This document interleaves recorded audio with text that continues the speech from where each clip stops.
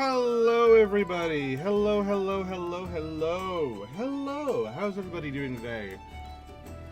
Man, it's another one of those days where, like, everything's happening all at once and I'm just a little bit late. But it's okay. I'm just a little bit late this time.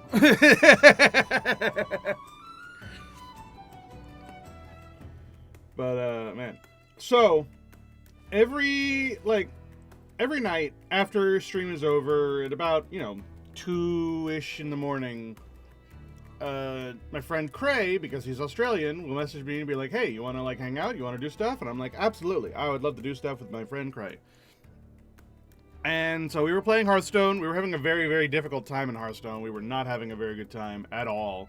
Losing constantly. We were doing, we fought each other, and then we made a couple of decks, and then we played Battlegrounds. And making decks and playing against each other's was okay.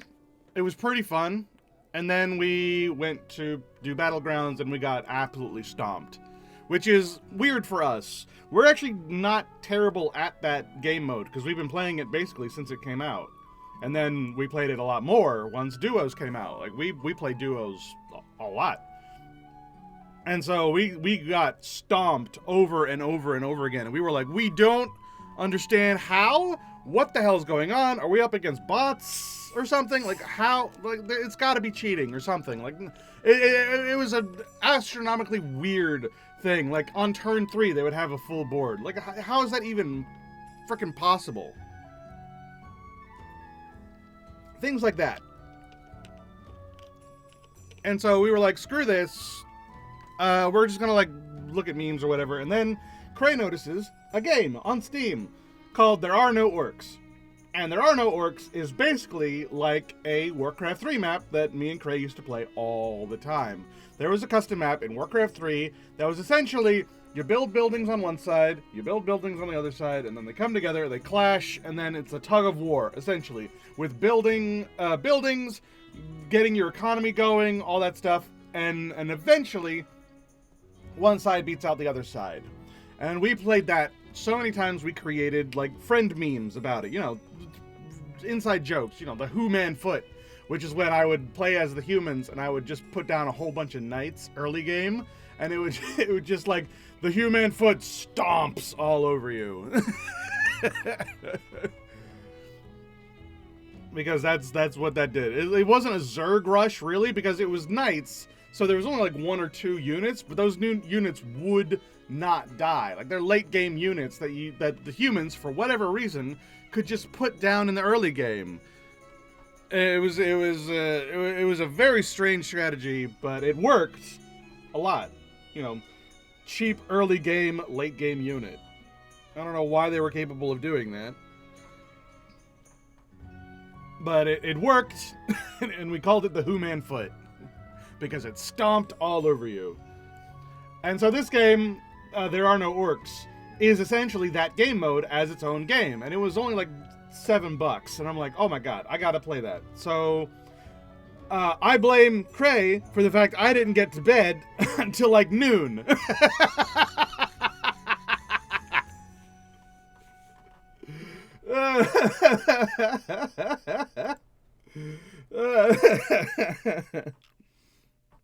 So that game is ridiculously fun, and I might even stream it next Wednesday, even though I was going to do something else. That game is so much fun. I mean, maybe I won't stream it because I'm already playing it, like, off-screen, and maybe that'll just be an off-screen game. But it is so much fun. Absolutely, very, very fun. So yeah, hi Ken, how you doing? How you doing, Ken? It's good to see you. Yeah, no, yeah, because of that, I didn't get to bed until like noon, and then I woke up literally an hour ago, and I rushed to, you know, take a shower, get myself all cleaned up, get ready, and then it turns out it's my mom's birthday today, which I had forgotten about, and I feel bad about that. But that was because I've been rushing around so much. And I went down, I gave her, I told her happy birthday, I got dinner that Dad made, because, no, it's my mom's birthday, so no doing anything for Mom today. That is her biggest present. No doing anything. She must sit and do nothing. If there is any problem that she can think of, someone else will do it. That is her biggest birthday gift that she gets every year. Because my mom is very much the kind of person who cannot sit still if there is anything to do. So she gets to become foreman for a day and just like tell everyone to do everything, and she sits.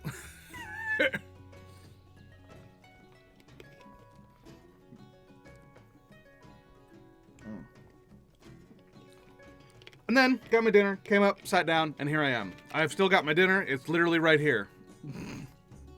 Which is perfect, because today we were doing reaction content stuff. Hi, Nye! It's good to see you, Nye. Always happy when Ken and Nye are here. Y'all are my two biggest fans. Sad to say. Oh, but I genuinely am very happy to see you both here. Always love to see it. So yeah, I figured today, I have no idea if either of you guys have seen it, but I was gonna watch Defunctlands, the Jim Henson series. I love that series. Defunctland did such a good job. It's a massive like biography of Jim Henson's like career, and it is so good. And honestly, I mean, it's Jim Henson. He created everyone's childhoods. but you know, both of my older sisters were very much into that sort of epic, high, dark fantasy that Jim Henson sort of started delving into. You know, things like The Dark Crystal, things like Labyrinth, you know, that sort of direction. And I got really into that stuff as well. You know, so... And it was always interesting to me that his style of world building. I love Jim Henson's world building. Like the Fraggles. His whole thing with the Fraggles was that he wrote, like, he was mostly hands off on it, but he sort of cultivated the work ethic around the Fraggles, and instead of it being like a proper like design notebook on what that show should be, it was instead a big lore book that the team created, literally called What We Know About the World of the Fraggles, because it was supposed to be about an exploration sort of thing. And so they framed the entire thing around them learning about these creatures, which is such a fascinating way to like do world building for a show. Or do world building for anything. It's like what we think we know. And I emulated a lot of that. There was a time when I created the Dark Forest that the demons came from, Ispen Kingdom, and I framed the building of that in a very similar manner because I was young and impressionable, and you know that's what you do. It's like as soon as I learned that, I was like, that's the coolest thing in the world. I want to do that too. And I was not good at it. But I did learn how to do world building, and now world building is literally my favorite thing to do ever. Like, I barely have time to make campaigns because I'm too busy building the worlds for the campaigns to be in. And systems, too. I like game systems. Especially tabletop game systems. Those are always fun. But I learned that from Pathfinder. Pathfinder is very... Pathfinder 1st Edition, anyway, is very freedom through complexity, where it's like everything that you can think of has a rule to go with it. And I like doing that, but then I like also, like, that's too complicated, that's too intimidating, even though it's really not difficult. Let's boil it down to its very barest essentials. And the cool thing about Pathfinder 1st Edition is, again, freedom through complexity. You can do that. You can do anything you want with the Pathfinder 1st Edition system, which makes it so sad that they had to abandon that system because of Wizards of the Coast and their bullshit.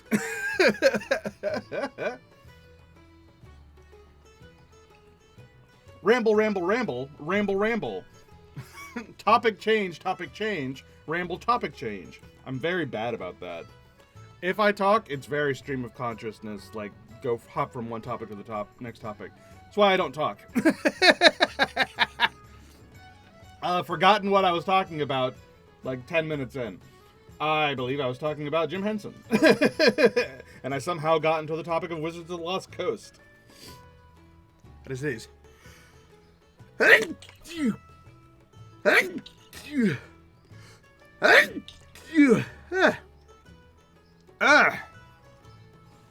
Anyway, so yeah, we're gonna watch the Jim Henson Defunctland biography thing, because I think that is really cool, really fun, and it'll definitely fill up an entire stream. If we have time afterwards, we might watch some Door Monster, because I really, really like Door Monster skits. And they don't get nearly enough representation at all. And I absolutely love it. Alright, so Defunctland, Jim Henson.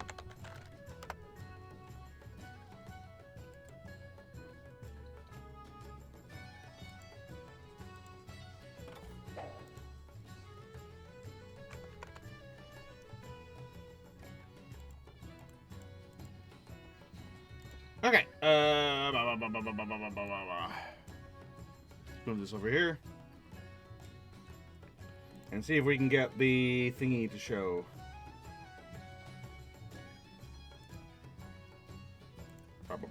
Booey.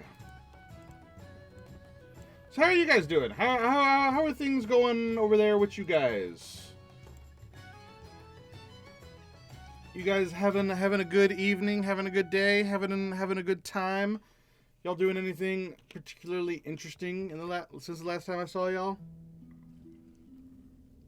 Tell me about it. Tell me your thoughts. Tell me your feelings. Give me things to bounce off of as a means to fill up the void of conversation while I get this thing working. Wait, are all versions of Pathfinder dead? What did the Ass Wizards do? Oh, so what they did was they tried to patent the basic stat system that most tabletop RPGs copied from Wizards of the Coast. You know, strength, dex, con, whiz, int, charisma. Those stats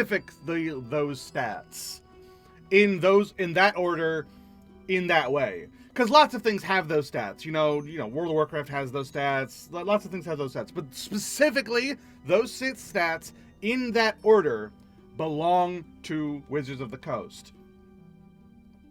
And Pathfinder 1st Edition said, well, shit, we can't fight that. We are going to sell 1st Edition to one of the people that we partnered with. And then we are going to let them have that world, have the world of Galarian and all that stuff for them. They can have all that. They can have all of that stuff, and they can rip it out, because when they did a partnership with their friend company, they did it to push forward a different game that had nothing to do with those stats. It was like a card game or some shit. And it's like they can just keep that world. It's like if Magic the Gathering did a collab with something, and then something about it got copyrighted, and so Magic the Gathering just got to keep that world for themselves as like another one of their planes. That basically happened to the first edition, and then they created second edition, which arbitrarily created a different stat block system, specifically to get rid of that patent. I don't think that patent ended up going through because it's fucking stupid. But Pathfinder had already made those deals, had already decided to do that, so because of that, first edition technically no longer exists, and all the people like me who really love Pathfinder first edition kind of have to go off of really, really old stuff, or have to convert their new stuff into first edition in order to play it. So yeah, that happened. But no, Pathfinder second edition lives on. That's why second edition is the way that it is.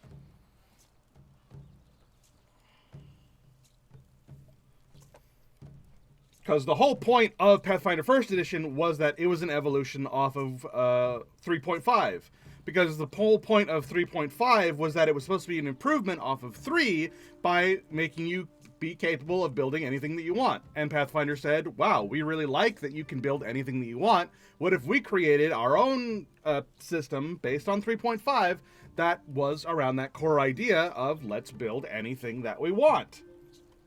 And lots of things did that. D&D 3.5 is the basis of basically every themed tabletop RPG ever. Like the Warcraft tabletop RPG was based off 3.5. The Doctor Who, the Spacefarers, the My Little Pony one, the Dragon Ball Z one, the Pokemon one, the Final Fantasy one. Like, everyone copied 3.5 because the whole point of 3.5 was to make it so you could build whatever you wanted. But Pathfinder First Edition said, we really like that mindset. Let's build Pathfinder to be, let's build what you can build whatever you want with our system. And so that's why I base all of my D&D systems off of First Edition, because it's really, really easy to do. That was the whole point. But then Wizards of the Coast did their bullshit, and now second edition exists. And to be honest, I looked at it. I don't want to learn how to change. You know, it's that stubborn old man thing where it's like, it's not that it's bad. I just don't want to learn it. I learned my thing, and I use it to build my own things off of it. I don't want to learn another thing.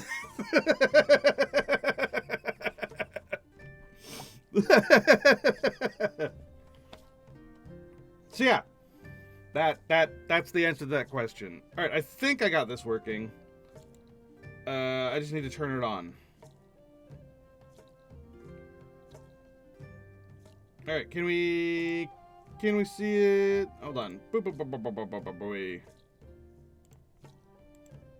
There. We should see it now.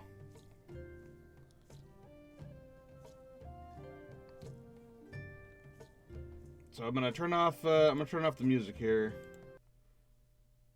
All right, are we all ready? Are we all nice and comfy, ready to watch a nice 2-hour or some shit documentary about Jim Henson? Because that's what I'm ready to do.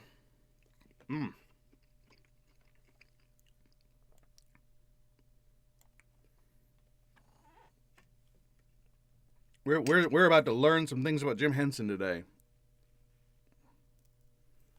Whoop.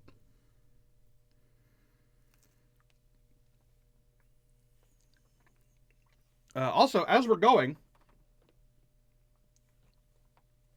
be sure to tell me all about your experiences with things as they appear, or tell me about what you know about Jim Henson, and we can have a nice conversation with that in between pauses. By the way, I am going to be pausing.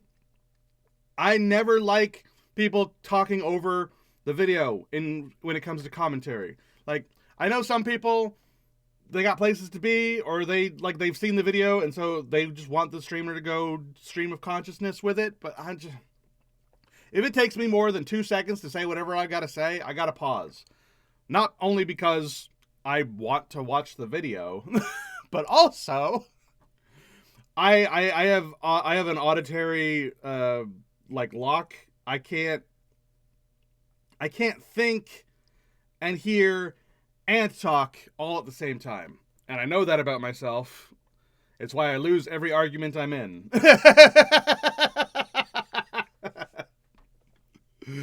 All right. Let's go.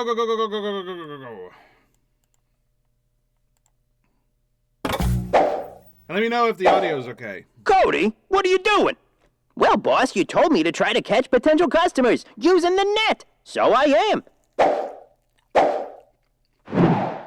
Cody, what should you have done? I should have used Squarespace. That's so cute. In 1955, an 18-year-old boy named James Maury Henson was hard at work in his parents' living room. He hovered over a small table on which he had placed an assortment of materials. There were sewing tools, glue, an old felt coat that had once belonged to his mother, and one ping-pong ball. He took the tattered coat, now in a pile of separate pieces, and stitched together a long tube, just big enough for an arm. On this, he placed 2 smaller pieces of cloth, tacked his 2 arms on a body. He created a triangular head and jaw, big enough for his large hand to operate. Finally, he cut the ping-pong ball in half, gluing the pieces to either side of the head and marking both with large black slash circles. He then put his hand through the bottom of the puppet, turning it to face him. What was moments ago just felt and string, Jim Henson had given character. Kermit was alive. Imagine being 19 years old and just doing something dumb and then building an entire career off of it. That's crazy. Especially when it's literally just sitting around doing your doodles or whatever, and then suddenly it's a career. That is every artist's dream. If I could have made money writing my stupid book that I wrote in high school, are you crazy? I would still be doing it. Of course I would.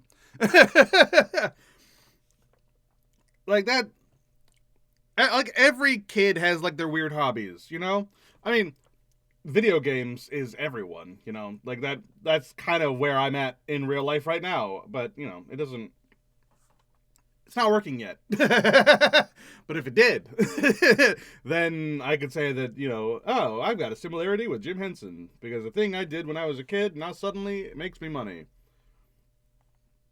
Yeah, imagine just a random thing that you decided to do one day suddenly makes you world famous. That's absolutely wild. Hello there, my name is Jim Henson, and I'm a puppeteer. I'm called a puppeteer because I work with puppets.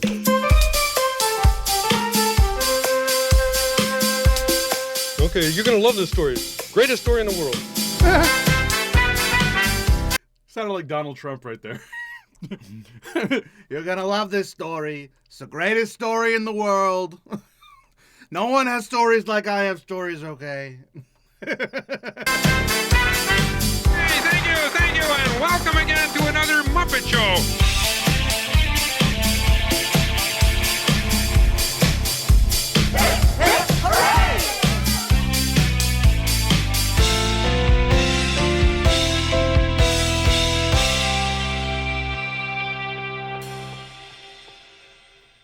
Jim Henson was born on September 24, 1936, in Greenville, Mississippi. He was the youngest son of Paul and Betty Henson. His father's work for the U.S. Department of Agriculture forced Jim, his mother, and his older brother, Paul Jr., to move back and forth between Mississippi and Maryland, eventually moving for the final time in 1948, landing just outside of the University of Maryland in a home in University Park.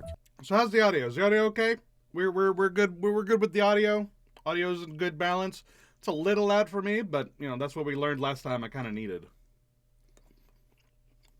Jim loved music, and he would often sing with his brother as his mother played an old organ. The family owned various songbooks with which Jim would become familiar, such as A.A. Milne's songbook featuring a few personal favorites of Jim, Halfway Down the Stairs and Cobblestone Pie. Jim's creativity was always encouraged by his grandmother, Dear. who clearly saw something special in the young boy.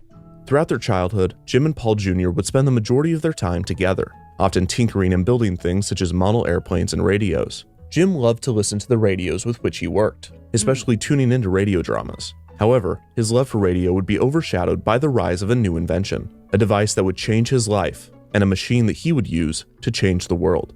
At the age of 13, Jim Henson heard of television.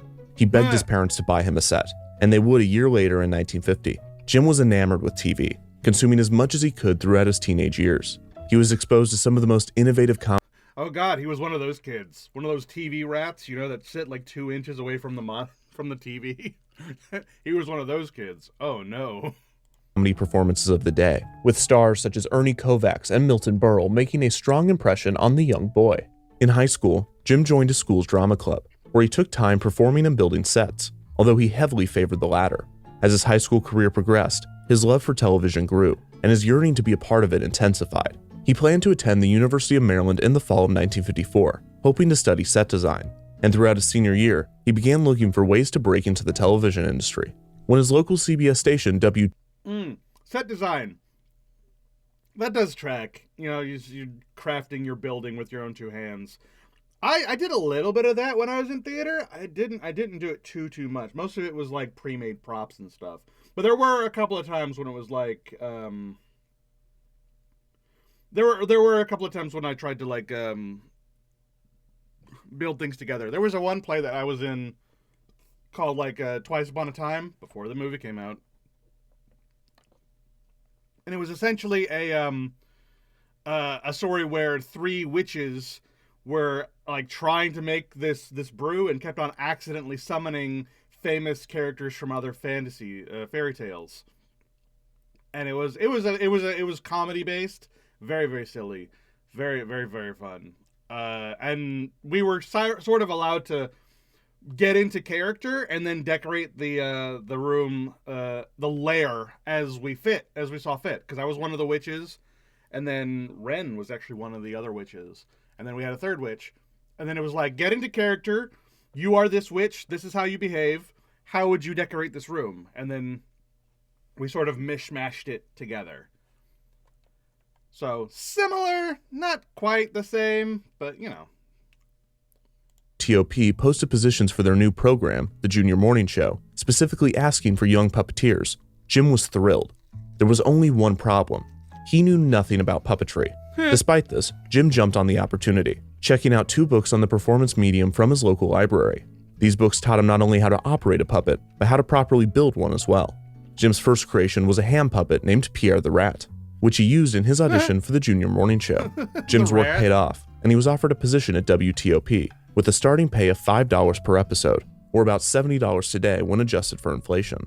The show, hosted by local television personality Roy Meacham, only aired for 3 weeks. It was quickly canceled for violating child labor laws by employing children under the age of 14. Despite the Junior Morning Show airing for such a short time, a local newspaper writer praised the puppet segments.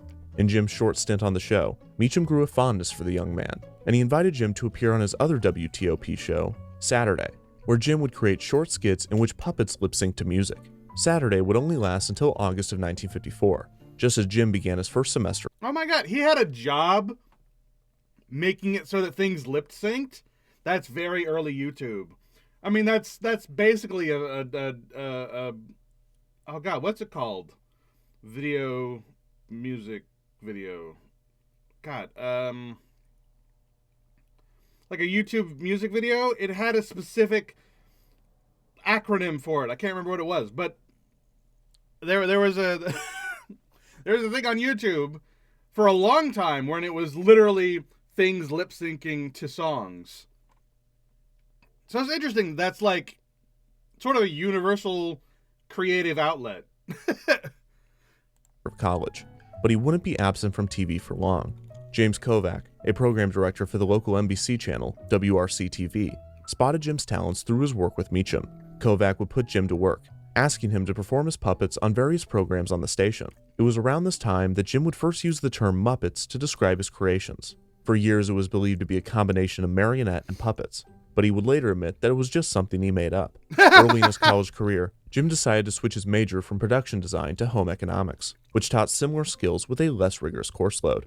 Perfect for Jim considering he spent much of his free time performing. Serendipitously, the University of Maryland. That's smart. It's so interesting how different classes will teach essentially the same thing, but because it's taught in a different way, it's like like it's a different focus. You get the same education just like differently. I have something similar where my my current associate's degree has a little bit of accounting in it because I needed to learn how to do medical books and whatnot because I've got an associate's in allied health, so I needed to know how to do proper record keeping when it came to medical information, which included money. Wild. And so some of it is accounting. So I almost have an accounting degree. Had decided to add a puppetry class as part of the home economics curriculum. The class was taught by a professor with no experience in puppetry, meaning that Jim, now somewhat known for his stints on local television, had the most experience in the class. This, combined with his abundant confidence and tall stature, is what first caught the eye of 20-year-old Jane Neville. After Jane proved to be a proficient puppeteer in the class, Jim took notice of her as well. The soft-spoken, yet commanding freshman approached her, asking if she would be willing to perform with him on some of his programs. She agreed. With the help of an additional talented hand, the two would continue to develop and improve the style of the Muppets, with more elaborate lip-syncing routines and skits. In early 1955, Jim and Jane began performing puppet skits on WRC-TV's new variety program, Afternoon. Despite its They have like a dozen kids together or some shit, don't they? It's like, imagine, like, falling in love with Jim Henson because he's tall. success on local TV and healthy compensation for his work, Jim was not content. It might have been self-doubt of his own talents, or it could have been a general disinterest in puppetry as a future career. No matter the reason, Jim shyly begged a reporter at WRC-TV to talk to Kovac for him and convince him to give him a job as a crew member instead of as a performer. The reporter laughed Jim off and encouraged him to stick with puppetry. It might just make him rich. Jim and Jane's segments on Afternoon were so entertaining that I wish we knew who that was, because that guy's a time traveler. He's just some guy as a footnote. Hey, Jim, don't be discouraged with your whole puppet thing. Keep with it. It might make you famous. Who the hell was that? Time traveler? Warlock? It was no surprise that WRC-TV wanted more. However, the offer they extended was more lucrative than they could have realistically hoped. WRC-TV wanted to place Jim and Jane in a 5-minute slot between the evening news and The Tonight Show, where they would exclusively write and perform their Muppet segments. The new duo would not hesitate to accept the offer, and they were excited to play around in their new creative sandbox. Wild. I mean, I get it, though. Imagine being 19 years old, like, putting together some puppets, going to school. Maybe you're, like, 20 or so. I forget what age he said he was at this point, like 20, 23 or something like that. And you're just, like, making little puppet shows, being silly funny, and then some producer, and you're like, hey, can I be, like, you know, a creator for, like, your big TV producing thing? And they're like, not only will we do that, we will put you in between the two biggest, most popular news sections on our entire channel. It's like, what the hell? For little silly puppets? That's got to be some crazy pressure. And friends has been brought to you by SK. Jim and Jane's new show, Sam and Friends, made its debut on May 9th, 1955 on WRC-TV. The show starred a full cast of Muppets, many of which Jim had built for variety shows that he had been working on over the past year.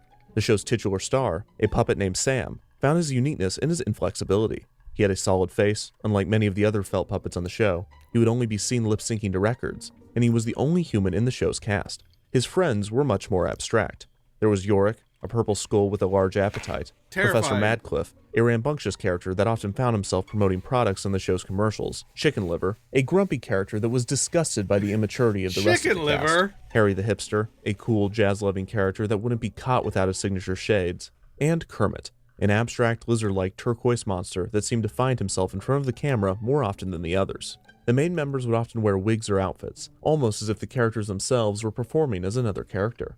In the early days of the show, the skits consisted almost exclusively of the puppets lip-syncing to records. The climax of the formula Jim had developed was the explosive finale. Most of the skits ended with the character getting swallowed alive or blown up. Some viewers were shocked or confused by these endings, but Jim loved them. Over time, the show would add bits of witty... Absolutely based. I love that. That is so Looney Tunes. It's like no matter what, it would always end with them like blowing up or dying in some horrific way. humor, painful puns, and genuine sentimentality. Just The casually show was drowning. supposed to revolve around Sam coping with the struggles of everyday life, often finding solace, if not distraction, in his energetic and wild friends. In the show's world, Sam was the only character that existed in reality, and Kermit, Yorick, and all of his other friends were either figments of his imagination or exaggerated parts of his own inner self. Oh, so he was insane.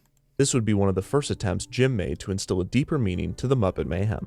The cast of Sam and Friends grew as Jim continued to build more Muppets, with other creatures such as Icky Gunk, Omar, and Mushmelon being added. It is difficult to tell just how large the cast became, or just how many episodes Jim and Jane produced. One shortcoming of the young creator was his lack of foresight in recording his first original series. To be fair, Sam and Friends aired during the age of the kinescope, a device in which a film camera recorded the live television feed in order to play it back. This was necessary without the existence of videotapes. Jim and WRC-TV recorded...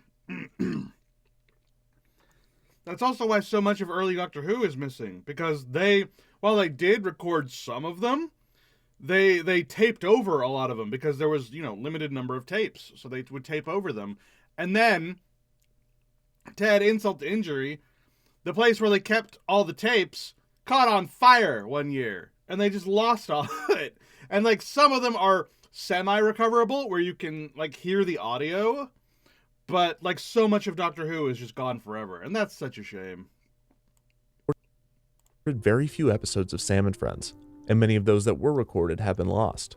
Ironically, there is only one publicly available Sam and Friends episode featuring Sam himself, although photos of him appearing in other skits exist and other episodes could be in various archives. More episodes than are viewable have been documented in either TV listings, script form, or picture form.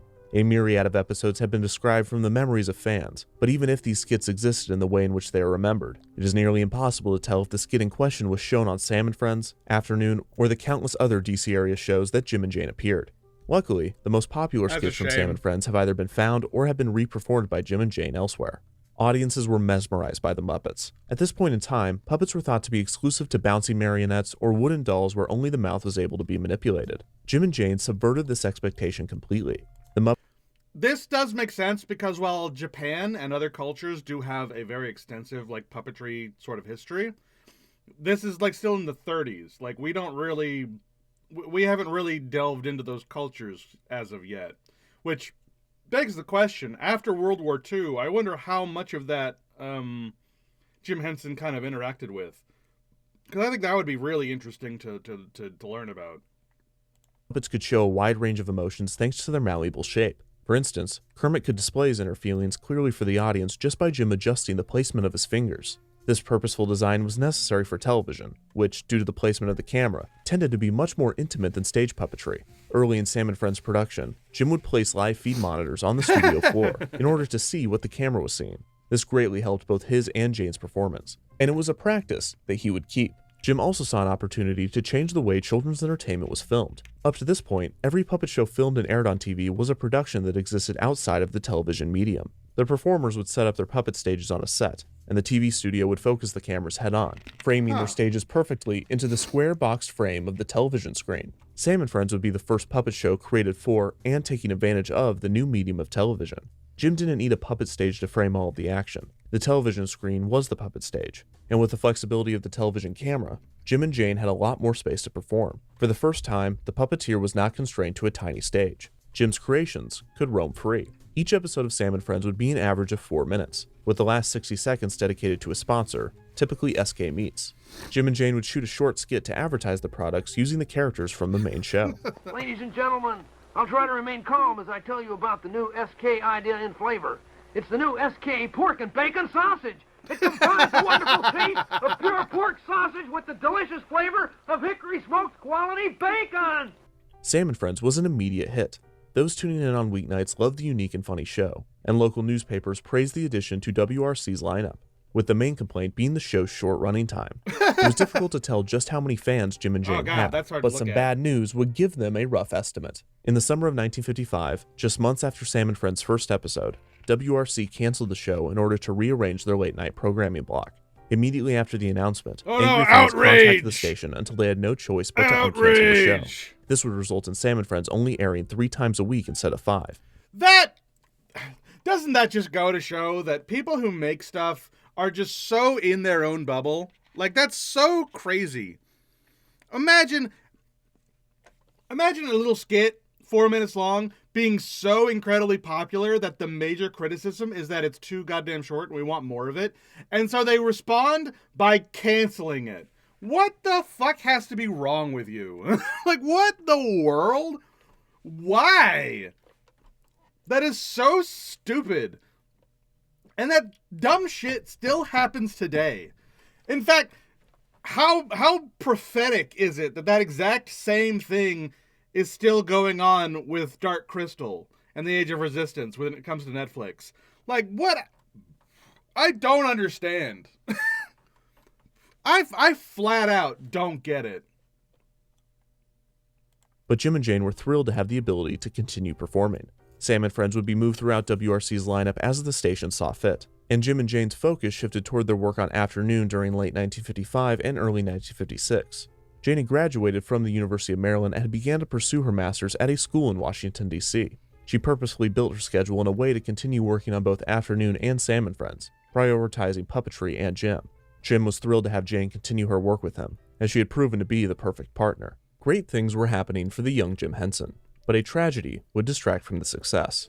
On April 15, 1956, a car accident took the life of Jim's brother, Paul Henson Jr. No! The event devastated both Jim and his parents.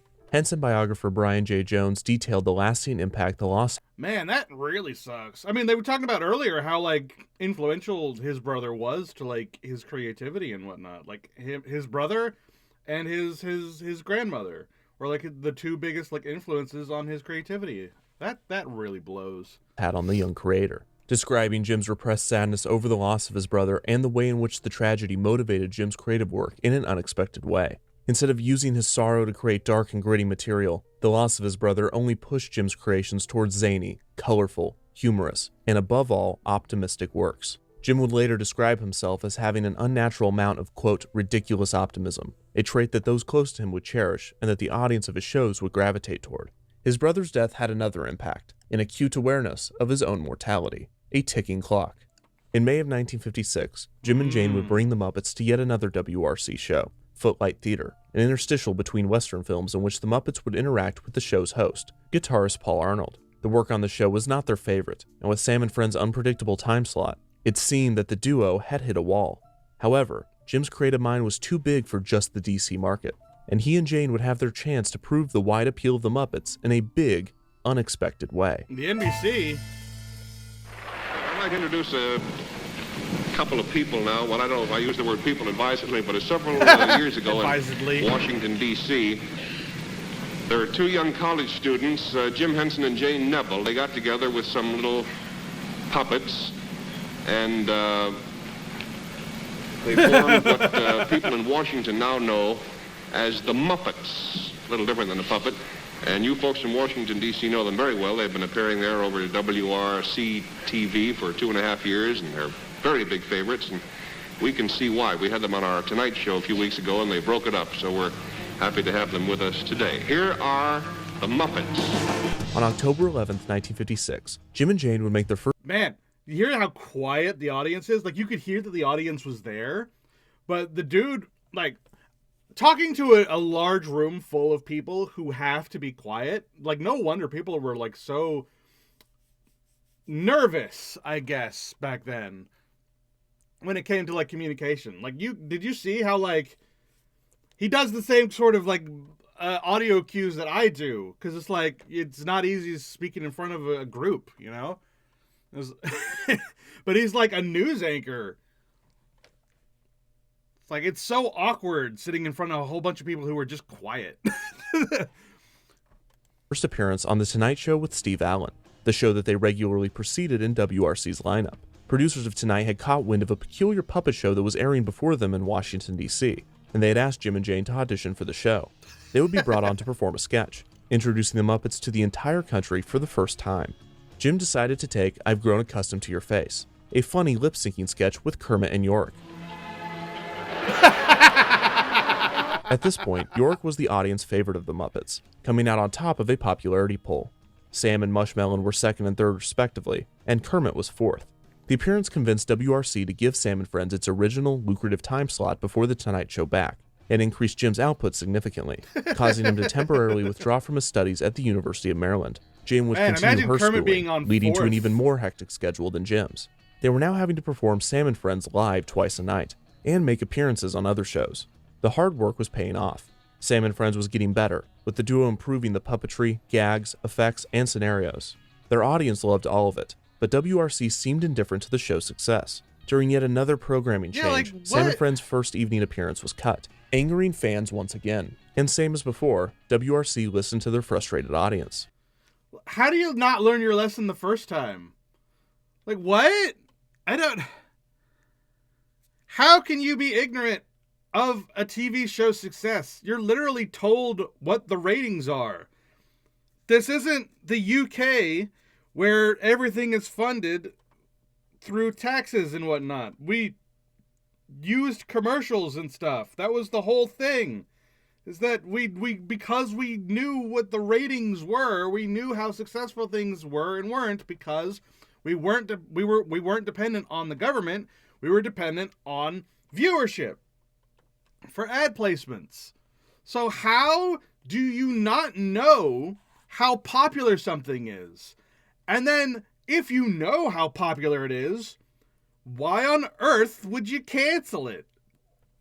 And then, once it doesn't work the first time, and it still remains popular, why would you cancel it a second time? It doesn't make any sense. Returning the 6:50 time slot to the show. The time slot would prove even better after NBC moved its soon-to-be-popular newscast Huntley Brinkley to 6:45, and WRC placing Sam and Friends right before it. This meant Sam and Friends was the lead into the two most popular shows on the channel. Oh, that's Jane exclaimed, awesome. quote, I mean, what could be better? You have national news, international news, weather, sports, and Kermit. Between the new programming and their appearance on The Tonight Show, the Muppets were on their way to stardom. The sheer amount of content that Jim and Jane were outputting was impressive. Even more incredible was its quality. Jim quickly developed a sort of perfectionist nature, while his time to develop and rehearse was limited, and there was only so much he could do before they went on the air. His creative eye was sharpening, and the little tweaks and nitpicks that he had were helping produce something extraordinary. He was Oh man, a perfectionist attitude when it comes to creativity is such a kiss-curse like thing. Like, yes, it will eventually mean that you get something good, but like, it's gonna destroy the artist and everyone around that artist. And it's not gonna be great.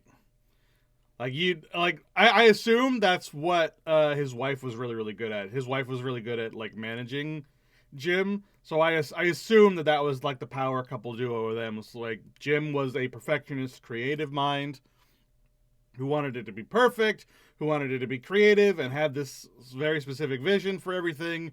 And then his wife was the person who would tell him no. Is what I assume. Beginning to come around on puppetry as an art.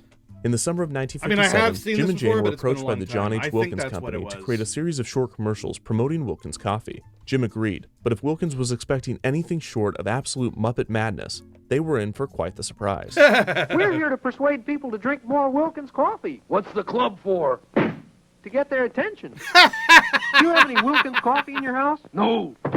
You know, a house isn't a home without Wilkins coffee. The 10-second adverts featured two new characters, Wilkins, a Muppet that loved Wilkins coffee, and Wontkins, a Muppet that hated it. Wilkins would constantly...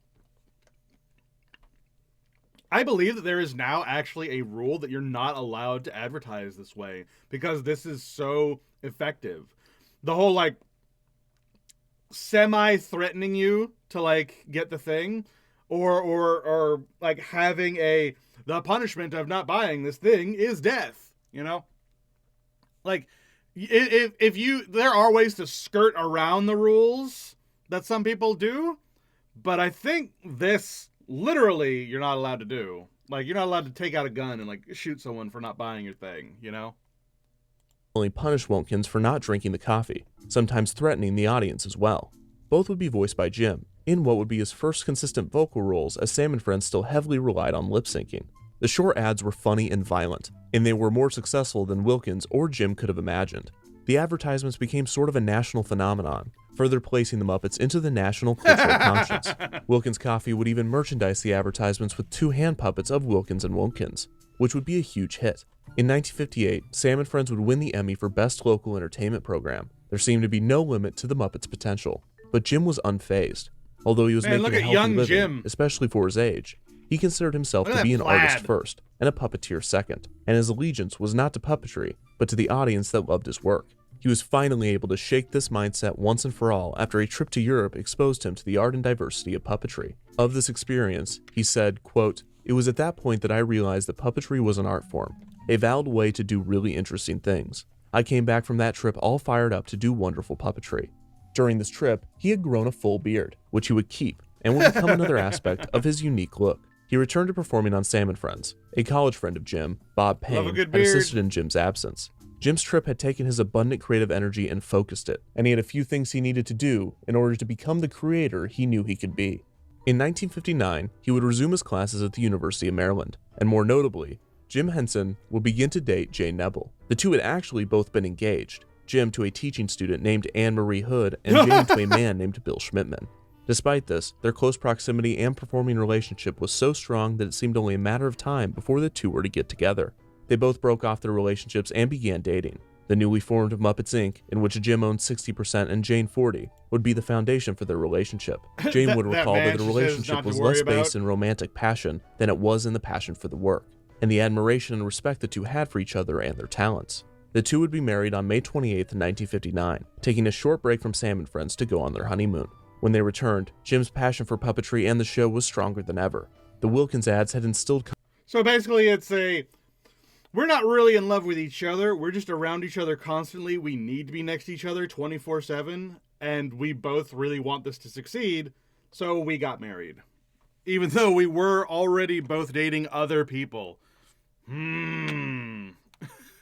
Confidence in his ability to create sketches without a track, and he began testing out different voices for his Sam and Friends characters, giving Kermit, what seemed to be his favorite Muppet, the voice that was closest to his own, a soft-spoken, throat-heavy, nasally voice that would become both Kermit and Jim's trademark sound. Yes, indeed, but let's not be quite so formal. Why don't you just call me Kermit, and I'll call you, well, what would you like me to call you? Chet Huntley. Oh, okay, Chet Huntley. These original sketches were created by Jim. Kermit the Frog here. Kermit the Frog. A marriage of necessity. Producing a 4.5-minute soundtrack of the dialogue and music that he and Jane would then perform to. Jim also began to experiment with animation. He always enjoyed drawing his Muppet creations before building them, and much of Sam and Friends' promotional material were images he had drawn himself. Animation, a natural next step for the ambitious creator, would become a personal passion of his. The new aspects of the show resulted in some of the most impressive and memorable episodes of Sam and Friends. Man, you're just a beginner. I'm an old hand at this stuff. Watch. Hey, a real watch. With moving parts, no less. Gee, have you taken this course already? No, man, I'm a natural. Been doing it for years. In May of 1960, Jim finally graduated from the University of Maryland. In the time he resumed his college education and completed it, he had married Jane, and she had given birth to their first child, a girl named Lisa Marie Henson. Just weeks after her birth, who is now running the Henson Company, I believe. She is the leader of the Henson Company.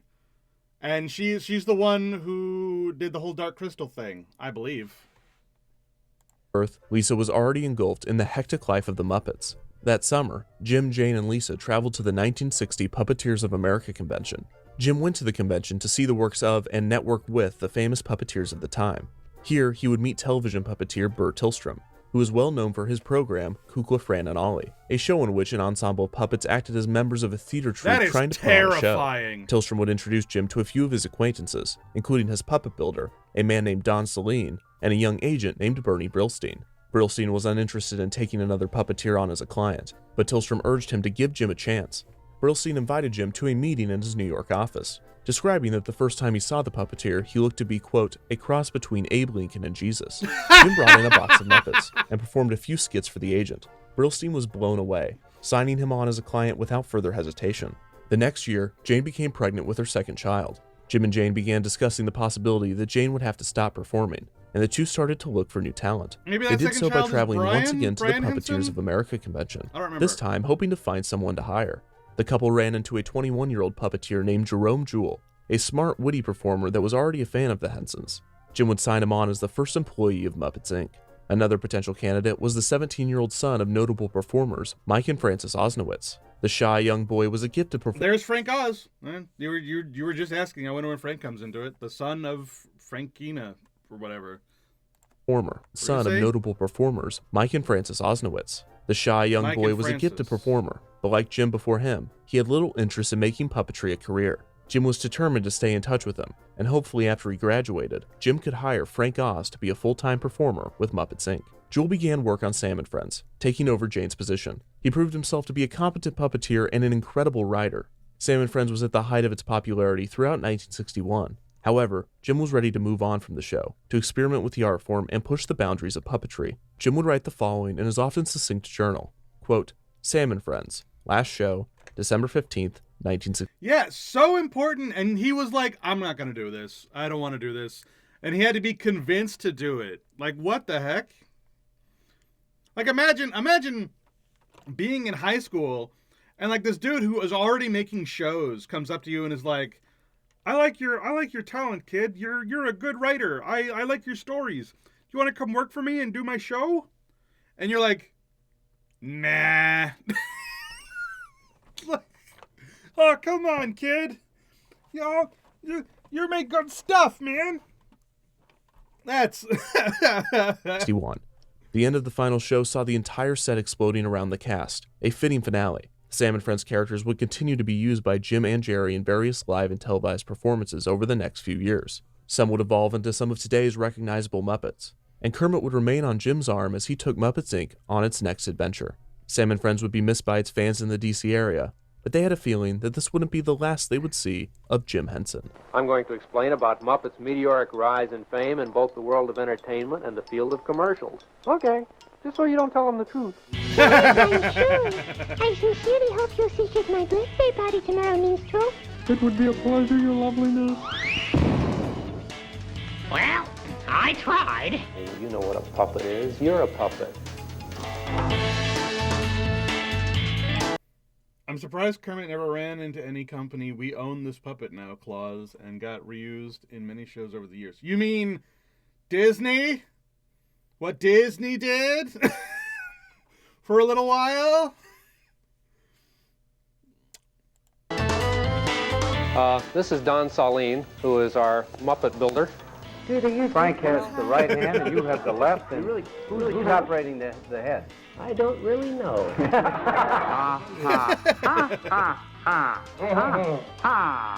Hey, Doc, there's a hole in your headlight. Now get out of here. Rolf! Yeah, I love Rolf. We got interested in the film mediums. We were very lucky with one of them. You were nominated for an Academy Award with a thing called Timepiece. Right. That was just this past year. Who can help this man? The LaJoy Dragon, friend. Oh, yeah? You need LaJoy Show Me. Is it easy to fix? Easy. It's a 6-minute supper. Here are 2 comedy scenes with the Muppets. I'm quite sure the adults will enjoy them too. The Muppets. The Muppets. The 60s had been a time of growth for Jim and the Muppets. Jim had grown his team, finally adding puppeteers. Who is this guy? He looks like a supervillain. This guy, he looks like the Master from Doctor Who. What the fuck? Why is he standing like that? What the fuck? Here, Frank Oz and puppet builder Don Saline, as well as puppeteer Jerry Nelson. Jim's family had grown, with him and Jane now having 4 children, Lisa, Cheryl, Brian, and John. The much larger Muppets Inc. had moved to New York City, produced a variety of commercials, appeared on nearly every variety and late-night show of the day, and had even produced a few art films. Despite all of the success and even some well-deserved fame, the Muppets had still yet to have their big break. But it was certainly on the horizon. A man named John Stone, who Jim had worked with years previously on a small project, asked Jim to come sit in on some meetings for a show being developed by a new children's entertainment company. Jim agreed to attend the seminar, located at the Waldorf Astoria Hotel in New York City. Waldorf. After all, it was just right down the street. You think Waldorf is named after the street that Sesame Street is filmed on? Because I think that's what that was alluding to, as Waldorf Street.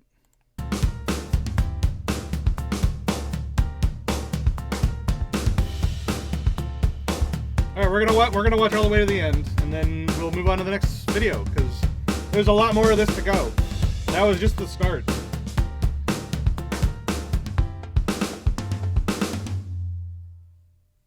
This episode of Defunct TV is sponsored by Squarespace.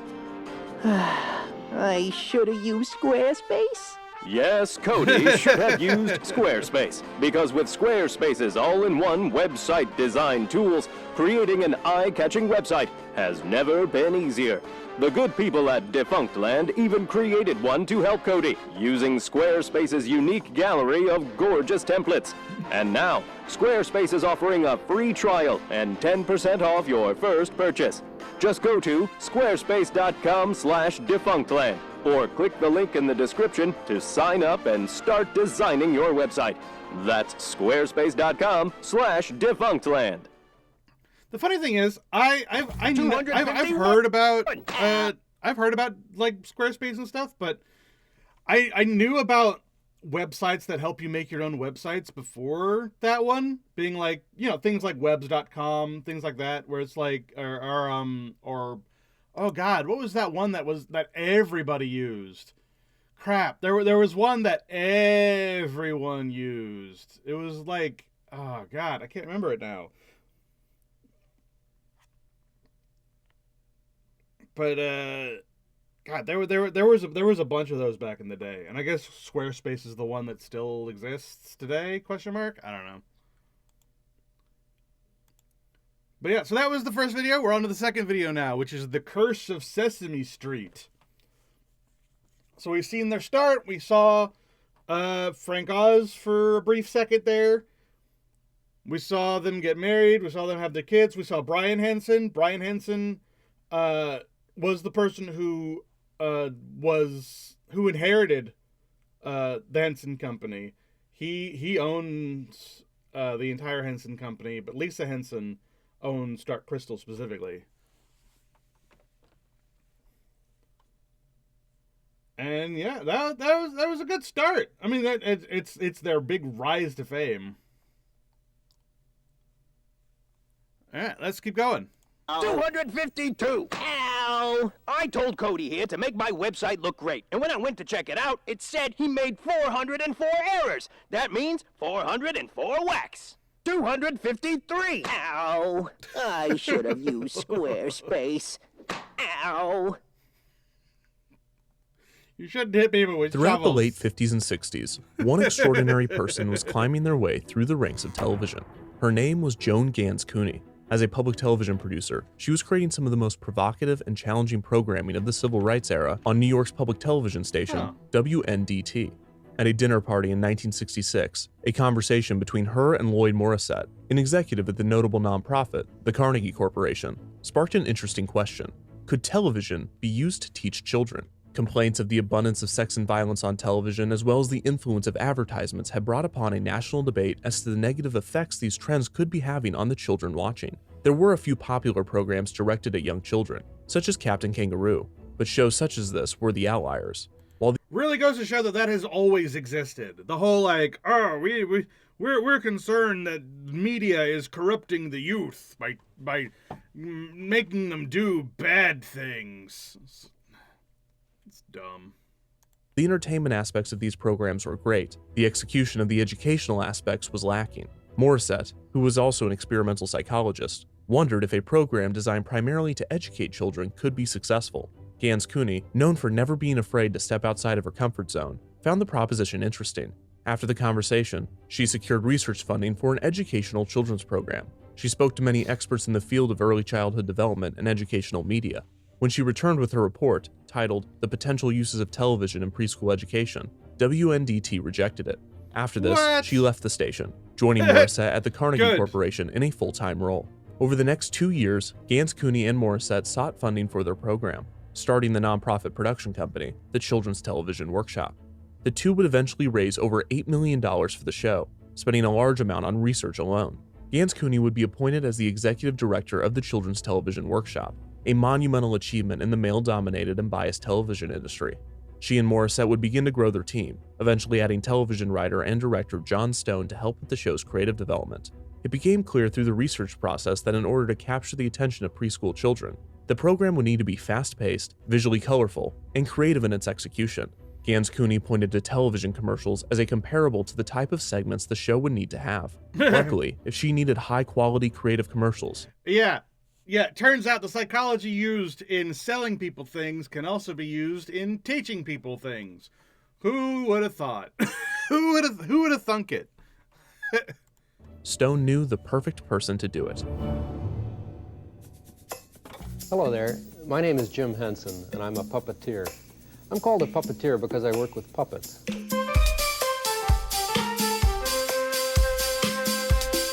Okay, you're gonna love this story. Greatest story in the world. Hey, thank you, and welcome again to another Muppet Show.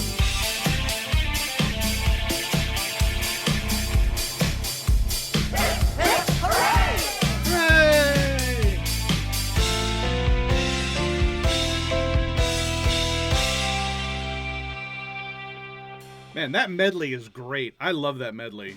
In the summer of 1968, it was business as usual at Muppets Inc., now operating under the new name Henson Associates.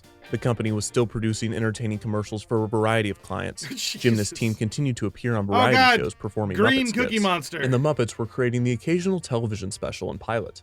Two pilots, 1962's Tales of the Tinker D and 1964's The Land of the Tinker D, featuring a group of medieval Muppets in a fairy tale kingdom, never saw the light of day.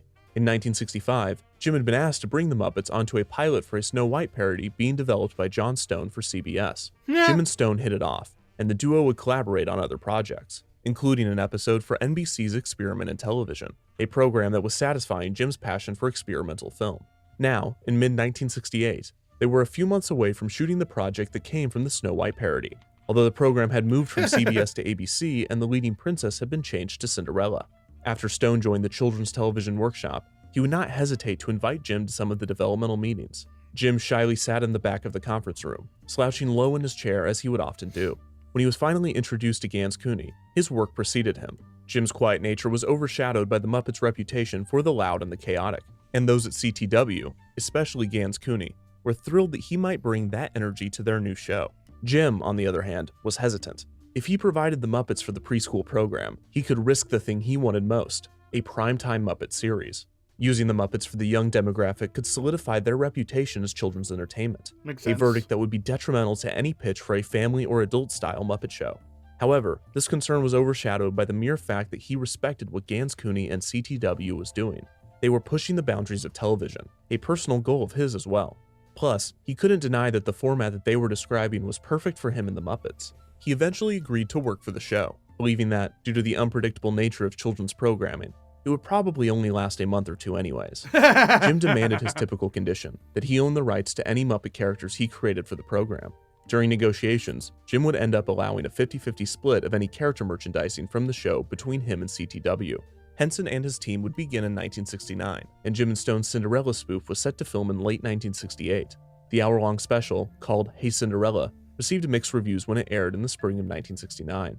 The most notable part of the special would be that it officially completed Kermit's transition from abstract monster to frog, a gradual transformation in design that produced the recognizable version of the beloved character. Hey. I know I'm a frog, you don't have to keep reminding me. Throughout 1969, Jim and his team worked to produce their scenes for the CTW project. The Muppets would create small insert segments teaching children about letters and numbers that would then be placed in between the show's street segments, which featured the main storyline of human actors.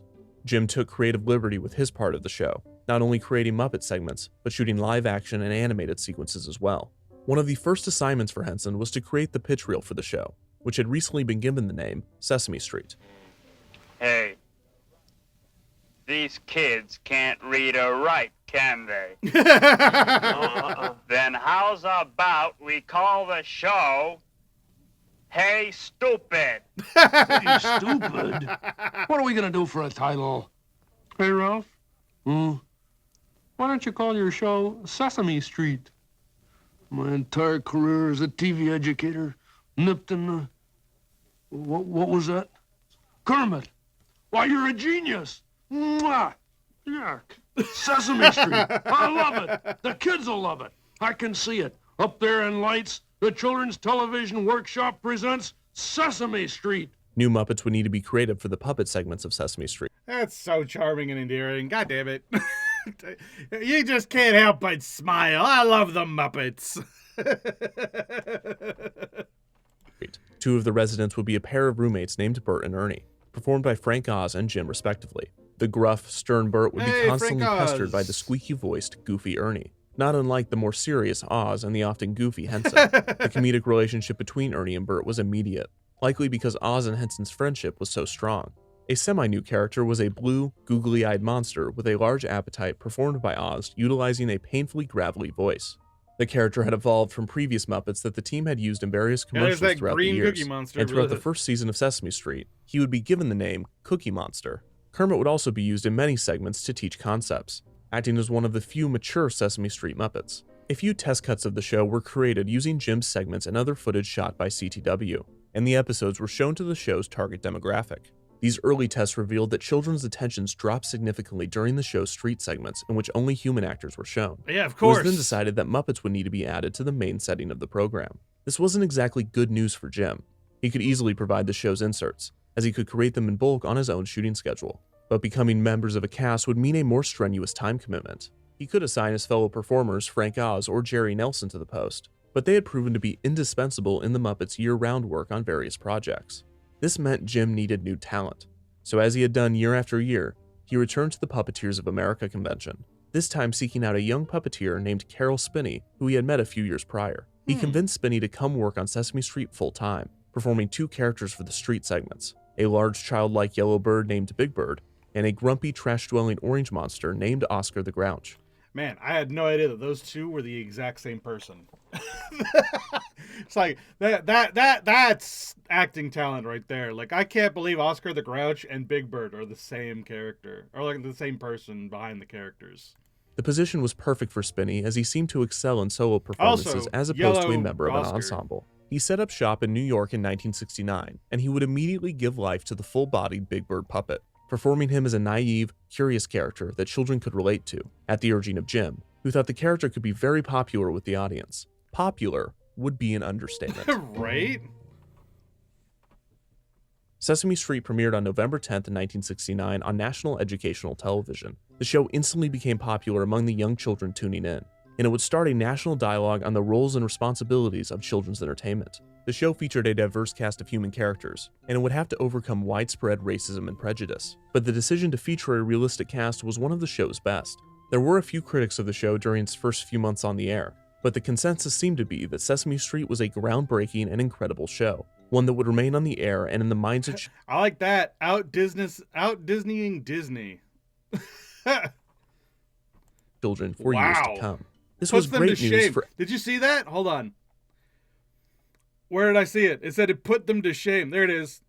Animation is creative enough to put Walt Disney Enterprises to shame. Wow. One that would remain on the air and in the minds of children for years to come. This was great news for everyone except Jim Henson. While he was thrilled the show was successful and was even more happy to see his 50% of merchandising sales over the next few years, the popularity of Sesame Street, largely thanks to his and the Muppets' contributions, had realized his worst fear. He was now a children's puppeteer. Yep. This wouldn't become an issue right away, as he made plans to capitalize off of Sesame Street's success with other Muppet specials for children, when he would eventually try to step outside of this demographic. Hold on. Go back. I love how Frank Oz is playing all the serious straight man characters. Like, that is so his personality, apparently. That it's like everyone he plays. Success with other Muppet specials for children, when he would eventually try to I step wonder when outside he of this starts demographic. He would going learn off just of how that. strong of a reputation Sesame Street had given him. With the flexibility of the show's shooting schedule thanks to Spinney's work, Jim pursued a script for a children's special written by Jewel entitled The Great Santa Claus Switch, in which an evil magician takes Santa's place on Christmas Eve to steal from homes. The script had been rejected countless times over the past few years, but to Jim's delight, Ed Sullivan, who had frequently invited the Muppets on his program, offered to air the special in place of an episode of his show. The good news meant that Henson would have to hire additional puppeteers, and in the summer of 1970, Oz, Nelson, and Henson opened auditions for additional Muppet performers. This resulted in 2 new puppeteers joining the team, Fran Brill and Richard Hunt. Both were a perfect fit for the Muppets. Richard Hunt the Great was Santa Claus scary. Switch saw the introduction of a group of monsters named the Frackles as the henchmen for the film's villain. The Frackles! These would continue to be used in other Muppet works, and one Frackle, referred to as the Cigar Box Frackle, would eventually evolve a knack for adrenaline. The Great Santa Claus Switch was well received, but had little cultural impact upon its premiere in December of 1970. Jim, pleased with the results, was already on to his next project. The next year, Henson began development on a follow-up to Hey Cinderella, now billed as the anthology series Tales from Muppetland. I love Tales from Muppetland. I own all of them. I own all the things that came from them. It's like you've got the Frog Prince, which is what this one is, but then there's also like, you know, Muppet Treasure Island, Muppet Classic Theater. I think later on, Muppet Christmas Carol also sort of becomes part of that anthology. Like, all of these are fantastic. The Muppets are so good at being actors in doing other things. It's so good. I mean, later on, I think I don't remember if it's Sesame Street, but there's one of their shows, like, I think it is Sesame Street, like, just does that as like parodies. And those are always fantastic. Like the Muppet Game of Thrones parody, the Muppet oh man, there's so many of them, and they're all so good. God damn it. I can't remember them off the top of my head, but they're so funny. This monster's blue and full of errors. The second film in the series, The Frog Prince, would be filmed in March of 1971. I love The Frog The film Prince. featured Kermit alongside a new cast of Muppet frogs, including the small Robin performed by Jerry Nelson. They call me Sir Robin, the Brave. A new full-body Muppet would also be introduced, Sweetums! an ogre named Sweetums, performed by Richard Love Hunt. Sweetums. The growing fan base of Sesame Street resulted. Richard Hunt is Sweetums? That's interesting. I mean, he's already scary, so I guess that makes sense. But no, one of the things I really liked about The Frog Prince was one of the pivotal things about the Frog Prince story is that the princess is cursed in some way. In this one, they cursed her so that she talks backwards, but she doesn't. She sort of talks in a messed up pig Latin, where all she does is she swaps the first letters, or the first syllable sound noise, in the things that she says. So she doesn't talk backwards, she balks talkwards, or she talks backwards. Yes, or she balks talkwards. Things like that.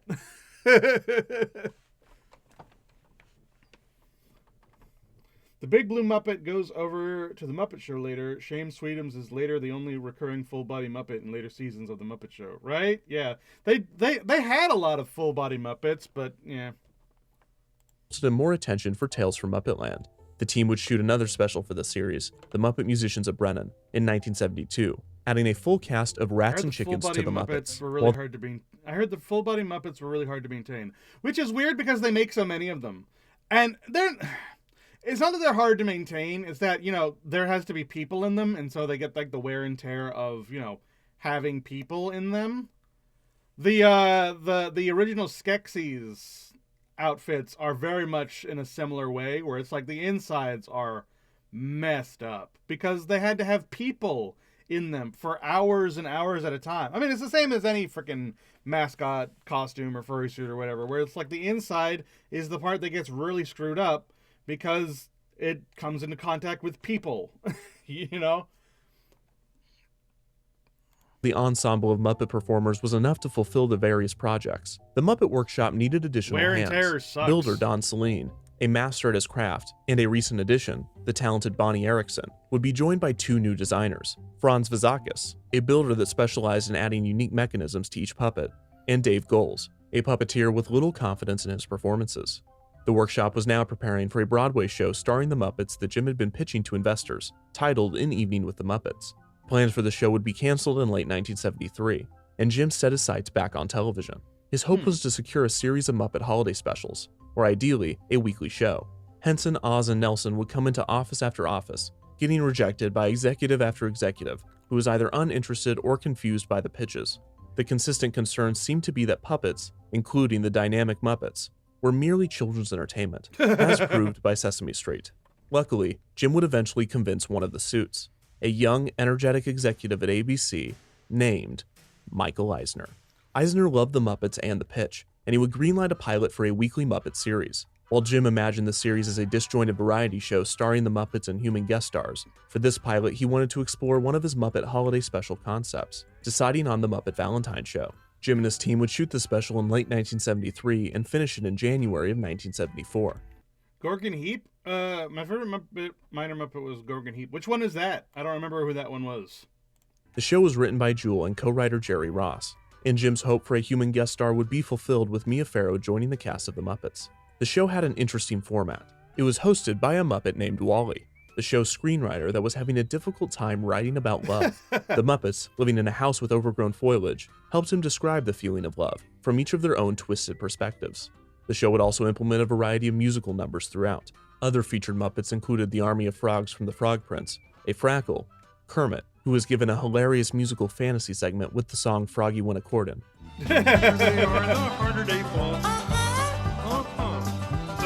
Jesus Christ. And a few newcomers. The new Muppets included Brewster, a Muppet both designed and performed by Dave Goelz in his first step outside of the workshop, Mildred, Miss Mousy, and Thog, all performed by Jerry Nelson, George the Janitor, performed by Frank Oz, Moops, and a maniac arsonist named Crazy Donald, performed by semi-frequent performer John Lovelady. There were also a new race of Muppets from the fictional planet of Coosbane, and one of the show's segments featured the species demonstrating their alien mating ritual. The 25-minute-long pilot aired on January 30th, 1974. Critics and audiences loved the energetic and funny special, and ABC opened the door for Jim to produce more holiday specials and pilots. Later that year, the Muppets would appear on Herb Albert and the Tijuana Brass, a special starring the jazz musician in which the Muppets would add a comedic element to the band's set. The Often Forgot special is notable in that one of the Muppet interruptions featured a newly built character, and in less than 2 minutes of screen time, a star was born. Piggy, come on in here, Piggy. Herbie, hey, it's Miss Piggy. Oh, this is Herbie, baby. This is your letter to success, Piggy doll. I've been telling him all about you. The big purple guy who loved eating everything. Oh, yeah. I remember. Hello, Mr. Alfred. Beautiful, beautiful. What are some of the other puppets that you've developed? Oh, I guess, well, the ones on Sesame Street are the ones people know most. Big Bird and Oscar and Ernie Bert.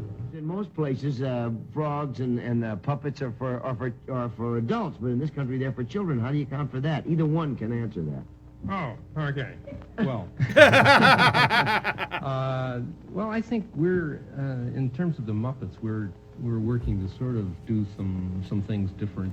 Right? I'm sure that was like a big, like. A big feeling of contention, where it's like literally in every other country, puppets and puppet shows and whatnot are for adults. They're adult puppet shows. They're for artistic, or even sometimes erotic, like use. It's only in the U.S. or I guess in the West in general, where that stuff is only for kids, which is such a weird. It's a weird culture shock thing where it's like. It's so opposite. And it's interesting. We're working on an adult television show right now, and we're working on a theater show, so we hope to do a few things for adults. Could I ask Kermit something? Sure. Jim would pitch another pilot for a weekly show to ABC, called The Muppet Nonsense Show, which would include more sketches and short segments. This time, however, he was determined to reach a more adult audience to further distance himself from Sesame Street, which was by this point a cultural phenomenon. Yeah. When the second pilot was greenlit, Jim would title it The Muppet Show, Sex and Violence, to emphasize the targeted adult audience and comment on the current state of television. The show would be shot in mid-December. The pilot centered around a group of Muppets putting on a variety show, culminating into a pageant for the 7 Deadly Sins, each represented by a grotesque, stylized Muppet. The show was also a lot more quick-paced and cynical than the Muppets Valentine show, and the Muppet Workshop was tasked with creating an even larger ensemble of new characters. This would include a new house band called the Electric Mayhem, featuring a keyboardist, Dr. Teeth, performed by Henson, a guitar player, Janice, performed by Fran Brill, a saxophone player, Zoot, played by Dave Goles, the sarcastic bassist Floyd, performed by Jerry Nelson, and the wild and violent drummer, Animal, performed by Frank Oz.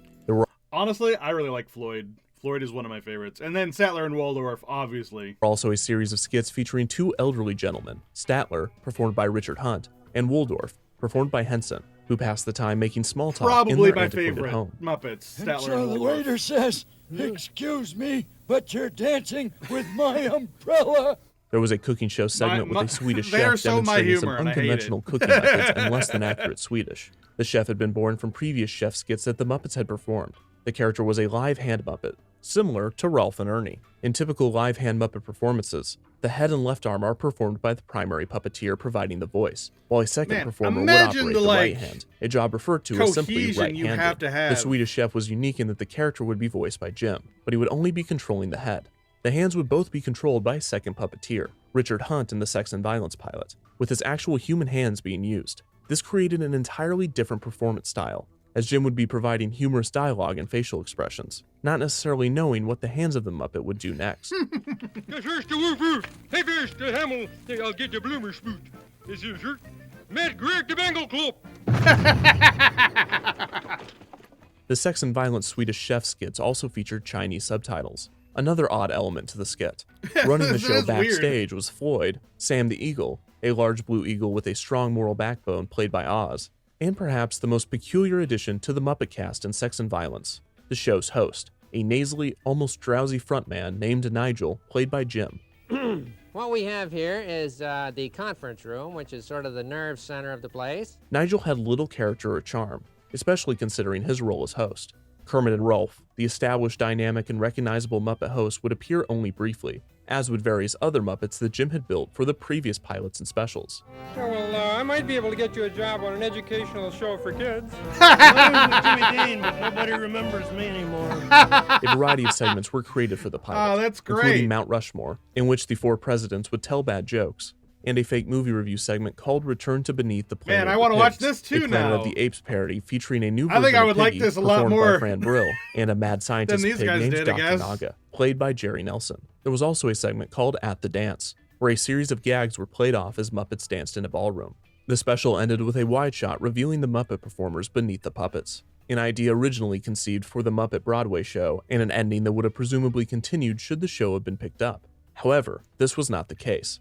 ABC was unhappy with the pilot from the beginning, urging Jim to change the name and the special. He stood firm on the Sex and Violence title, which seemed to be more funny to him than anyone else. Another issue was the show's characters, whose personalities did not work together as an ensemble.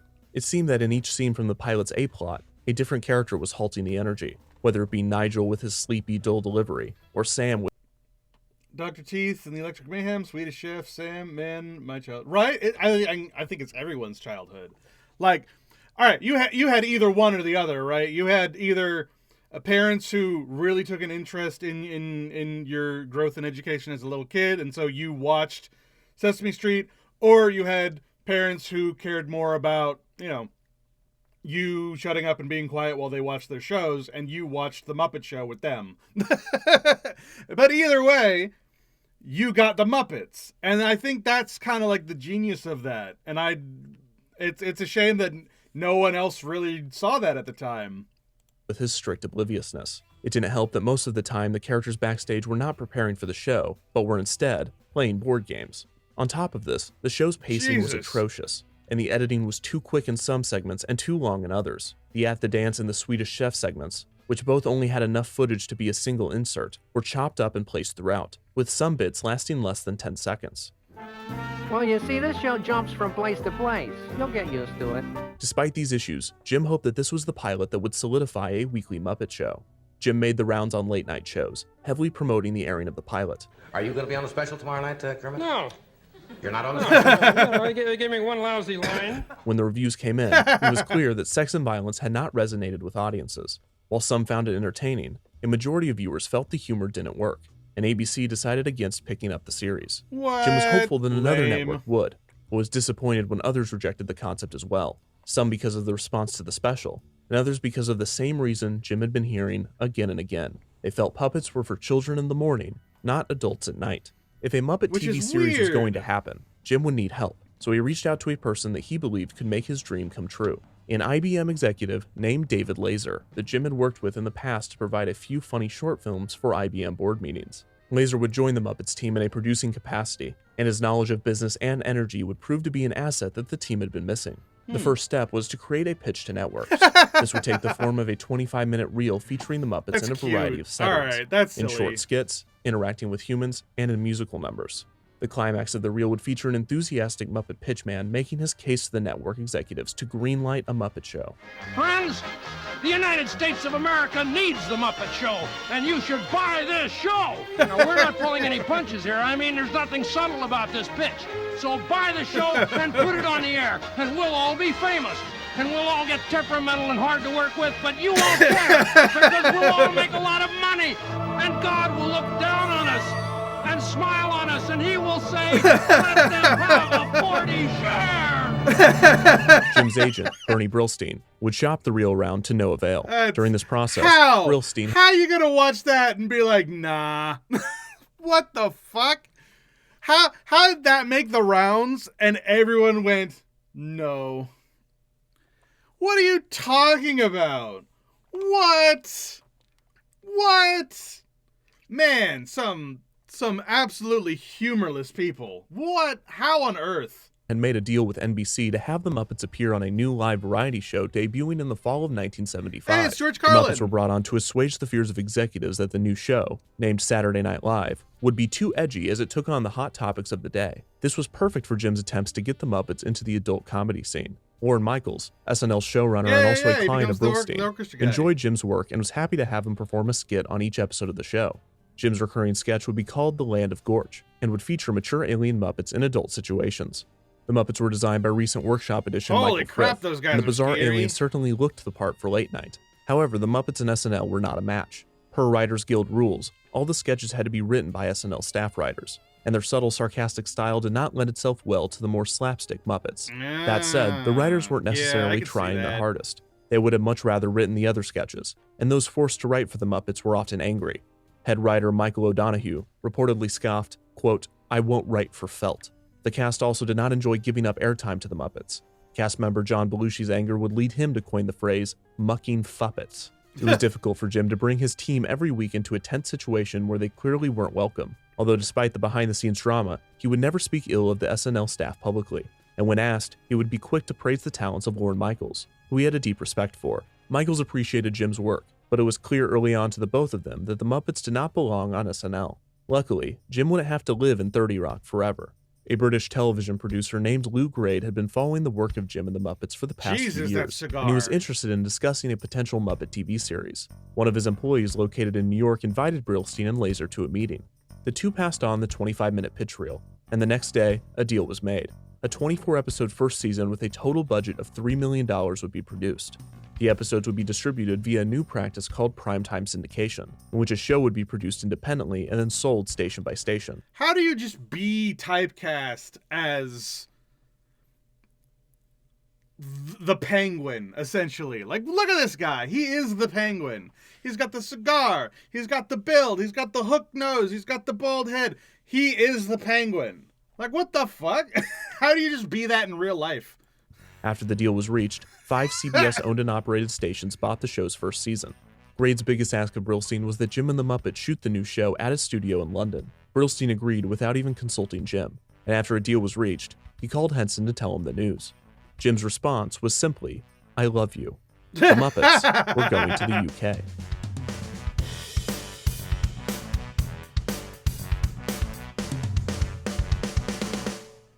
This episode of Man, I cannot believe that they had to go to the UK to make The Muppet Show because the US was like, nah, Muppets for kids. When literally the rest of the world is like, no, Muppets are for adults. What are you talking about? That's TV is wild. sponsored by Wild. Squarespace. I should have used Squarespace. Yes, Cody should have used Squarespace. Because with Squarespace's all-in-one website design tools, creating a beautiful... All right, we get it. We've seen this. Understood. All right, so that was The Curse of Sesame Street, which, understandable. As soon as Sesame Street became popular, they were like, nah, this is for kids. That guy with the cigar, I think, was used as a basis for Scooter's uncle, who owns the theater. Maybe. I mean, it would make sense, because he owns the theater. Alright, so next is the history of The Muppet Show. Excellent. Love The Muppet Show. Good show. What are you doing, boss? I like The Muppet Show more than I like Sesame Street. I don't know. I'm trying to get the word out about my brand since you can't build me a website, Cody. But boss, I signed us up for Squarespace, like you said, and now your website looks great. What? Cody, my boy, that's great to hear!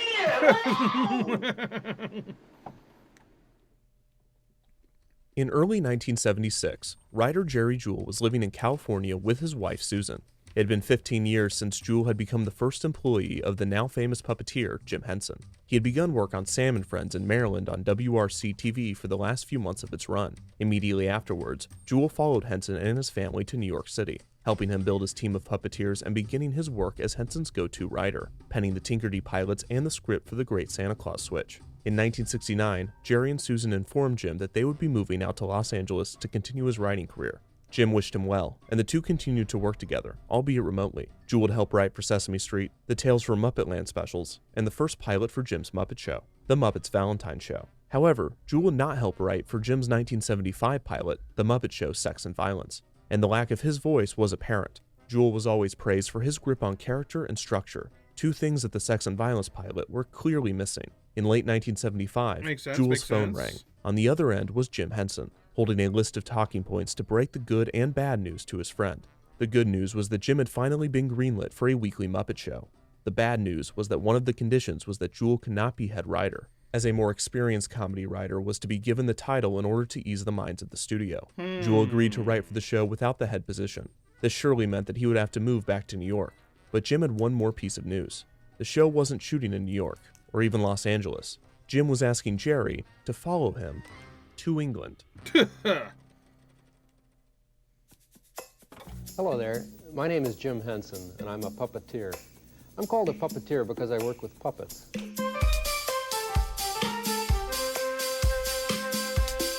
Okay, you're gonna love this story. Greatest story in the world. Greatest story in the world. Hey, thank you, and welcome again to another Muppet Show.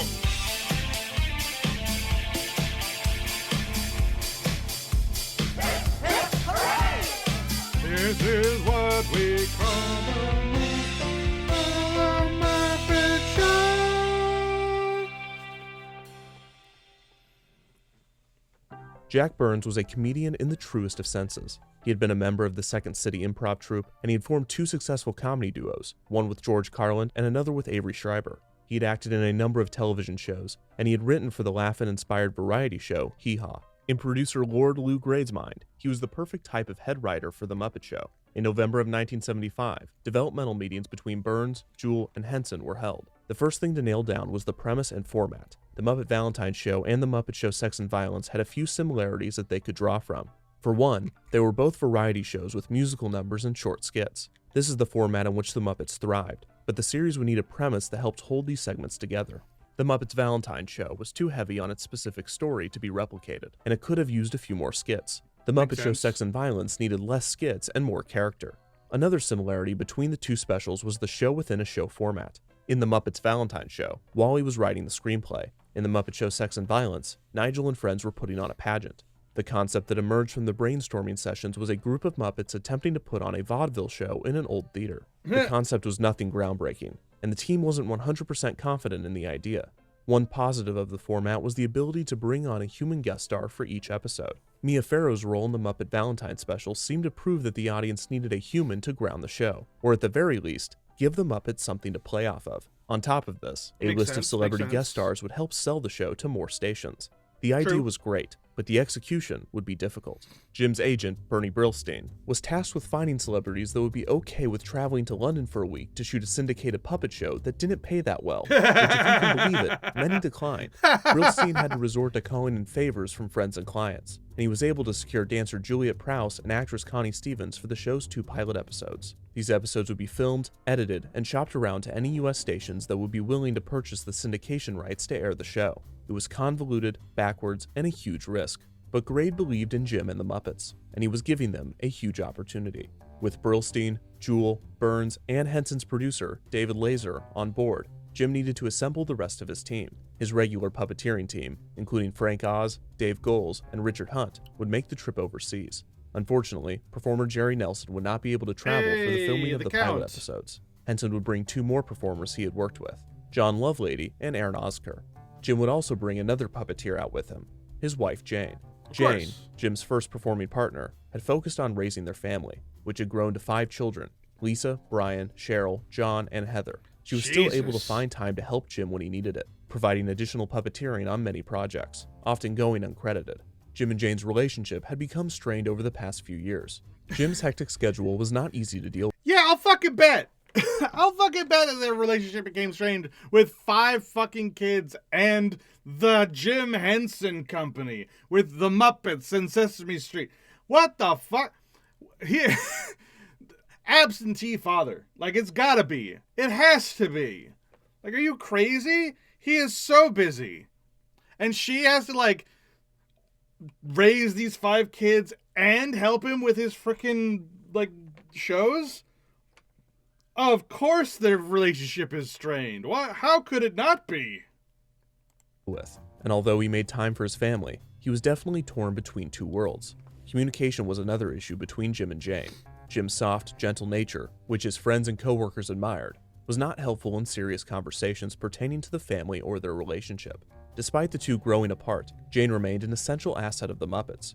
For one, she had a sharp eye for talent, and Jane would help Jim in recruiting puppeteers. Jane was also one of the few people that could tell Jim the truth about his work, even if it wasn't positive. Jim didn't take criticism exceedingly well, and Jane was one of the few people he trusted for an honest opinion.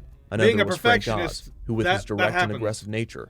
Oh my god, I have to deal with a perfectionist artist every once in a while, and like one of my friends is a perfectionist and an artist, and like you say anything that isn't massively glowingly positive, and they just break down. Like they'll throw it away immediately, and I'm like, don't do that. That's frustrating.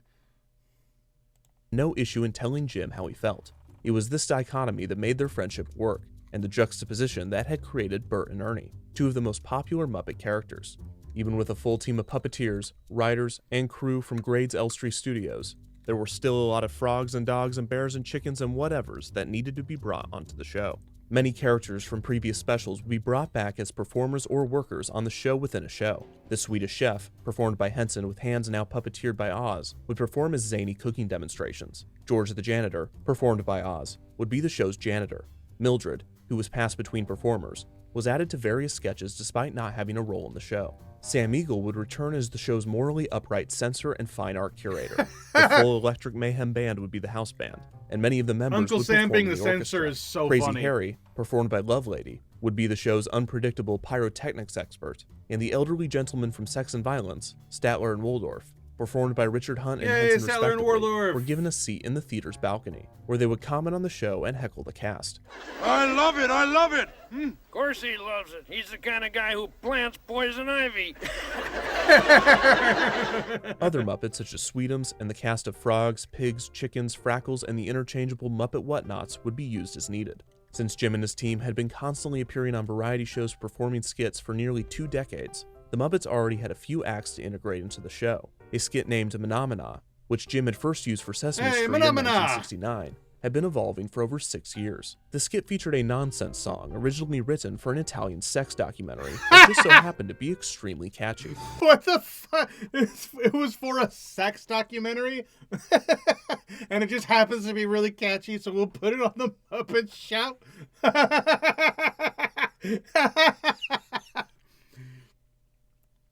Yep, Phenomena is from a sex documentary.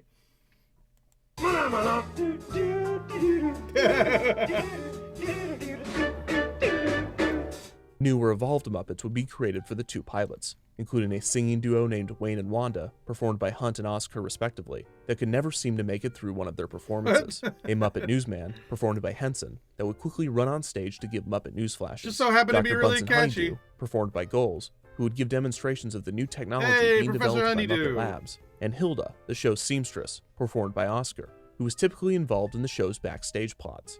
Another singer would be the prima donna pig, Miss Piggy, performed interchangeably by Richard Hunt and Frank Oz. In one sketch in the Juliet Prowse pilot, she was voiced by both Oz and Hunt, with Oz providing some spoken dialogue and Hunt providing her vocals. Yes, my love.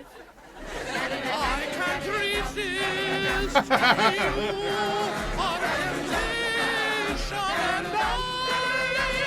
Dave Goles, who was still helping in the Muppet Workshop, was more or less forced by Jim to perform on The Muppet Show. Jim saw potential in the puppeteer, even when Goles was uncertain about his talents. Jim wanted him to play the Muppet Show's resident daredevil, named Gonzo the Great, pulling a Muppet at random from the collection, the cigar box Frackle from the Great Santa Claus Switch, handing it to Goles and saying, "This could be Gonzo." Goles' lack of confidence in his own performances created a very hypocritical Gonzo. On one hand, he was a daredevil that believed his performances were high art, getting mad at the audience when they rejected his attempts to eat a rubber tire to the music of The Flight of the Bumblebee. On the other hand, he was a sad, pathetic character with a baby voice. Really? You think I'm emotionally mature enough to move up to a Raggedy Ann? Clearly needed work. That's so cute, though. I love that. It's like this young guy is very introverted, no self-confidence whatsoever, but he has this like little bit of talent. And Jim Henson says, "You have talent. Here, Muppet at random. There you go. Be a star." And it's fucking Gonzo. Wild. Absolutely wild. Love that. But if it was any consolation for the nervous Goles, the great Frank Oz was having trouble establishing his main character as well.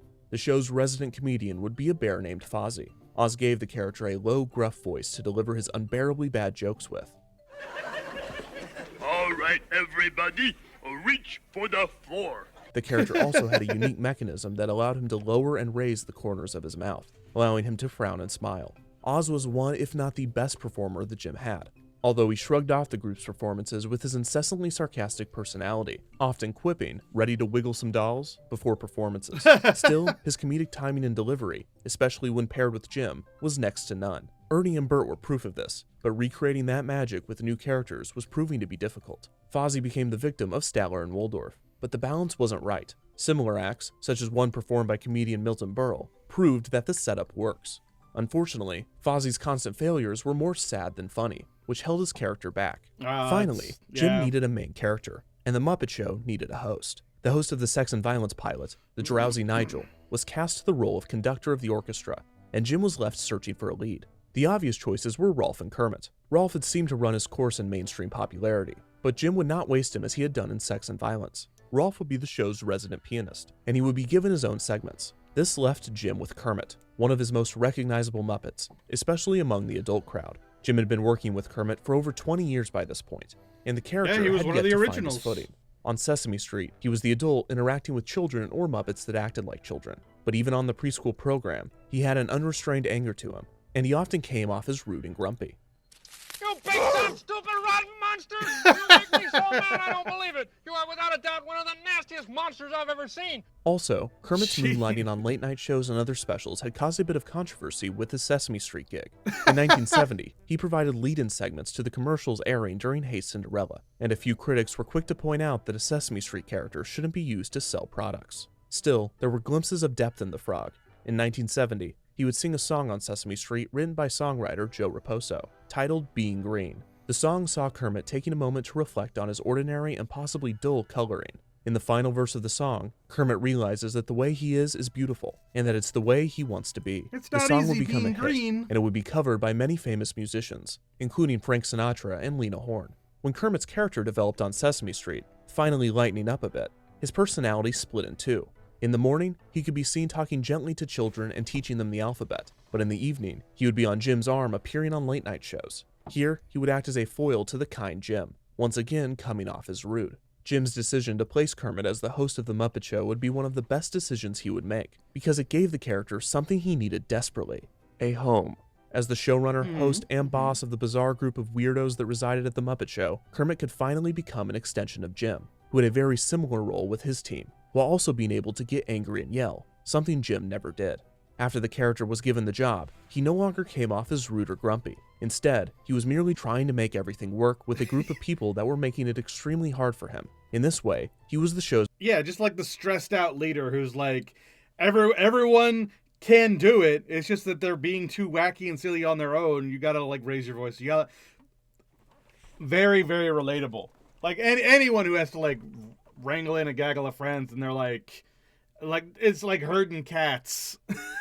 most relatable character, and he would often take quiet moments to break the fourth wall, confiding in the audience. Sometimes the crown weighs rather heavy on this little froggy head. Kermit was one of the few characters that worked right away, whether he was talking to the guest in the show's talk spot or watching the performances with a horrified look off stage. The Juliet Prowse and Connie Stevens episodes were shot in January of 1976. After this, the performers returned to the United States to continue their work on Saturday Night Live, while Brillstein and Laser shopped the pilots around. With 2 episodes of The Muppet Show to display to programmers, they would now be able to convince more stations to syndicate the independently produced show. After seeing a preview of the brand new Muppet Show, the consensus was unanimous. It was a resounding no. What? The show's pacing and format didn't work, and even Lou Grade's American producer believed the show's humor was too British. The show's intro, for instance, was way too long, featuring a full preview of the show to come, with multiple lines that would end up being cut, such as Kermit singing, "The show tonight will feature a lovely song or two.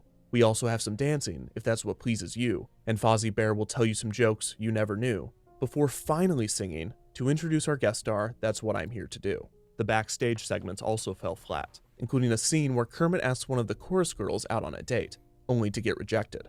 Jim, never one to take criticism well, stewed in the rejection for a short while, before laughing it off.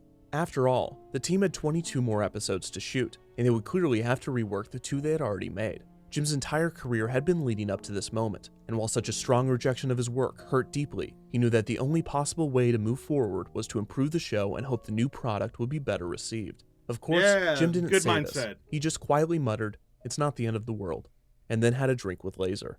On May 5th, 1976, Jim and his team sailed to London, leaving behind SNL, which had luckily been simple considering that no involved party had benefited no one from the collaboration. No one wanted to do it anyway. They burned our scenery. We're no longer booked on the show, and they said we're puppets, and that we don't even have a lower half.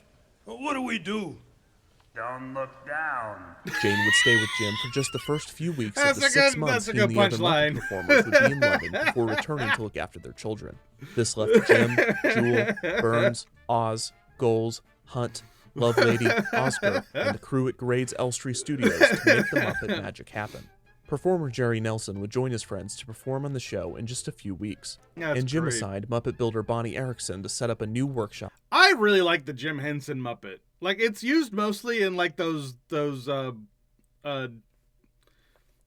parody band things that he does, but I don't know. There's something about it that I really like. It's very hillbilly in like the best way possible. Like some guy named Ned, you know. Also, what the hell is that? Up at Elstree Studios to create the endless amount of puppets Jim would need for the show. With everyone on board and settled in, there was only a few things left to do. It was time to play the music, and it was time to light the lights. This is what we call the Muppet Show.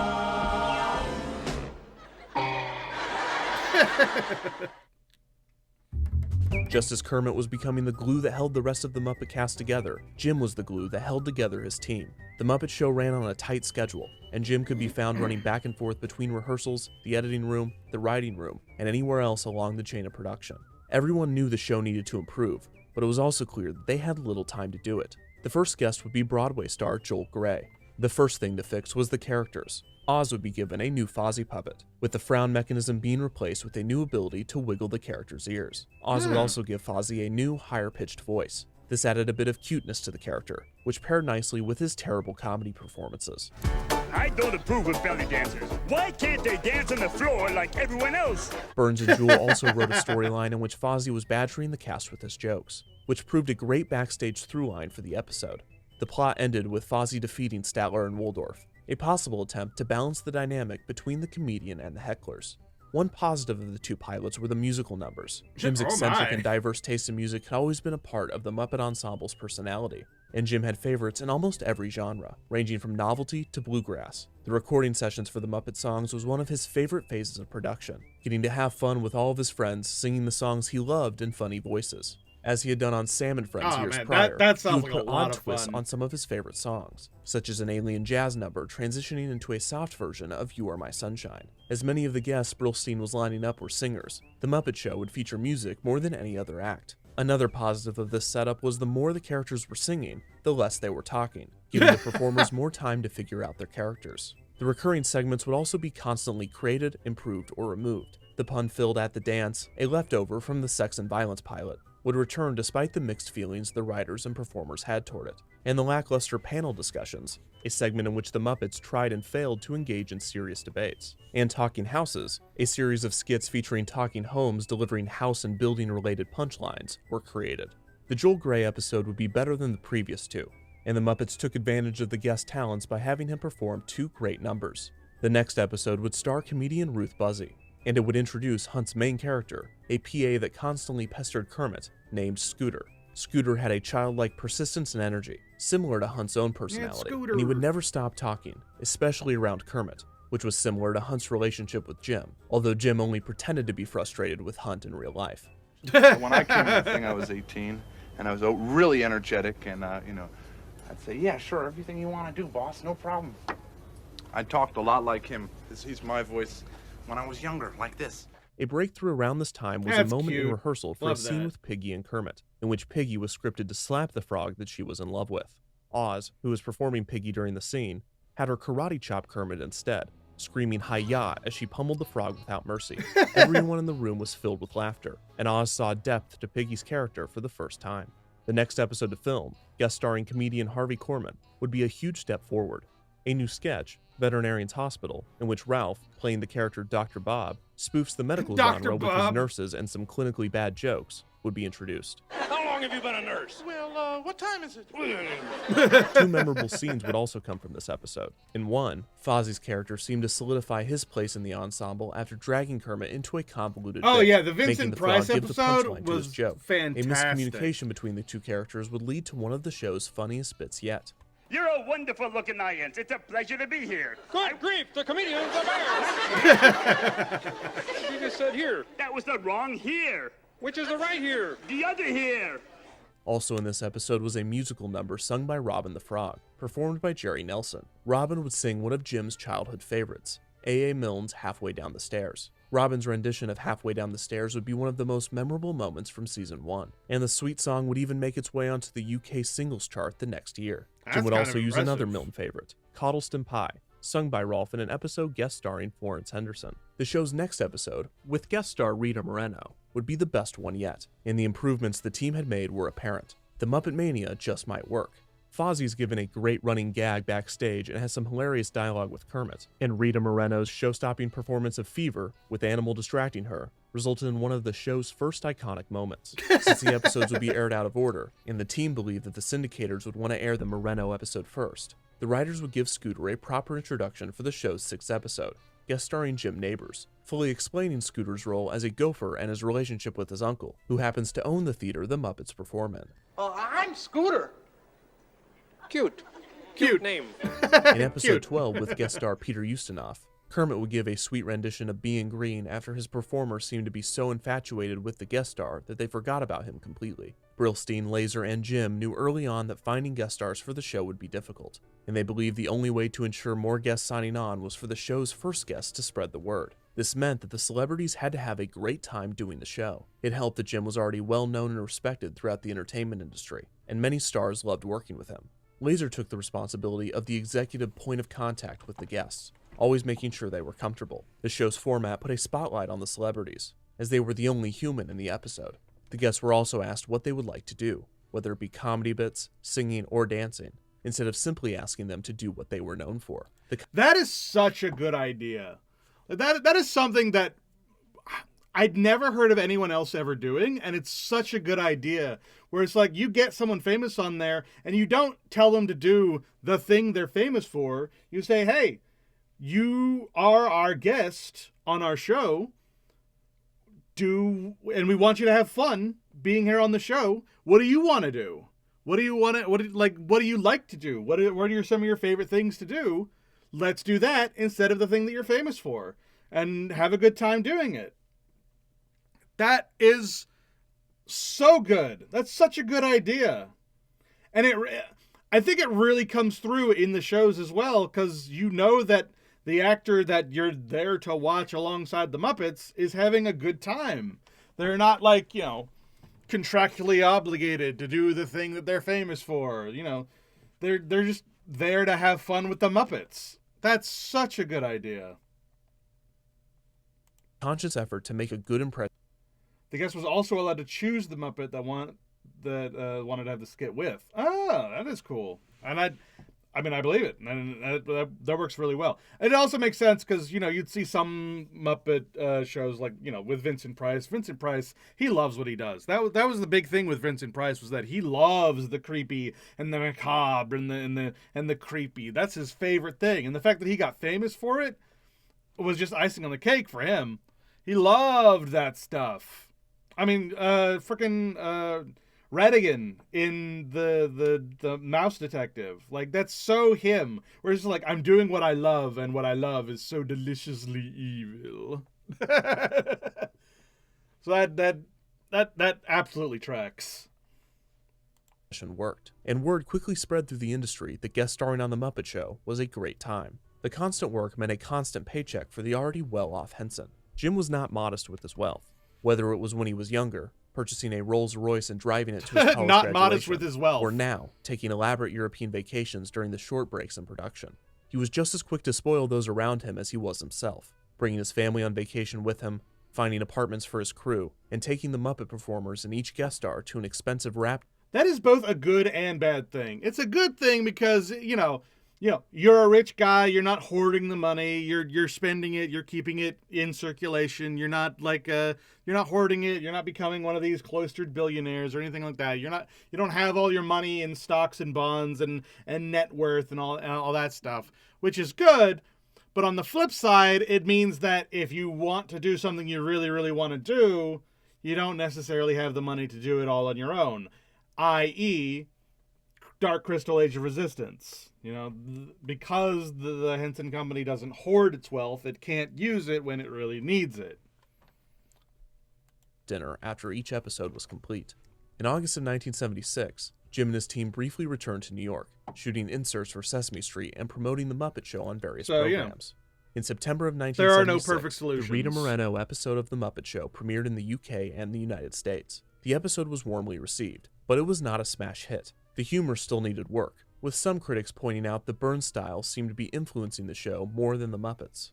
Jim was already on his way back to London to shoot the remaining episodes of The Muppet Show's first season. The crew even went back and filmed additional scenes for the 2 pilots, even going as far as to explain some of the continuity errors. Hey, Kermit. Hey, does this sound like John Wayne? Get on stage, Fozzie. Jim would add a memorable number with Scooter and Fozzie, Simon Smith and his dancing bear in the Juliet Prowse episode, and Kermit would sing Lydia the Tattooed Lady in the Connie Stevens episode. The Muppet Show continued to release new episodes in the UK and the US, with Brillstein and Laser being able to sell the show to more and more stations. After the filming of Season 1 was complete, Jim and the Muppets returned to the United States, beginning work on another TV special, Emmett Otter's Jug Band Christmas, an adaptation of a children's book of the same name. Emmett Otter would see Jim collaborating with songwriter Paul Williams, who had guest starred on episode. Honestly, the bloopers of that movie is almost more famous than that movie nowadays, because it's so wildly entertaining to watch. Episode 8 of The Muppet Show. The collaboration resulted in some of the catchiest songs in any Muppet special, and the sentimental ballad When the River Meets the Sea would be particularly memorable. It also featured some impressive puppet wizardry, including a radio-controlled Emmett Otter on a rowboat and other Muppets on snowmobiles. Still, Emmett Otter's Jug Band Christmas had trouble initially getting picked up by a television network, airing in Canada during 1977's Christmas season before landing on HBO in 1978, reaching far less viewership than Jim had hoped. The quaint special would grow in popularity over time, and it would eventually be regarded as a classic. Back in England, the popularity of The Muppet Show was skyrocketing. While it hadn't fully caught on in the States yet, The Muppet Show had created legions of fans, including both children and adults. It was even said that members of Parliament would gather water cooler style every Monday morning to discuss The Muppet Show episode from the night prior. In May 1977, the Muppets returned to London to begin work on a second season of The Muppet Show. Oscar and Lovelady would not return for the show's second season, and British actress Louise Gold would join the cast as a puppeteer.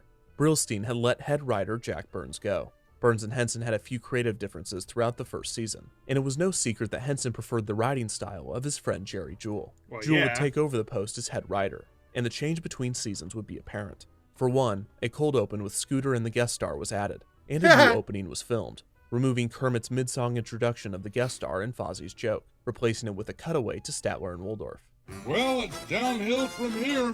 Many of the characters would be rebuilt, most notably Gonzo and Miss Piggy. Goals had found Gonzo's character toward the end of season 1, and with a new design, he was playing him as the king of the weirdos on The Muppet Show. Oz was now performing Miss Piggy full-time, no longer sharing the role with Hunt. Piggy's karate moves and attempts to upstage guest stars had made her one of The Muppet Show's most popular characters in the first season, despite her original intention as a background character. She would appear much more prominently going forward. The At the Dance segments appeared less regularly. Bunsen Honeydew's lab assistant Beaker, performed by Hunt, was added, and the panel discussions and talking house segments were removed. A new recurring skit, Pigs in Space, was introduced and would become extremely popular among audiences. The sketch, starring Miss Piggy, Link Hogthrob, performed by Henson, and Dr. Julia Strangeborn, performed by Nelson, would spoof space operas such as Lost in Space and Star Trek. Another notable development in the season was Gonzo finding his love for chickens, who were given a hilarious performance of Babyface in the Edgar Bergen episode. In an episode starring Bernadette Peters, Robin is established as Kermit's nephew.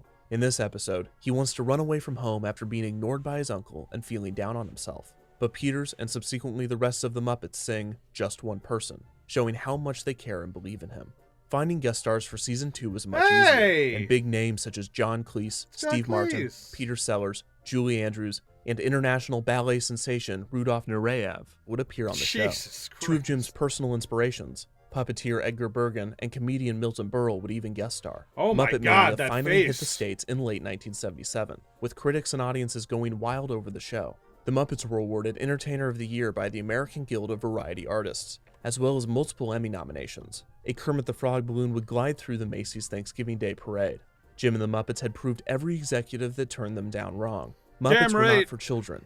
They were for everyone, in the truest sense of the word. Jim was thrilled, but his restless creative mind was not satisfied. Unlike Kermit the Frog, who would often get overwhelmed just trying to put on the show each week, Jim was always looking ahead for his next creative venture. It was as if time would find him if he stood still for too long. Instead, he kept racing away from it, trying to do as much as possible, even with a full plate. His new idea would seem like a natural next step. He had secured his weekly... The final episode of season 1 was also amazing. The Moominshans, spelling is dead, were a very different kind of guest and puppeteer. I don't know who that is, but I believe it. Puppet show, so why not make a puppet feature film? I need to go back and rewatch the Muppet production Show. would solidify the Muppets' success by having them appear on the big screen. Jim was also quietly been planning like a 4 or fantasy 5 film, years since reaching last out time to I went back and illustrator I Brian watched it. Froud about a possible non-Muppet feature. I love Brian Froud's artwork. We used to have like a whole bunch of like Brian Froud cards, Brian Froud art books. Like my older sisters would collect Brian Froud like memorabilia and stuff, and they'd like eventually lose interest in it, and I would keep it. And I love this like high fantasy, twisted fantasy, like almost wild Feylands type artistry. It's so interesting, so detailed. I love it As for so the Muppet much. movie, Jim was asking for an astronomical $8 million It's almost budget, but Grade couldn't Faye turn down Eldritch. Henson, seeing how much he believed in the project. But, like, in a Jim would reach back out to Burns to help him draft nefariously the script. positive In early way. 1978, I can't pre-production on explain The it. Muppet It's so Show's good. third season was beginning. Bonnie Erickson left her post as head of the Elstree Workshop to form her own company, being replaced by designer Amy Van Gilder. Erickson and Henson would miss each other, and Henson wished her the best. A short time later, the Muppet Workshop would suffer a more permanent loss. Muppet builder Don Saleen suddenly passed away on February 20th, 1978. Oh, no. The loss of the workshop's founder was devastating to the entire Muppet team, especially Jim. Although he would not cry in front of his team, the spiritually curious Henson would simply say, "We'll see Don again." Those close to him would chalk it up to his unwavering optimism, the same optimism that had helped him get through the death of his brother. In April, the team was back in London shooting the third season of The Muppet Show. On top of the addition of Gold, a young puppeteer named Steve Whitmire would join the team. He had auditioned for Jane, and Jane, always one to spot talent in a person, passed him along to Jim.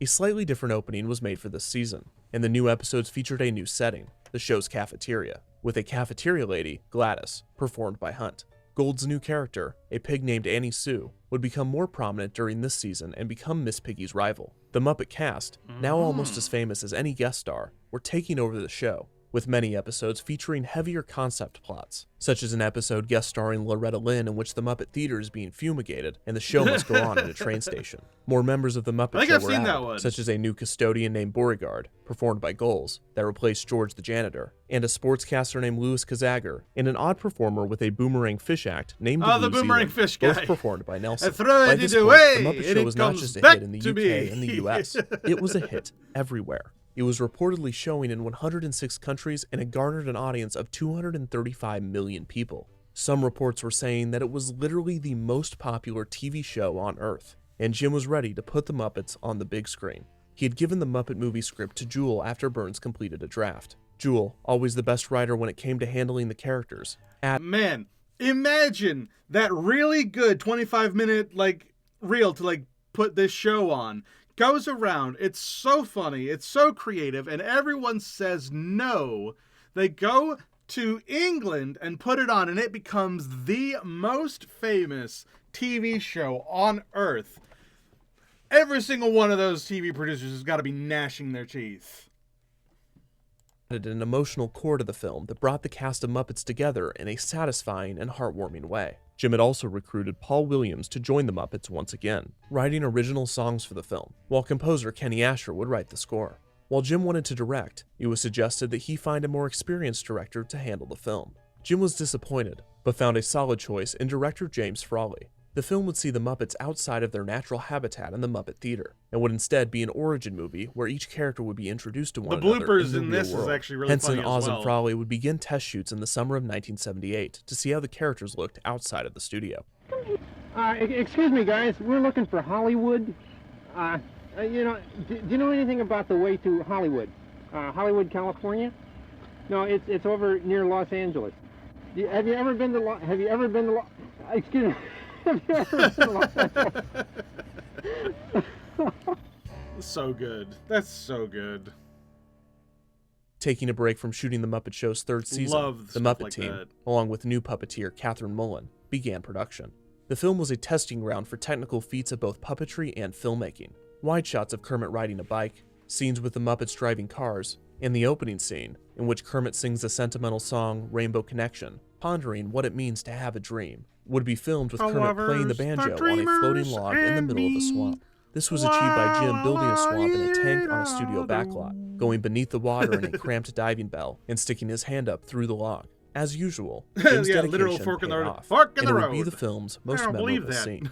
The film was chock full of celebrity cameos, Muppet mayhem, and emotion. Jewel and Burns had wrote a solid script, and Kermit the Frog had never been closer to Jim Henson. Starting as a dreamer in a swamp, as Jim had started in Mississippi during his childhood, Kermit pursues his calling, finding friend after friend along the way. The That's film so was full of good. emotional moments, Very such as nice. a song from Gonzo titled I'm Going to Go Back There Someday, about trying to recapture a magic that he had felt only briefly, and a beautiful scene in which Kermit talks to himself.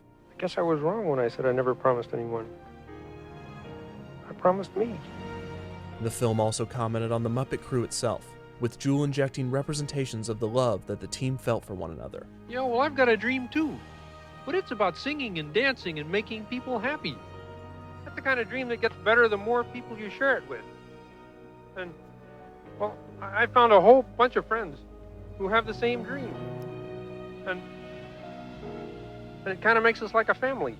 At the end of the film, after defeating the evil Doc Hopper who wants to make Kermit a spokesperson for Frog Legs, the gang finally makes it to Hollywood, busting into the office of Hollywood executive Lou Lord, played by Orson Welles, a not-so-subtle reference to Lord Lou Grade. Yeah, Lou Lord takes one look at the frog and his band of weirdos. That's what I said says, earlier. It's Tracy. Prepare the standard rich and So famous contract. Scooter is this Kermit the guy's Frog and Company. nephew? It was a comical simplification There he of is. Jim and the Muppets' rise to fame, which took them 2 decades. The culmination of their work was on the screen, especially in the final shot, where over 250 of the workshop's creations appeared. That's Jim so once nice. again relied on the puppeteers of America, as well as his family and friends, to puppeteer the characters. The ensemble would Jesus, sing it's the a lot of last people. lines to the closing song, a reprise of the Rainbow Connections line, "Someday we'll find it, the Rainbow Connection, the lovers, the dreamers, and me," with a twist, "Life's like a movie, write your own ending, keep believing, keep pretending. We've done just what we've set out to do, thanks to the lovers, the dreamers, and you." That's so good. Man, my heart, my soul. With production on the film complete, Jim and the Muppets returned to London in October of 1978 to film 6 more episodes of The Muppet Show, including a memorable episode with guest Harry Belafonte, with a hilarious rendition of the Banana Boat song and a beautiful rendition of Turn the World Around. The message of unity is something that Belafonte and Henson found a mutual passion in, and the episode would be one of Jim's favorites to produce. Yeah, cultural appreciation. Wild fucking concept.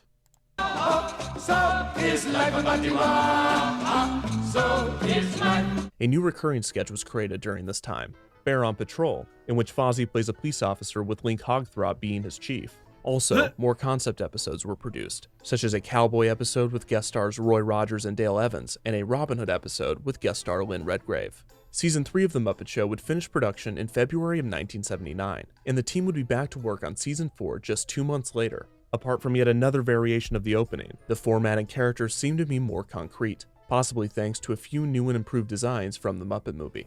Also, because of the film, set to be released in May, Jim and the Muppets had to fit the filming of 6 episodes into 1 month. Jane and their 3 youngest children had joined him in London, which made the devoted father extremely happy.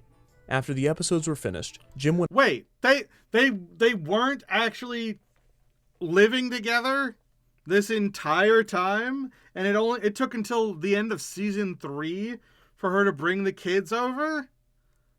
Why did they wait so long? What was it, because of Sesame Street? Did Sesame Street like tie up stuff back in the US or something? Like, why did it take so long for them to like reconvene? It's very strange. on a promotional tour for the Muppet movie. Louder and funnier. doing my best out here. You're dying. A Muppet in the show itself is Scooter's uncle, but he has a cigar in his hand all the time. Oh, okay. I thought you meant that it was the guy, but I mean. The film premiered on May 31st, 1979 in London, and it would hit US theaters the next month. The film was praised by critics and audiences alike, and it would gross over $65 million, blowing its $8 million budget out of the water. It was indicative of just how strong the team's work was, and how much the audience loved it. Season 4 of The Muppet Show continued filming throughout the summer of 1979, until a union strike halted production. The Muppets and John Denver would develop a Christmas special together, called John Denver and the Muppets, A Christmas Together. Denver had guest starred on The Muppet Show early in Season 4, and the collaboration of the Christmas special, especially the soundtrack, Man, there's so much of this that I haven't hugely watched. popular during the 1979 Christmas season. One of the songs, It's in Every One of Us, would be a personal favorite of Jim's, and Robin and Denver would sing When the River Meets the Sea from Emmett Otter's Jug Band Christmas on the album. Filming on Season 4 of The Muppet Show would resume after the strike ended in late October. One of Season 4's most memorable episodes would be when the cast of Star Wars visited the Muppet Theater. With the second film in the series, The Empire Strikes Back, set to release later that year, Luke Skywalker, his cousin Mark Hamill, Chewbacca, C-3... I wonder how on earth they did that. Hold on. Oh god, I've lost it. In late October. One of Season 4's most memorable episodes would be when the cast of Star Wars visited the Muppet Theater. With the second film in the series, The Empire Strikes Back, set to release later that year, Luke Skywalker. This. Like, okay, I understand basic movie magic, you know, they chroma key one and then the other, and then they got that going. But there's active stuff going on in between. So it's very impressive that not only do they have both, like, Mark Hamills moving, they are both looking in the correct spot. It's very impressive. His cousin, Mark Hamill. Like, hold on. Man, what is the stupid frame by frame? Look at there. They're both reacting to what he's saying. That's so good. That's very impressive acting. Chewbacca, C-3PO, and R2-D2 made appearances. Empire, which had coincidentally been filmed at Elstree Studios, featured the new character, Jedi Master Yoda, performed by Frank Oz with assistance from Catherine Mullen, bringing the Muppets into George Lucas's world. Frank now, Oz's, months later, Star Wars was brought Yoda. into Jim Henson's world. The episode ended with everyone singing the classic Disney song. Who is little Darth Vader? Who's under there? Is that Gonzo? When You Wish Upon a Star, which in hindsight is a perfect illustration of the phrase, be careful what you wish for. When you wished upon a star? In February 1980, the final episode of The Muppet Show's 4th season was complete. Each season had consisted of 24 episodes, for a grand total of 96 being produced thus far. The international sensation's 5th season would put the show over the magic 100 episode number, the amount necessary to syndicate reruns of the show in rotation. Jim had decided that this was enough. Always looking forward, he planned that the upcoming season would be the last for The Muppet Show. He could have continued doing the program indefinitely, with the possibility that it would become a staple of television, a show with immunity to cancellation. But Henson wanted to end it on a high note, and he was happy that the royalties from the reruns could help him fund future creative projects. Good decision. While he was proud of the show, he was already on to bigger ideas. The final season of The Muppet Show would film through the spring and summer of 1980. Another variant of the opening would be filmed. Why do we always come here? I guess we'll never know. It's like a kind of torture to have to watch the show. A new cold open format would begin each episode, and more concept episodes would be produced. It wouldn't be until June that the news would break that the 5th season of The Muppet Show would be final. But with pre-production on a second Muppet movie already underway, fans knew that Kermit and the gang weren't... It actually said that in that Ah, God, where was it? There. It's because they're working on, after the Muppet Movie 2, the Puppeteers plan on a silver screen thriller, The Dark Crystal. 5th season of The Muppet Show would be final. But with pre-production on a second Muppet movie already underway, fans knew that Kermit and the gang weren't going anywhere. The final episode of The Muppet Show would film in mid-August of 1980, with guest star Gene Kelly. The episode featured a running gag in which characters referenced the end of the world, a subtle nod to the episode being the show's last to be produced. The end is near. No, the end is now. We'll see you next time on The Muppet Show. The crew at Elstree Studios was sad to see the Muppets go, and the send-off was bittersweet for the Muppet team. They were leaving behind the most successful show in the world, but they were following Jim Henson, and as usual, he was already one step ahead of them. Jim had developed as an artist throughout the years on The Muppet Show. Thanks in part to Jewel, characters became deeper, and there were more beats of sentimentality than just cartoon violence, puns, and dancing. The episode with Belafonte had shown Jim what his creations could do when thoughtfully tackling bigger topics, and it seemed Henson was listening to Kermit the Frog's advice: life's like a movie, write your own ending. While Henson didn't see an ending, he did see the next scene. He couldn't shake an idea that he had been given by entrepreneur Peter Orton at a private gathering. Orton had suggested that Jim create a children's show for the international market, taking some of the techniques developed for Sesame Street and combining them with the international reach of The Muppet Show. Instead of teaching letters and numbers, Jim had his eyes set on something more complex: love and life. He would recruit Jewel and Jocelyn Stevenson, a writer Jim had met through the Children's Television Workshop, among others, to help him brainstorm. They would need a world, new characters, and above all, a name. Jim liked the title Woozle World, but he was reminded that A.A. Milne had already popularized Woozles with Winnie the Pooh. Owned by Winnie the Pooh. It was then suggested to call the characters Googlies, but Jim didn't like the way it sounded. Then someone brought up Frackles, the name given to the henchman from the Great Santa Claus Switch. He thought about this. I like the boot on his head. It wasn't bad, but it could use some work. Hey, the Fraggles!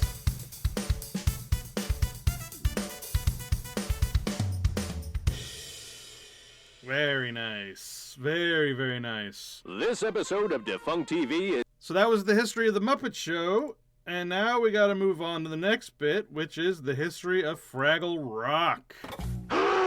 I love Fraggle Rock, but I'm going to talk about it a little bit more in a second, because I actually have to go to the bathroom, so we're going to take a small bathroom break. We've been sitting here for about 2.5 hours. So, bathroom break. Everybody get up, get your drink, get your snacks, go to the bathroom, all that good stuff. I will be right back. It's BRB time, because I'll be RB. I'll be right back. BRB. I said I'll be right back. And stuff.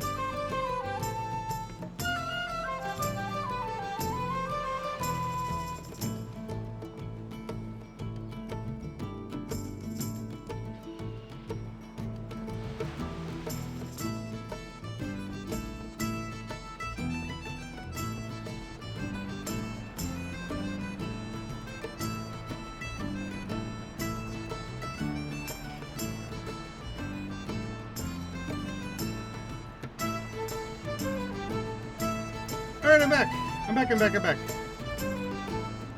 Hello. I'm back. Whew. I had to go. All right, let's see. Nye says, Fraggle Rock is the one I've only seen trailers of. Really? Fraggle Rock is so good, though. No. But it's so good. Fraggle Rock is excellent. Very, very good show. If I remember right, isn't Fraggle Rock the one where it was like their big mission statement for making the show is like trying to help bring about world peace because it is very international. That was the whole pitch, was that it is for the international audience. It's essentially it like the whole point is to be an international show bringing people together. To the point where it's like it's got different versions to like make it more at home with its like people segments. And then it would bring people into the Fraggle Rock segments, which are quintessential Muppets. Seen all of the Storyteller, though. Storyteller, though, is also really, really good. One of my favorites. I mean, I wanted to be the Storyteller when I grew up. That was my whole thing, was that I saw that. And that's a Brian Henson production as well. That was what sort of proved that Brian Henson could be the heir to the Henson Company, essentially. He was the one who did the Storyteller, and it was really good. The second season of Storyteller that focused solely on Greek myths was a little mixed, but the original Storyteller was very, very good. I loved the story of the soldier, and God, there were so many good ones. God. Anyway, but right now we're looking at Fraggle Rock. Let's learn. Let's teach Nye about Fraggle Rock.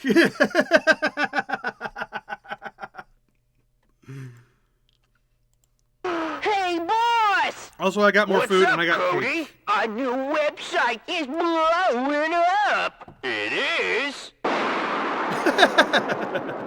Thanks to Squarespace. Didn't know there was another one. Oof. Oh yeah. There was the normal Storyteller, and then there was season 2 Storyteller, which was specifically on Greek myths, and it didn't have John Hurt as the Storyteller. It was very, very different. It was essentially this new Storyteller who was lost in the Minotaur's labyrinth, and as he was going, he would tell stories so that he wouldn't, go nuts trying to find his way out. In 1981, the main group of Muppet performers had become a family. Following the lead of visionary Jim Henson, they had conquered television with 5 seasons of The Muppet Show and the ongoing Sesame Street. Jerry Nelson, a talented singer with an interest in multiple genres, had found a place to perform every style of music known to humans, and some known only to Muppets. The shy puppet builder Dave Goelz had more than come out of his shell, creating memorable and wild characters for The Muppet Show.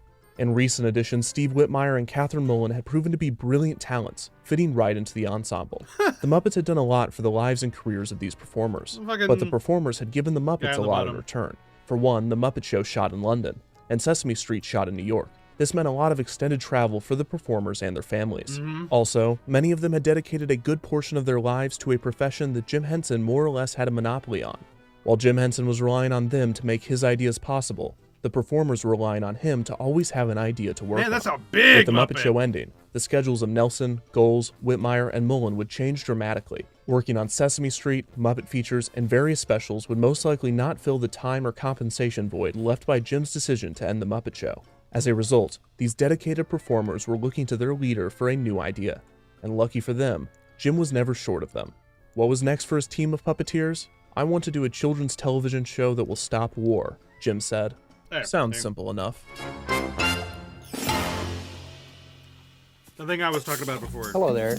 My name is Jim Henson. Oh, we get to listen to I'm a this now. puppeteer. Yeah. I'm called a puppeteer because I work with puppets.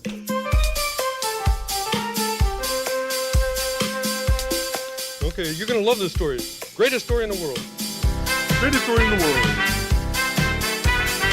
Hey, thank you, and welcome me or is this louder? Oh my god, it's so loud. It's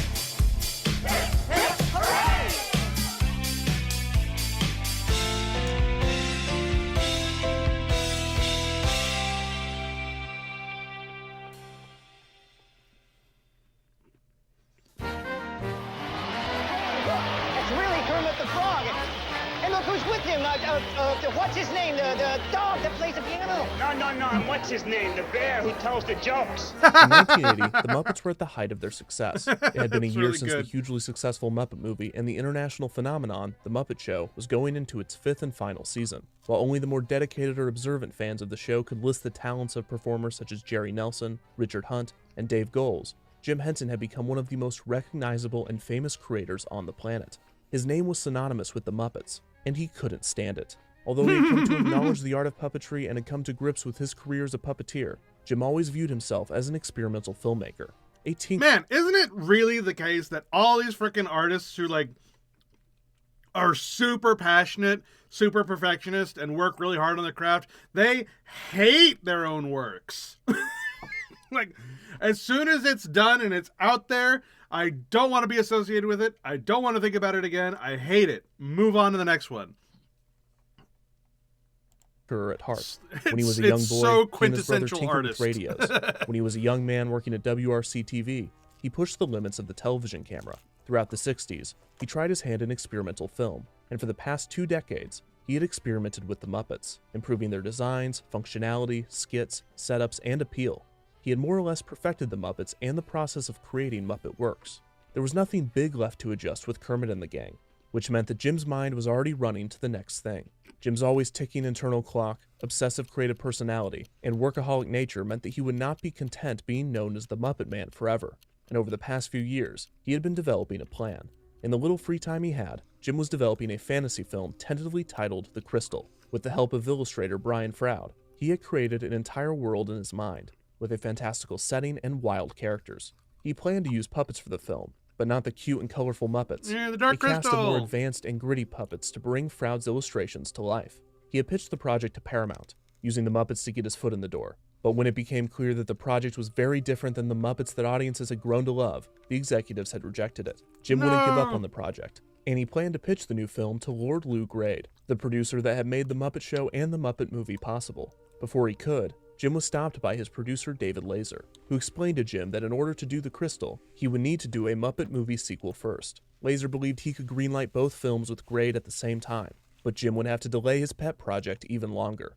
Jim was anxious to work on The Crystal, but he agreed to the terms. Laser's instincts were correct, and Grade greenlit a second Muppet movie with Love the Dark Crystal so much. I love the story of how the Dark Crystal gets made. It's like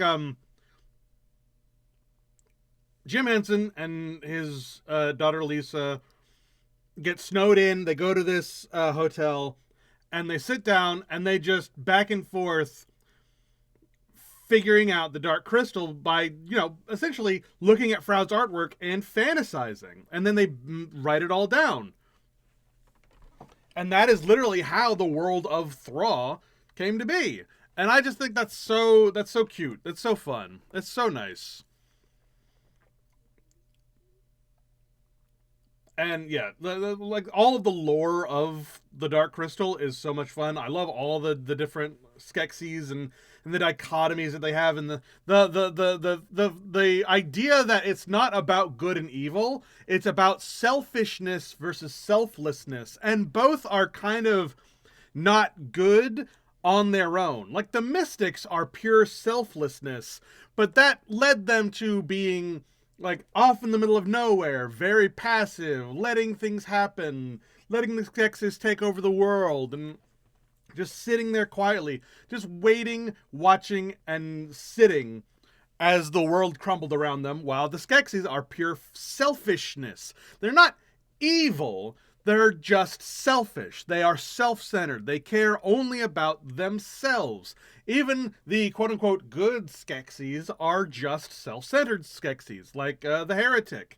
The Heretic is a quote-unquote good Skeksis, but it's only because their self-centered selfishness is centered around wanting the good guys to win, because that will be what that will bring about the result that he wants. And it's just so interesting to me that it's not about good and evil. It's about selfishness versus selflessness, and how both of them don't work. You need them combined. You need them put together, or else both sort of just don't work. A budget of $14 million, and The Crystal for a budget of $13 million. The second Muppet movie would shoot until February 6, 1981, and the Muppet Workshop in London was already hard at work on building creatures for Jim's fantasy film, now named The Dark Crystal. In March, Jim held meetings with writers Jerry Jewell and Jocelyn Stevenson and Muppet builder Michael Frith to discuss his new Muppet TV show idea, the show that was to end all war. Jim wanted the show to focus on the challenges of life using different species of Muppets that would demonstrate topics such as cooperation, friendship, and problem solving, just to name a few. The main species of Muppets would be named the Fraggles. The Fraggles! They play on the Muppet species of Fraggles first seen in The Great Santa Claus Switch. He assigned the team the task of building the world, while he turned his attention to the Dark Crystal. Jim had decided to be present but more hands-off with the show, putting his trust in his team to complete his vision. They would not disappoint. Jewell, Stevenson, Frith, and others spent months building and fleshing out the show's universe, with detailed species, characters, and settings. They placed everything in a binder with Jewell and Stevenson's notes and all of Frith's concept drawings. The show, using the working title Fraggle Hill, would feature a human character living above ground, and various species of Muppets living in caves and tunnels. The Fraggles were written to be curious about the humans on the Earth's surface, or as they called them, the silly creatures from outer space. And to continue this premise into the writing room itself, the binder was titled Things We Know About the Fraggles. The team wrote as if they were discovering a world instead of writing a story. That's what I was talking about Jim earlier. Checked on the progress, he couldn't be more pleased. Still, his mind was elsewhere. Shooting on the Dark Crystal had started in April of 1981, and Jim was fully immersed in his fantasy world. Both Jim and his friend and fellow puppeteer Frank Oz were directing the film. Jim had tried his hand at directing with the second Muppet film just 3 months prior, and it went well, although directing a film with an established cast of characters and a familiar staff made for a safe directorial debut. Oz, who seemed to be staying with the Muppets mostly for his friendship with Jim rather than his love for the work, was eager to get other credits in his filmography. The two would make for a fair team of directors, although Oz had a harder time adjusting to the role. The film would shoot throughout the summer of 1981, while pre-production of Fraggle Hill, now renamed to Fraggle Rock, continued. On June 26, 1981, the second Muppet feature, named The Great Muppet Caper, premiered. The film saw Kermit, Fozzie, and Gonzo playing reporters that investigate a series of jewel heists. The musical was given original songs from Sesame Street songwriter Joe Raposo, and the film was well received by critics and audiences. Unfortunately, the film was not nearly as successful as the Muppet movie, Yeah, I haven't with Caper seen bringing this in one. less than half of the Muppet movie's box office gross. Jim seemed unfazed from the lukewarm financial outing, and he continued with production on The Dark Crystal until September of 1981. After production was complete, Jim spent time checking in on the Fraggle Rock team. Jim's agent, Bernie Brillstein, began shopping the show around to networks. Any home for the show would have pleased Jim, but Brillstein knew exactly what Jim and the Fraggles needed. He reached a deal with the small subscription-based network HBO, which had premiered Henson's Emmett Very Otter's nice. Jug Band Christmas in the US just a few years prior. also carried George HBO's Carlin. business model was unorthodox at the time, and the company had plans to become even more unique. HBO wanted to produce and distribute Fraggle Rock as their first original weekly series. The peculiar business strategy meant that the company was eager to have a creative mind such as Henson to assist in their new direction. The deal would come with its positives and negatives for Jim and his team. The main goal of Fraggle Rock was to provide a moral baseline for children across the world.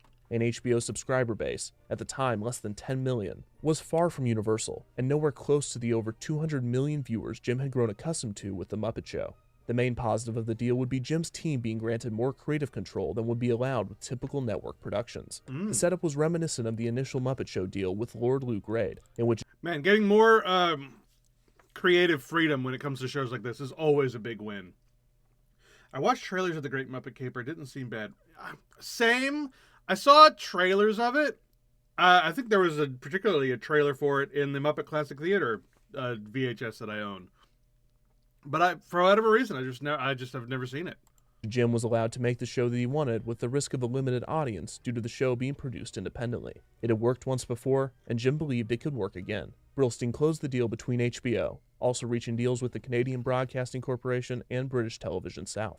The show was to premiere as early as late 1982, and Jim had already relocated members of his team to Toronto to set up shop in preparation for filming. The Muppet Workshop had begun building Muppets using Frith's designs, and the world That's that so Jewell and cool. Stevenson had been building now consisted of 4 species: the humans, or silly creatures, the harmonious and playful Fraggles, the workaholic Doozers, and the dim-witted and large Gorgs. The advanced robotics technology developed for the Dark Crystal would bring both the Doozers and the Gorgs to life, while the Fraggles would be traditional Muppet characters.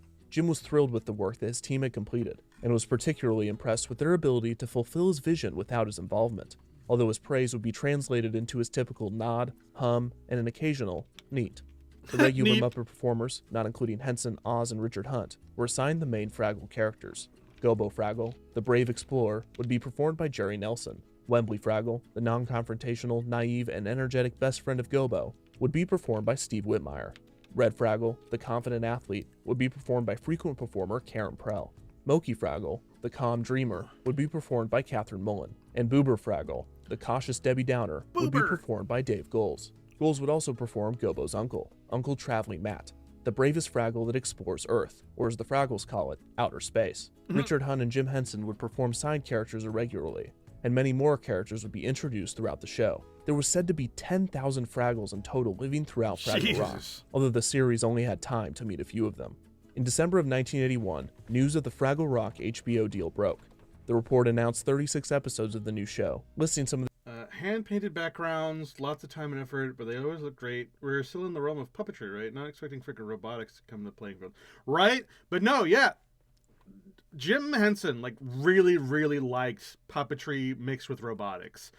Lots of Dark Crystal is done with robotics. And, yeah, they used it more and more and more as time went on. The show's characters and describing Fraggle Labyrinth Rock also as has a lot of place robotics existing into just it. beyond everyday reality. And it's still puppetry, The next it's just month, puppetry as Fraggle with Rock's robots. first episode production date neared and post-production on the Dark Crystal hit full swing, unexpected news would distract Jim from the former and shake his confidence in the latter. Producer Lord Lou Grade had been ousted from his own production company by a ruthless entrepreneur named Robert Holmes à Court. This not only meant that Jim would no longer be working with his friend Grade, but it also meant that his passion project was in the hands of a billionaire who couldn't care less about it. While the situation was out of his hands, Jim attempted to find a solution to the problem. When it was time to shoot the first episode of Season 1 of Fraggle Rock in March of 1982, the fun show was a welcome distraction from the issues developing with the Dark Crystal.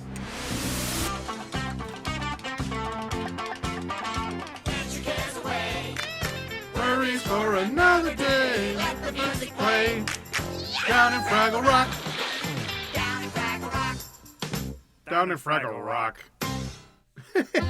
Since the show was greenlit without a pilot, HBO wanted to see what the show would look like, so the first episode would begin production on March 10th, 1982, with almost a month break before the second episode's shoot to give time for any necessary adjustments. Jim would be present for the shoot, although he would not direct or perform in the episode, a testament to just how autonomous the Fraggle Rock team had become. It was Jim's concept, ambition, and name that had made the production possible, but it was Jewel, Frith, Stevenson, and the rest of the team that had made the show possible. The first episode, entitled The 30-Minute Workweek, would nail the show's format and tone. The 30-minute workweek. And the drastic changes needed to make Sesame Street and The Muppet Show work would not be necessary with Fraggle Rock.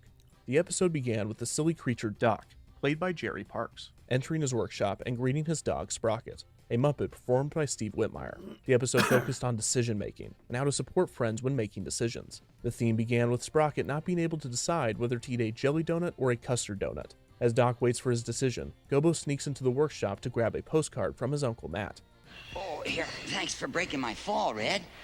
Terrific. I break your fall, you break my neck.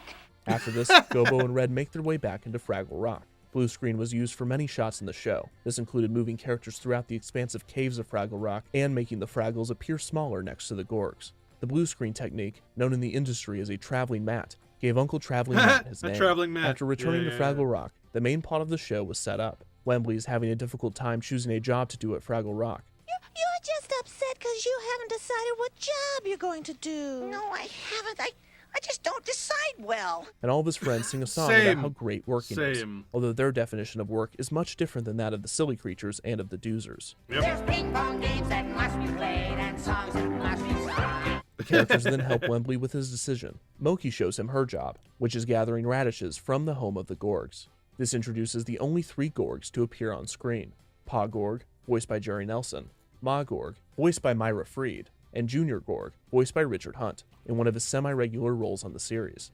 Pa and Ma Gorg believe themselves to be the king and queen of the universe, with Junior Gorg being the prince of the universe. Junior Gorg is the guard of the kingdom, protecting the gate and attempting to capture the Fraggles it's like who keep half stealing their animatronic, radishes. half Back in person. Fraggle Rock, Gobo reads the postcard Very from his FNAF Uncle Matt, almost. who has recently tested out one of the silly creature's modes of transportation, which in reality is just a roller coaster. The sequence, filmed on Canada's Wonderland's Wild Beast Coaster, featured a cameo appearance by Dave Goles, operating Uncle Traveling Matt in the seat next to him with a false arm draped over the back of the car. Fake Wembley arm, eventually please. appeals to Marjorie the Trash Heap, performed by Jerry Nelson, the all-knowing oracle to the Fraggles.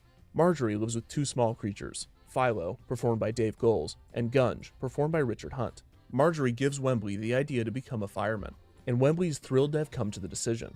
Wembley asks to join the volunteer firemen, and they accept him immediately. The episode ends in the workshop, with Sprocket still having a difficult time making his decision. The episode was endearing, warm, and funny. The songs, composed by Philip Balsam with lyrics by Very Dennis Lee, cute. were fun and catchy. The duo would continue to write original songs for the show, and the music would be one of the strongest aspects of the program. The writing was also... I like that the concept of the Doozers is that they love work. They love to work. They're so serious and love to work that literally all of their buildings that they're building are made out of sugar, and they delight when the Fraggles break it in order to get the sugar because it means more work to do. Yay! They broke it down so we get to build it again. hilarious, with great segments and bits, very and the tone funny. was just right. Work is an enriching experience. Yeah. Tedium and drudgery are good for the soul. Unlike The Muppet Show, which was loud and explosive, Fraggle Rock was soothing and tranquil. Although characters did yell and chaos sometimes ensued, they had a different intensity with the group of Fraggles. The Fraggles were problem solvers, and the main five were specifically designed to have skills and flaws that played well with the others. For instance, Gobo's adventurous nature clashes with Boober's cautious personality. Wembley's insecurities clash with Red's confidence. These clear differences do not drive the group apart, but instead hold them together, as they appreciate and recognize each other's strengths and weaknesses, and even use their That's varying so traits cute. to help them I solve love that. problems. The vision of togetherness was a core piece of Jim's pitch for the show. The other was delivering that message to an international audience, and the team had designed the format to do just that. The segments with Doc and Sprocket were made to be wraparounds, or as Jim called them, home bases. In North America, viewers would see Doc and Sprocket, but children in other countries might see a different character, their dog, and a hole to Fraggle Rock. The core puppet segments of the show would remain the same, but international markets were given the option to create their own Doc and Sprocket segments, making the series a co-production with the country or region. So that's what I was talking about earlier when I was saying that the human element of Fraggle Rock let you be more your world, and then you slip off into the Fraggle world. So it's like the outside world is whatever you want it to be, and then it goes into the Jim Henson international craziness. So, and that's how they build those bridges internationally, which I think is such a neat idea. Very, very well done. Only the UK, France, and Germany would take this option. In the UK, the character of Doc was changed to the Captain, a retired sailor living in a lighthouse, who is a bit harsher than Doc. Not even addressed to us. Gobo Fraggle. Who's Gobo Fraggle? In France, the character would still be named Doc, but was instead a chef working in a bakery, with his dog Croquette. Une carte pour un dénommé Gobo Argel. No, Fraggle. Finally, in Germany, Doc and Sprocket remain the same as in North America, with the same scenes reshot in German. Einen Herrn Gobo Fraggle oder Fraggle. Nu sag mal, wie kommt denn die Post einen... Other countries just... Imagine, in the 80s, still a little bit of World War II, still getting close to that Cold War era. Like we're still deep in the Cold War. Actually, Cold War didn't end until like the 90s, and we got a show made in Canada for the U.S. shipped over to German, and it brings them together, and that's so good. Decided to simply dub the entire show rather than create their own segments. But the fact that the brand new show already had a chance at the international market was a victory in its own right.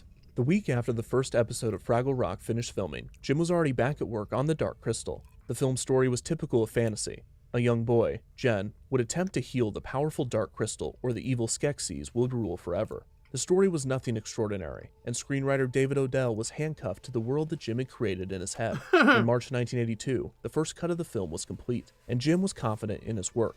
The confidence was misplaced. Yeah, it was The scene in terrible. which Jim was most proud, the Skeksis banquet scene, saw the grotesque creatures slopping on various foods and talking in a made-up language. This scene was a production designer's dream, but it was an editor's nightmare. It did nothing to progress the plot, and without subtitles or recognizable dialogue, it came across as gibberish. Jim saw it as an experiment in filmmaking, but after a heartbreaking cut screening in which the executives were stunned at how bizarre the film was, it was clear that Jim needed to make changes. It was one thing to make a 10-minute experimental film packed full of symbolism, but it was another to make a 100-minute experiment in visual storytelling and bill it as a fantasy adventure. Jim made the changes, but after Holmes à Court and the new executives demanded Jim change bigger parts of the film, Jim took it as an attack on the underlying idea of his work.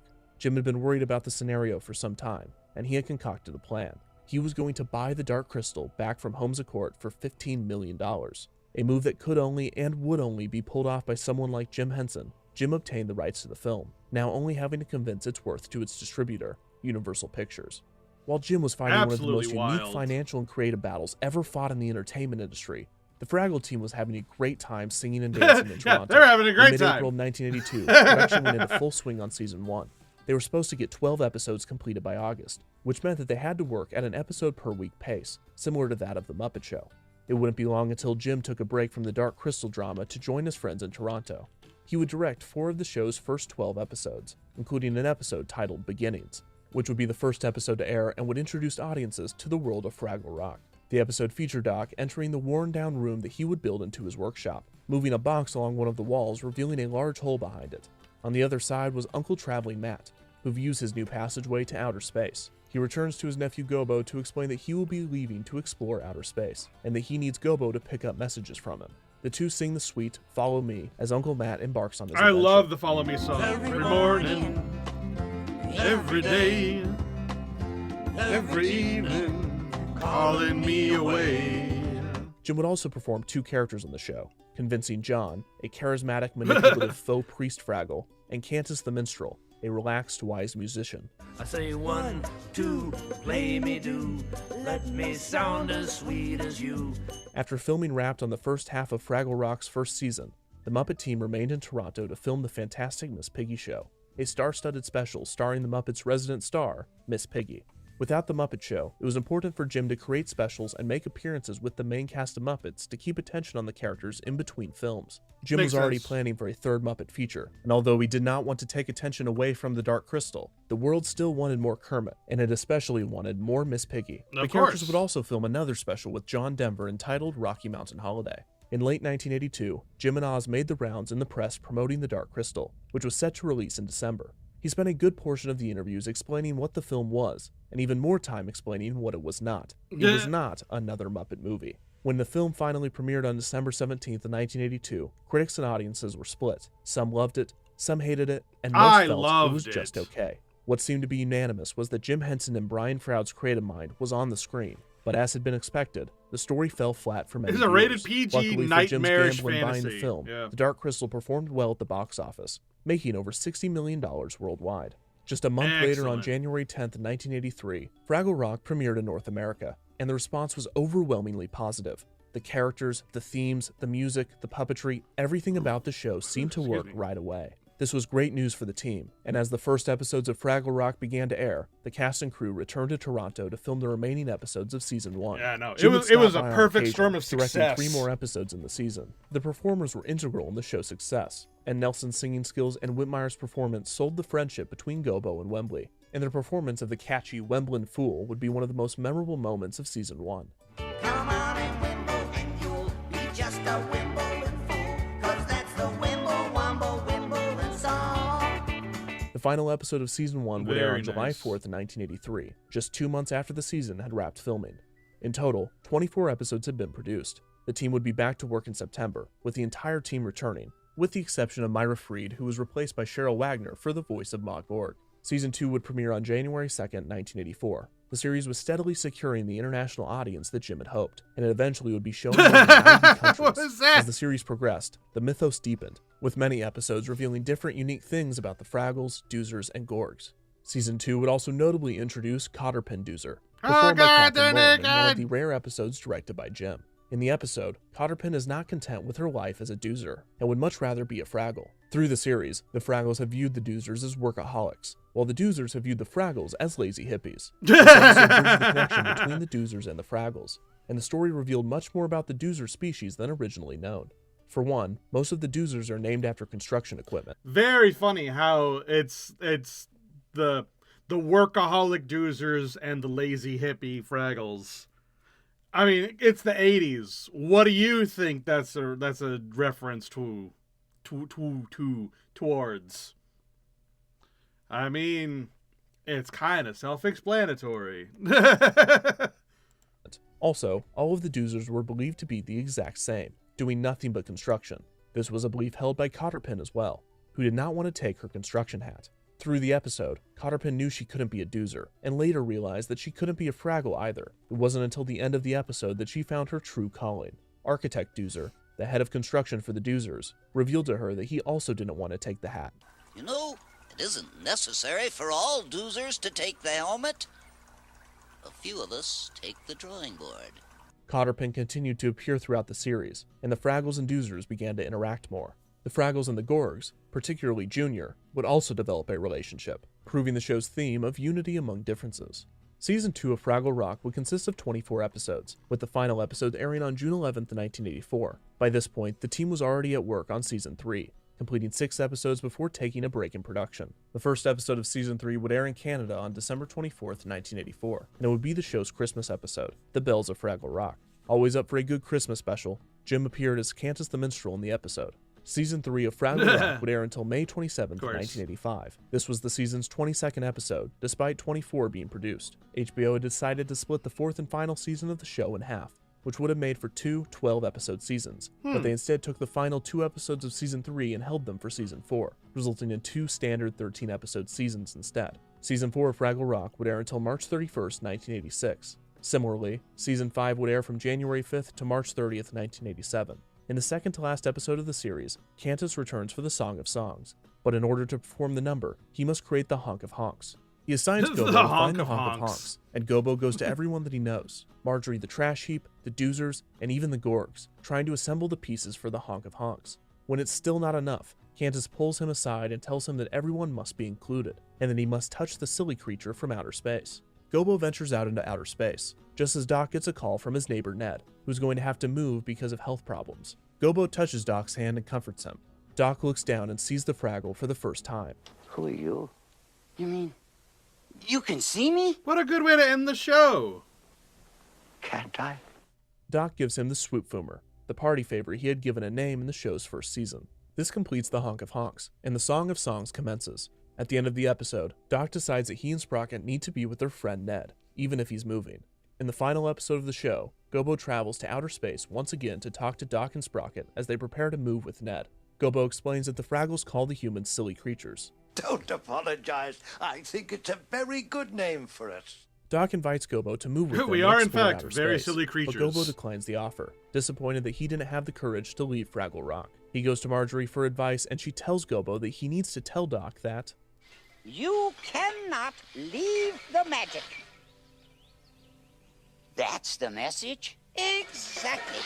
Gobo and the rest of the Fraggle Five run back to outer space to find that the workshop has been emptied and Doc and Sprocket have moved. Gobo's friends comfort him, saying that they would never leave him. He then realizes the trash heap didn't say that Doc shouldn't leave the magic. She said he couldn't.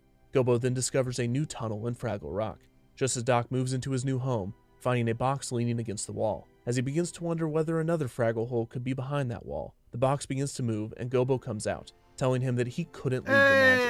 The entire cast come together to sing the refrain to the Fraggle Rock theme as the credits roll. That's so good. Down at Fraggle Rock.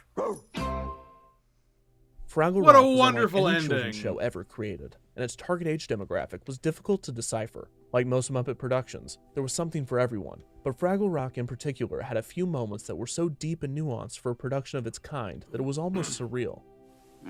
It's not important now. Everything is important. Either that or nothing is.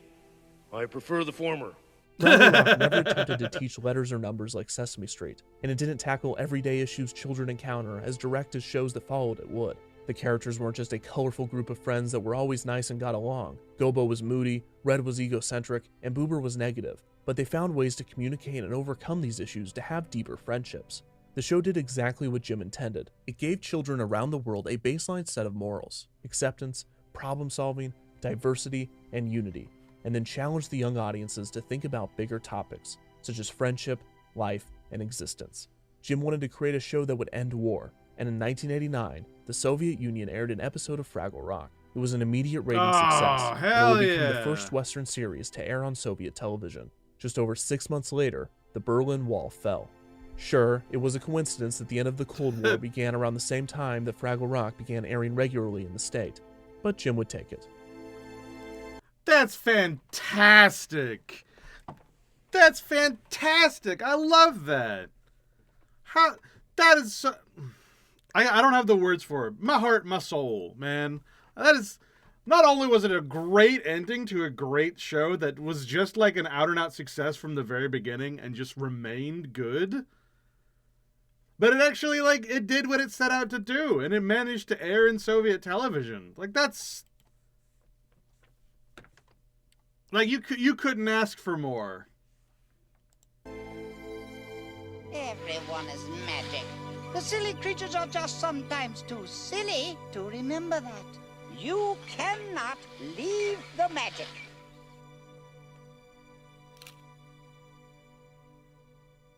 I didn't expect for Fraggle Rock to be around in the Cold War, and that it was around the time the Berlin Wall fell. Right?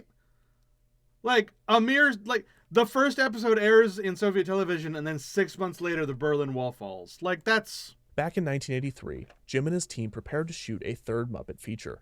At the same time, Froud and Henson began developing a second feature film together. Good. At the same time, Jim was planning a new miniseries showing puppeteers from around the world. And at the same time, Jim was still helping on Fraggle Rock and Sesame Street.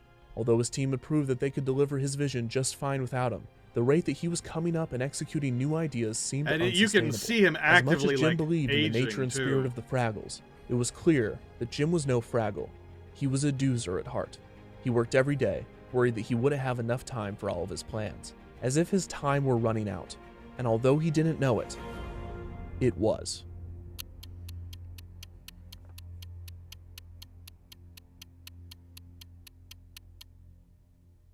Ominous. Ominous. This episode of So we've got 2 more to go. We've got the history of the Muppet Babies, and then the final Jim Henson hour. So we're getting close. We're getting close to the end here, people. You can see him actively aging in that last one as well. Like, he is working so hard. He is falling apart.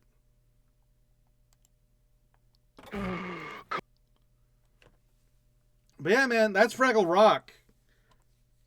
Absolutely fantastic. And it's so funny, too, because at the same time the Dark Crystal was going on, which was a disaster at first. Like, it really was. Like, props to Jim Henson's creativity, but, like, the entire movie was dubbed in a fake language, no subtitles, had culture and things going on that you could not understand. That was entirely made up using the Brian Froud artistry, which is that Feywild artistry with, like, dark and twisted nature, and, like, even the Gelflings that were in it, like Jen, were blue, and also just, like, I mean, they were also naked. They also they also spoke in that made up language. So there was zero human element to root anything. Like, there was no language, there was nothing. And so it was hardly surprising that it just did not work. Like, that would work for, like, maybe 2 minutes, not for 90 minutes. Especially with that ending, which comes out of nowhere, that even nowadays people still are like, that comes out of nowhere, and it's so weird. So it definitely needed to be changed. But what came out of it, I love. I thought it was very, very well done. All right, so now we're on to the Muppet Babies, which I believe is kind of the start of the the commercialization of the Muppets, where it's like, okay, we've proven that it's famous, now it's time to milk it for all it's worth, you know? That's how I saw the Muppet Babies. Even when I was a kid, I watched the Muppet Babies, and I'm like, wow, this really is just like taking characters from these different things that people like Sesame Street, Muppet Show, the Muppet movies, all that stuff, and just kind of like making it for toddlers to absolutely milk the pay pig. At least that's how I felt when I watched it. But I was a little kid, and I was like, I feel like I'm being manipulated by this show. I don't want to watch it. That's how. I flipped over and I watched Fraggle Rock instead. So you know what? I guess it worked.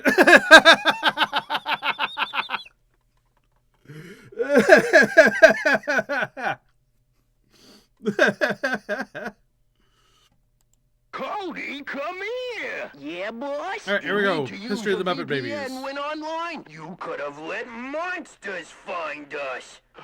Really? Oh, no.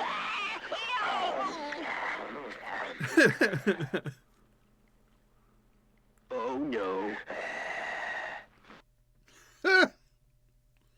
In the summer of 1983, the third feature film starring the Muppets was beginning production, and Frank Oz was in the director's chair. While he had co-directed The Dark Crystal with Jim Henson just 2 years prior, this would be his first time directing a film alone. Oz desperately wanted to enter the world of entertainment beyond the Muppets, and the chance to direct the film could be huge for his future career. Jim believed in his friend's talent and was happy to let him shoot the film. It didn't hurt that Jim was also juggling many other projects and was more than pleased with serving as a mere performer for the production. Right. The film, entitled The Muppets Take Manhattan, had been rewritten by Oz, removing much of the trademark Muppet mayhem in favor of more subtle character moments. In the same vein, Oz would require retake after retake of each scene, demanding near perfection from the Muppet performers and human actors. Oz was making mistakes and frustrating his friends. Even Jim grew tired of Oz's directorial style, although he would retain his typical silence even when stewing. Despite the difficulty, Jim was right to have given the film to Oz. It was a learning experience for him, and The Dark Crystal and The Muppets Take Manhattan would be just the beginning of his prosperous directing career. While the third Muppet feature seemed to lack the expected Muppet energy, it featured an unexpected you need to stumble hit, in order to a run. hit that would become one of Henson's most profitable commodities. The showstopper in The Muppets Take Manhattan was surprisingly Muppet Babies. Fuck. Hello there. My name is Jim Henson, and I'm a puppeteer. I'm called a puppeteer because I work with puppets.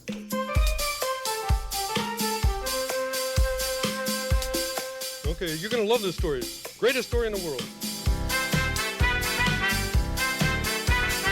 Hey, thank you, and welcome again to another Muppet Show.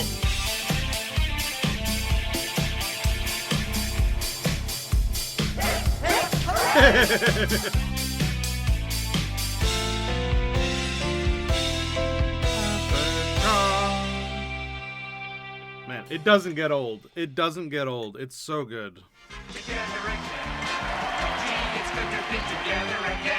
The Muppets Take Manhattan premiered on July 13th, 1984. While the Muppet movie was a trip to Hollywood and the Great Muppet Caper was set in London, the Muppets Take Manhattan would see the Muppets taking over the Big Apple, attempting to create their own Broadway show. The film was received fairly well by critics, although many noted that the more dramatic take on the Muppets did not suit them as well as Running Gags or Dynamite did. Despite the mixed reception, the film was a financial success, grossing over $25 million on an $8 million budget. Nice. The box office gross might have been in part due to the cultural fixation on the relationship of the film's stars. The two most popular Muppet characters had developed a faux will they won't they storyline, with various tabloids and media outlets parodying themselves by speculating on the nature of the fictional characters' relationship. By 1984, the joke had developed into a genuine curiosity from fans, and when news broke that the third Muppet feature culminated in a wedding between Kermit and Miss Piggy, both the press and fans alike were beside themselves with anticipation. And marriage does occur. Let's just say that. Well, is that you and Kermit getting married? You bet. There's no marriage. We don't talk about these things. While the world debated whether the scene in the film meant that the two Muppets were actually married, Jim's own marriage with his wife, Jane Henson, was falling apart. Oof. In the years that Jim had been away shooting The Muppet Show and The Dark Crystal in London, he had begun dating other women. Jane had been aware of Jim's infidelity, and the two rarely spoke of the situation. Jim's shame, along with his non-confrontational nature, had made discussing it at length difficult. In 1983, the couple legally separated, but did not divorce. Despite the two separation and Jim's failures as a husband, they would continue to be dedicated parents for their children and even collaborators in business. Jane Henson was brilliant, with a keen eye for performance, and Jim respected her and her opinion more than almost anyone else. Even during the most difficult times in their relationship and separation, Jim would rely on Jane for advice, and Jane would give it to him. The wedding scene from The Muppets Take Manhattan would also be impressive in that 175 puppeteers were brought in to perform the over 300 Muppets in attendance for the ceremony, including many Muppets from Sesame Street and Uncle Traveling Matt from Fraggle Rock. Still, with all the excitement surrounding the film's final scene, audiences left theaters buzzing about a short dream sequence in which the Muppet cast was reimagined as babies. Sensing the potential in the characters, Henson Associates began making deals with manufacturers of toddler products. Jim had initially been very strict about the use of his characters in merchandising, approving products individually to ensure the integrity of his work was upheld. While he still remained involved in the process, he had become much more lenient with the amount of merchandising that he approved. The Muppets had proven to be a cash cow, and Jim's expensive creative ventures needed funding. Plus, when Robert Holmes à Court took over Lord Lou Grade's production company, he acquired the rights to Jim's fantasy film, The Dark Crystal, as well as The Muppet Show, the first two Muppet movies, and several Muppet specials. Jim bought back the rights to his work, buying The Dark Crystal for $15 million a few years prior and the Muppet products for $6.5 million in the summer of 1984. These purchases, while risky, were smart and necessary, and they would not... Like I was saying earlier, like, if you're not frugal with your money, even as a rich person, and you're spending, while it is good because you're keeping the money in circulation and you're showing off your wealth in a more proactive way, and you're getting things done in a more proactive way, it does have the negative of if a time comes when you actually need that money, you won't have it. So he had to open the floodgates of commercialism, so to speak. Not have been possible without the money from merchandising. Jim's production company was transitioning into independently producing bigger films, starting with The Muppets Take Manhattan and eventually moving on to Jim's next big fantasy film. This resulted in Jim being more open to putting his characters, and therefore the Muppet Babies, on various products. This began in early 1984, months before the film's release, with products such as pajamas, furniture, and even diapers featuring the baby characters. Still, one licensing proposition would catch Jim off guard. Marvel Productions was the studio subsidiary of Marvel Comics. The production company had created a few TV shows based off of the superheroes popularized by the comics division, and the studio had recently found success with an animated miniseries based off of the Hasbro toy line G.I. Joe. Marvel Productions was interested in using the Muppet Babies characters in a new cartoon series to air on Saturday mornings. The popular programming block catered to the younger demographic. Oh yeah, with like Scooby-Doo and whatnot. Most school children would be tuned in. Children would be at school Monday through Friday, and many would be at church on Sunday. This resulted in major networks creating a variety of animated series to air during the block, and the resulting content Saturday was morning unpredictable cartoons. and certifiably wacky. Throughout the 70s and early 80s, cartoon adaptations of movies, TV shows, comics, and toys dominated the market. And by 1984, a Muppet Babies adaptation would fit right in among the type of shows to which viewers had grown accustomed. Unfortunately, Saturday morning came with a stigma, and Jim was hesitant to allow the Muppets to star in their own cartoon. The programs during this block could be charming, but aside from a few outliers, they had little educational value. It was nowhere near the quality of the children's programming that Jim had created on Sesame Street and Fraggle Rock. However, just by thinking about the difficulties in producing such a program, Jim had talked himself into it. It was his unwavering confidence in himself, now justified by nearly 30 years in the entertainment industry, that led him to believe that it didn't matter what other Saturday morning programs were doing. Jim and his team could figure out a way to do it right. He set up a concept meeting between Marvel Productions, CBS, and a few of his associates to discuss the potential of the series. When the meeting was over, they had figured out the show, or at least its core theme. A belief close to Jim's heart, the power of creativity and the importance of diverse creative minds would frame the Muppet Babies project. Only a creator like Jim would require a silly animated cartoon featuring baby versions of popular characters to have such a profound and deep core, but the added element is what would elevate the project to a Jim Henson production. CBS agreed to pick up the show, and Jim trusted Marvel Productions to produce it. He would retain quality control,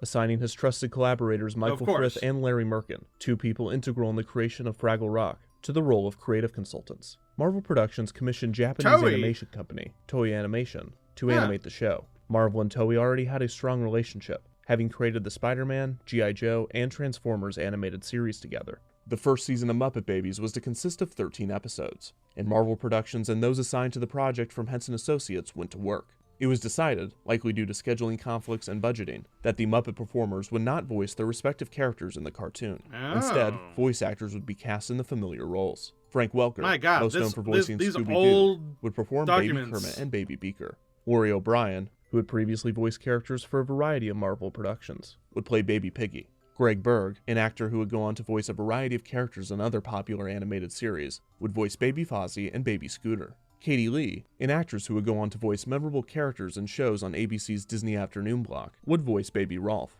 Russi Taylor, who would soon take over the voice of Minnie Mouse, would voice Baby Gonzo and Robin. A new female character would be created for the show, Skeeter. the athletic Skeeter, Scooter's sister. She, along with Baby Bunsen and Baby Animal, would be voiced by I didn't know Howie that she Mandel. was only for Another new Muppet character Babies. would be introduced, Nanny, voiced by Barbara Billingsley from Leave It to Beaver. Nanny was the caretaker of the Muppet Babies, and her face was never seen.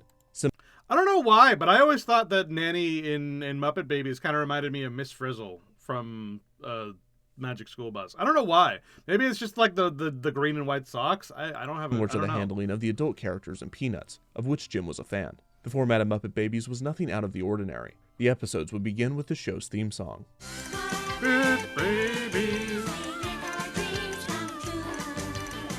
I did watch this show a lot, though.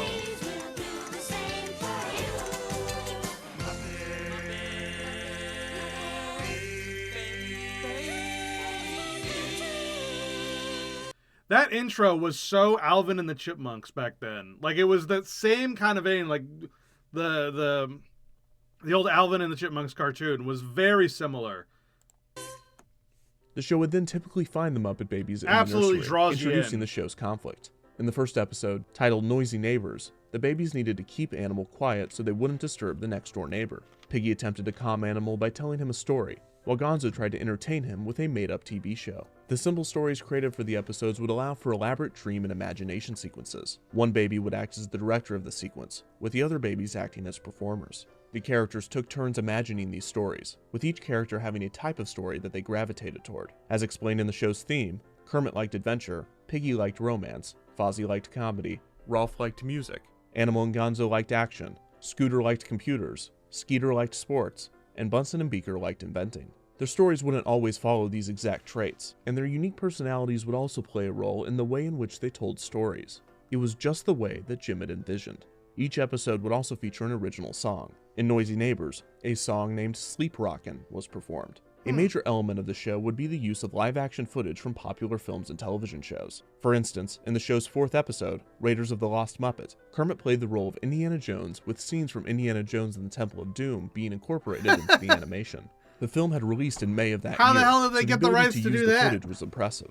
While Jim had always had an ask for forgiveness, not permission mindset when it came to copyright, the use of footage from Lucasfilm and the Muppet Babies would not cause issues, likely due to Henson's close relationship with George Lucas, I see. a relationship that was about to grow much stronger. Even before the release of The Dark Crystal, Jim and illustrator Brian Froud were already discussing the potential of a second collaboration film. Froud believed a group of baby-stealing goblins would make for an interesting Now the story, and labyrinth! he suggested the main setting be a maze of some kind. Jim liked the idea, and he had reached out to poet Dennis Lee, one half of the Canadian songwriting duo of Fraggle Rock, to write a story. As he had done to David Odell with The Dark Crystal, Jim gave Lee a set of notes, filled with specific characters, settings, plot points, and moments that Jim wanted to see in the script. Lee then took these and attempted to make a draft out of them. In late 1983, Lee turned in the draft for a film tentatively titled Labyrinth. In the time that Lee had been writing, Jim had been scouring through The Dark Crystal and its less than stellar critical reviews, attempting to find a reason that the film had not been a smash hit with audiences. While Froud, critics, and many others agreed that it was simply the film's weak story, Jim had narrowed the issues to two different points: the lack of humor and the lack of humans. To solve the former, Jim had recruited Monty Python member Terry Jones to rewrite Lee's script, believing that the comedian's pen would result in a more entertaining and watchable product. As for live actors, incorporating a few humans would not be an issue, as the film's protagonist was to be a young girl that wishes goblins would come steal her baby brother. Jim would not stop there, choosing to make one of the film's biggest and most entertaining characters, Jareth, the Goblin King, a live actor as well. Jim wanted a musician to play Jareth, and envisioned the character as a dark, villainous rock star. Jim had been pursuing Sting to play the character, but but it was Jim's children, especially his son John, that begged him to consider another possibility. David Bowie. Jim was skeptical, but decided to meet with Bowie about And the real main character of Labyrinth, David Bowie's codpiece. Jesus Christ. Project. Jim quickly realized his children were right and asked Holy Bowie to play shit. the role. He would agree to play Jareth, and he would also write original music for the film. This would be just the beginning of the powerhouse team of talent that Jim was assembling for Labyrinth. He would also reach out to friend and collaborator George Lucas, asking him to join the project as an executive producer. The world-renowned creator of Star Wars and Indiana Jones had worked with Henson a few times in the past. Lucas, one of the biggest names in Hollywood, had not directed a film since 1977's Star Wars. He had instead been overseeing major productions as a producer, helping with writing, directing, and editing from the role of a consultant. This seemed to be exactly what Jim needed to elevate Labyrinth above the Dark Crystal with audiences, as Lucas's creative mind had the unique ability to bring fantastical science fiction into the mainstream. Yeah, that's an important point that people forget about George Lucas. George Lucas is not a good director. He's not good at it. Like, if you've seen the original cut of Star Wars, like Darth Vader with a British accent, and him being like a nasally whiner almost, like, oh Jesus Christ. You are part of the Rebel Alliance and a traitor. Take him away. Jesus Christ. I believe it was Harrison Ford who literally went up to George Lucas and begged him not to do that.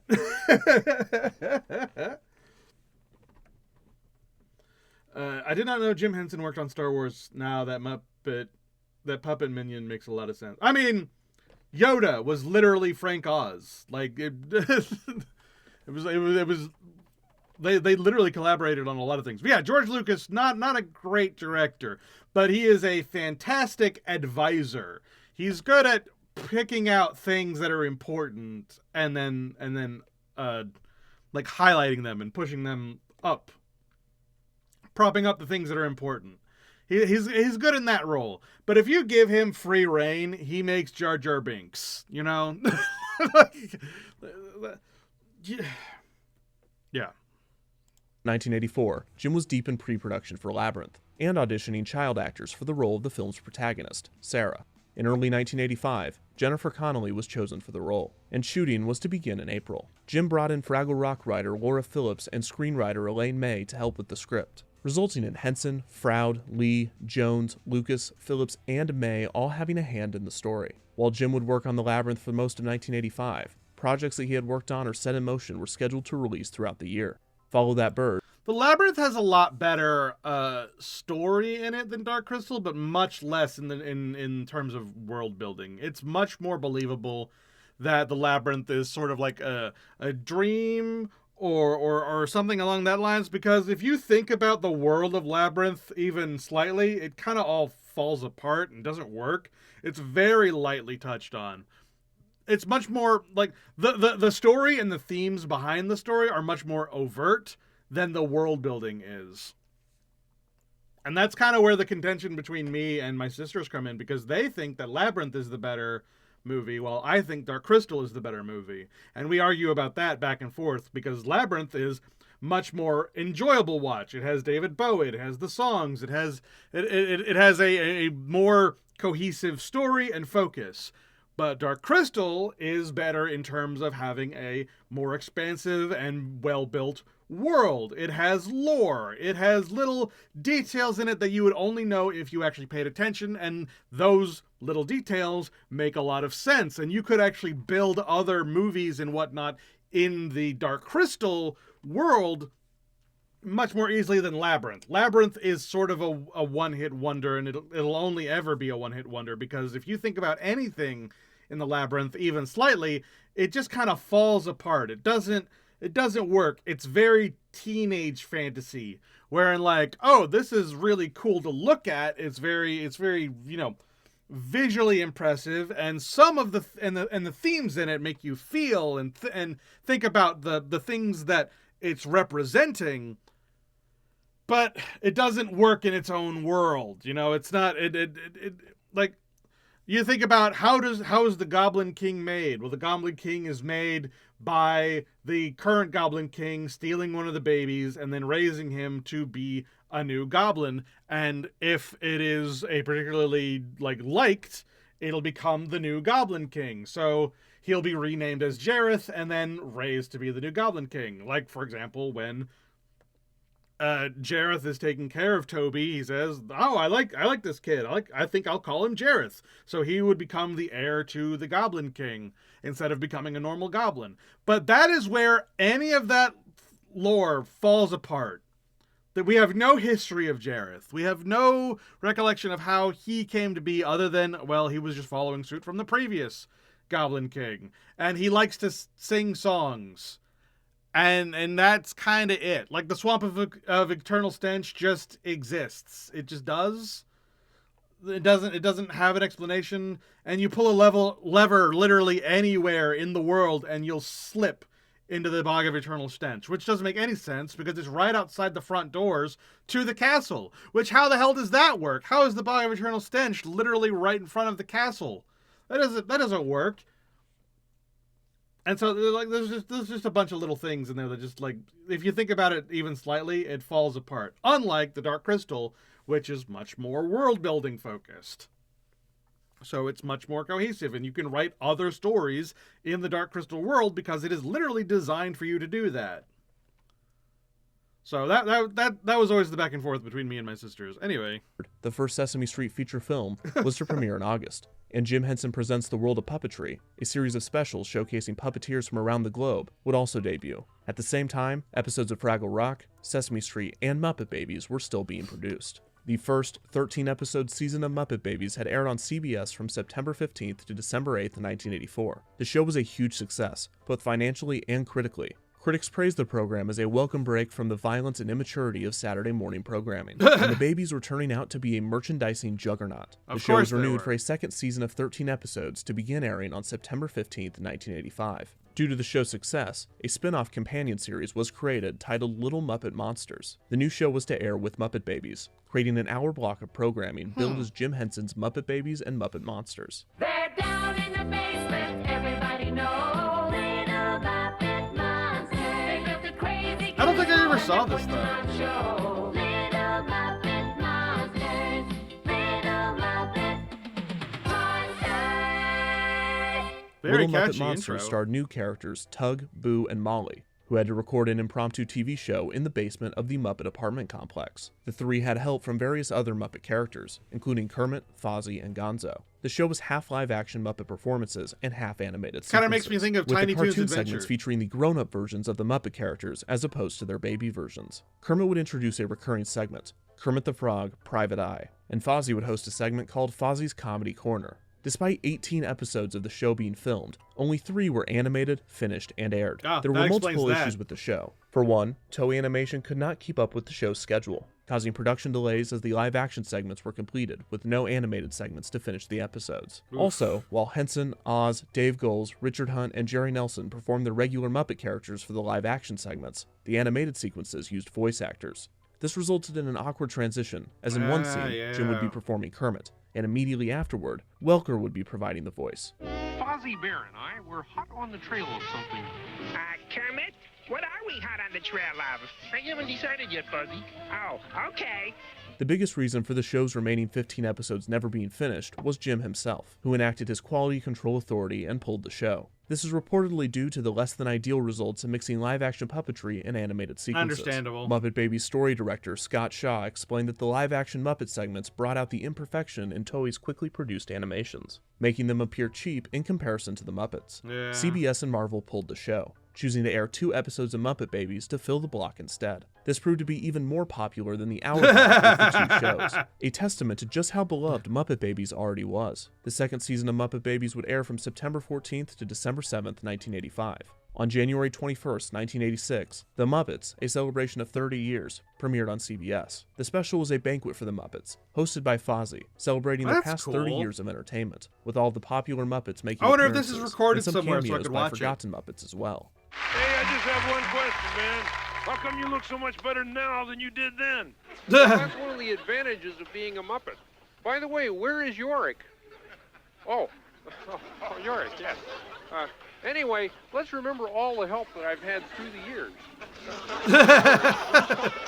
The month after the special premiered, Jim's team was at work filming another special, The Tale of the Bunny Picnic, a cute story that Jim and his daughter Cheryl had developed together. The special starred a new Muppet named Bean Bunny, performed by Steve Whitmire. Oh God, everyone hated this Muppet. I don't know why, but this Muppet was universally hated throughout all of the Henson company. And I don't remember the reason why it was, but literally in everything that this particular rabbit is in, it is absolutely trashed on. In everything it is. I mean, just as a quick example, in Muppet Christmas Carol, it's the homeless bunny who's like shivering in the newspapers. For whatever reason, they hated this thing. They did so many mean things to this poor bunny. Would premiere in late March. Apart from the occasional Muppet specials or appearances, Jim was fully focused on Labyrinth. The team had finished production on the film in September of 1985, and post-production would run into early 1986, with Jim reviewing rough cuts with Lucas. Jim then promoted the film leading up to its June 27th release, hoping that his second non-Muppet directorial effort would be the rousing success he had wanted The Dark Crystal to be. He did not anticipate the exact opposite. Critics were not impressed by the film. Some accused Henson of killing all of the tension and conflict in order to appeal to a family audience, while others, clearly fans of Henson and his work, tried to be gentle in their critiques. But the consensus seemed to be unanimous. The Labyrinth was not the hit that Henson had hoped to make, and many considered it worse than The Dark Crystal. While critics complained about the film they had seen, it seemed that the public was not seeing it at all. The film grossed under $13 million, nowhere near its $25 million budget, all money that Jim's production company had put up themselves. The film's failure was a low point for Jim. When Dark Crystal received a mixed response from critics, it was at least still financially successful. With Labyrinth, Jim had made a film that was both a critical and financial failure, and although it would eventually grow a cult following, at the time, it appeared that Jim was not cut out for Hollywood features. He had fallen in love with the process for multiple reasons. For one, Jim's fascination with world building was satisfied with the lengthy pre-production phase of the feature film cycle. Getting to truly develop a world down to its details, and then construct it for the screen, was a dream for his creative mind. Also, being a feature film director was a status symbol in the industry, and Jim seemed to want to be regarded in the same way that a creator like George Lucas was. Those were the upsides, but now, after the film's failure, he was experiencing the downsides. World building is fun, but when an audience rejects the world that a creator imagines, the work seems to have been in vain. With feature films, that is a gamble, and with Labyrinth, it was an expensive, time-consuming gamble that didn't pay off.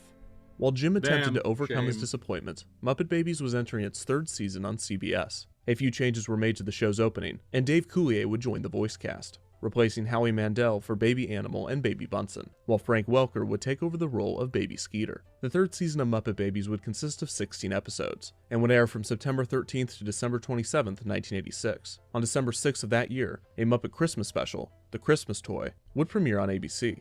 The film, introduced by Kermit, would be produced by the Fraggle Rock team in Toronto. The special centered around a group of toys that come to life when humans leave the room, and one toy having trouble coming to grips with the fact that he will no longer be his child's favorite. This might sound familiar. This might sound familiar. Labyrinth was an unprecedented disappointment for Jim Henson, and although it made him wary of pursuing more feature films, it did nothing to stop the persistence of his creative mind. In a matter of months, he was on to his next idea. Although he had realized it too late, the weakness of The Dark Crystal and Labyrinth was their respective stories. But if there was one thing that most critics had loved, it was Jim's production design and the Creature Shop's handiwork. He was planning to take this talent back to the arena he knew best, television.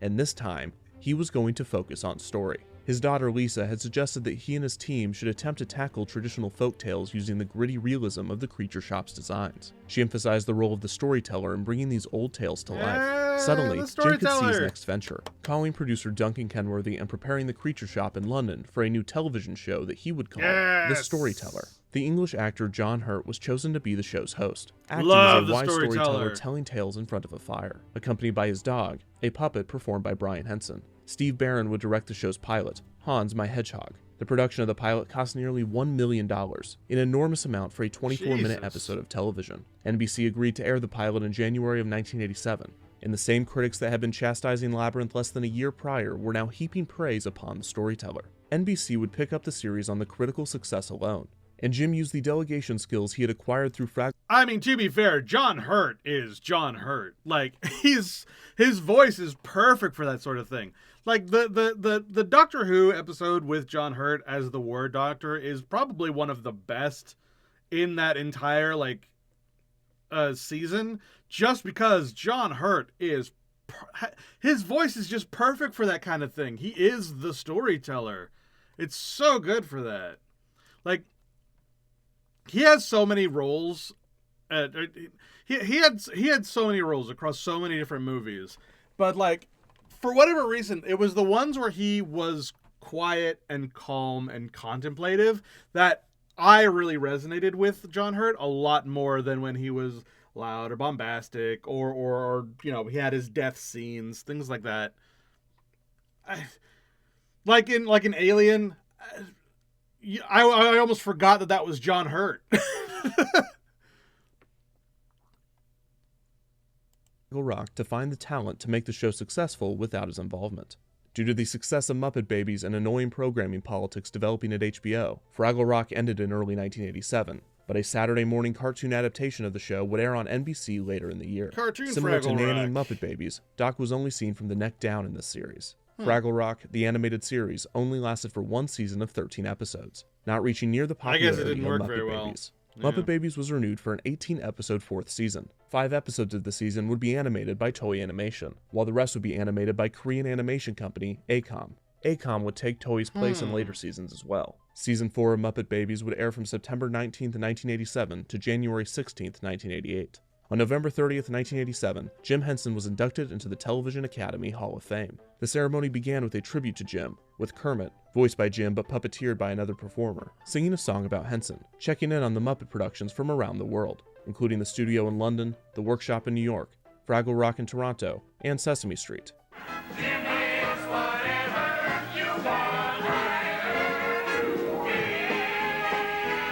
God, that's impressive. The tribute featured appearances from many Muppet performers, designer Michael Frith, producer David Laser, and Jim's agent Bernie Brillstein. Less than a month later, on December 16, 1987, Jim's creations would unite again with the premiere of A Muppet Family Christmas on ABC. Written by Jerry Jewell, the charming and hilarious Christmas special would see Muppets from all of the major productions interacting, with the cast of The Muppet Show, Sesame Street, and Fraggle Rock appearing. There was even a segment with the Muppet Babies. The special ended with all of the Muppets singing a medley of Christmas songs together, including It's in Every One of Us, originally performed in John Denver and the Muppets, A Christmas Together. In the last moments of the special, Jim made a cameo appearance with Sprocket. Yeah, I like it when they have a good time. But I tell you what, somebody's got to do something about these dishes, Sprocket.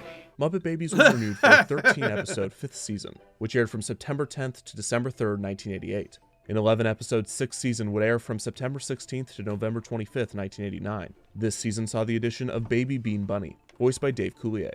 The sixth season of Muppet Babies was immediately followed by a 15-episode seventh season, airing from December 2nd, 1989 to November 3rd, 1990. Statler and Waldorf were introduced to the animated series during this season, referred to as Uncle Statler and Uncle Waldorf, both voiced by Dave Coulier. After nearly a year-long hiatus, an 8-episode 8th season of Muppet Babies aired from September 14th to November 2nd, 1991. This put the show over the coveted 100-episode number, making the series desirable to syndicators. This, coupled with the general decline in Saturday morning programming, resulted in the 8th season of Muppet Babies being the show's last.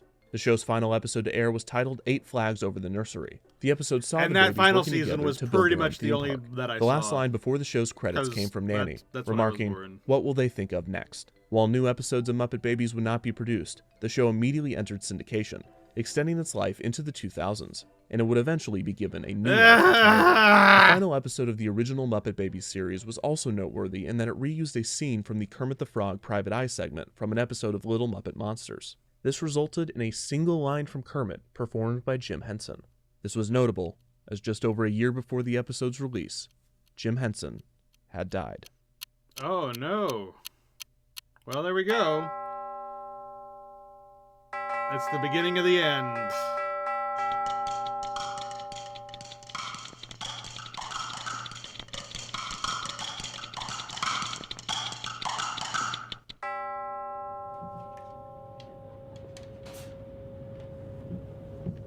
Is this for moving in space? Or locating in space? Yes.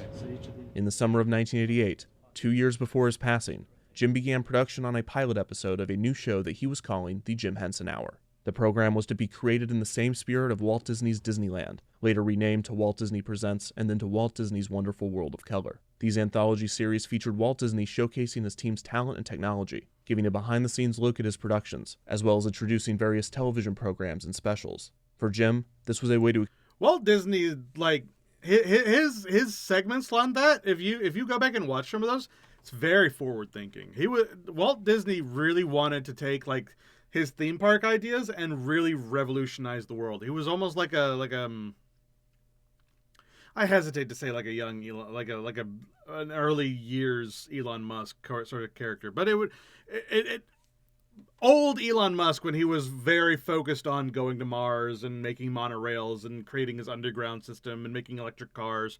That sort of like, we need to push ourselves into the future sort of mindset. Walt Disney also had that, where it's like, we need to make it so that we are living in the future. And how better to do that than to make things look like we're living in the future.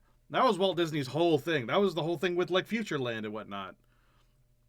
Is that if we want to be living in the future, we have to have a futuristic mindset. That means making things look like we live in the future. Experiment with new technology, test show concepts, and increase the viewership of the storyteller, which was failing in the ratings despite its critical success. Perhaps the most attractive aspect of the Walt Disney format was the opportunity for Jim to bring himself closer to the idea of Walt Disney. Jim, an outspoken fan of Disney's work, was impressed with the company's ability to immortalize its characters. Something had switched in Jim's brain. The creator that always felt that his time was running out was less focused on doing everything he wanted to before he left. He was now fascinated with the idea of keeping his creations around after he was gone. The way the Walt Disney Company was able to keep characters such as Mickey Mouse in the mainstream decades after the deaths of their creators was unparalleled. When it came to eternalizing creative work, Jim was not going to beat Disney, so he was going to do the next best thing for his legacy and the lives of his characters. If Jim couldn't beat Disney, he was going to join them. Which would end up being his biggest frickin' mistake ever. At least in my opinion. All right, we're on to our last video, the final Jim Henson Hour, selling out to Disney and then dying. Ugh. Are we all ready to be sad? Are we all ready to be really, really depressed? This like 4-hour adventure we've been on together is about to come to an end. Let's go.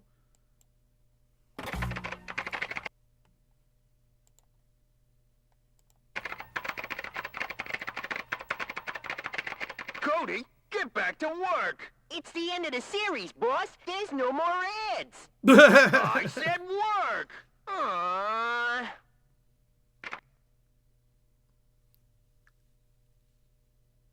On May 22nd, 1990, nearly 5,000 friends, family, fans, and collaborators of the late Jim Henson gathered at the Cathedral Church of St. John the Divine in New York City to celebrate his life. It was the first of 2 memorials to be held for the creator, with the second being planned for London later that summer. An organist played the Sesame Street theme and Rainbow Connection as people strolled past photos of Jim and found their way to their seats. The service began with the Dirty Dozen brass band marching down the aisle, leading the clergy and the choir, followed by the memorial speakers and performers, and finally, Jane Henson and the 5 Henson children. After a song from the choir and a prayer, Richard Hunt approached the microphone, welcoming the nearly full cathedral to the 2-hour memorial. Backstage at the Muppet Theater, now repurposed into a television studio, Fozzie shouted at his fellow Muppets, telling them to prepare for the big production number. The cast was to put on a tribute for someone, although no one was quite sure who. It wasn't until Scooter burst into the room with a postcard from the group's leader, informing them that the production number was for a man named Jim Henson, although none of the Muppets could seem to remember who that was. Through the chaos and confusion, one thing was painfully apparent. Kermit was missing. Oof. Oof. Hello there. My name is Jim Henson, and I'm a puppeteer. I'm called a puppeteer because I work with puppets.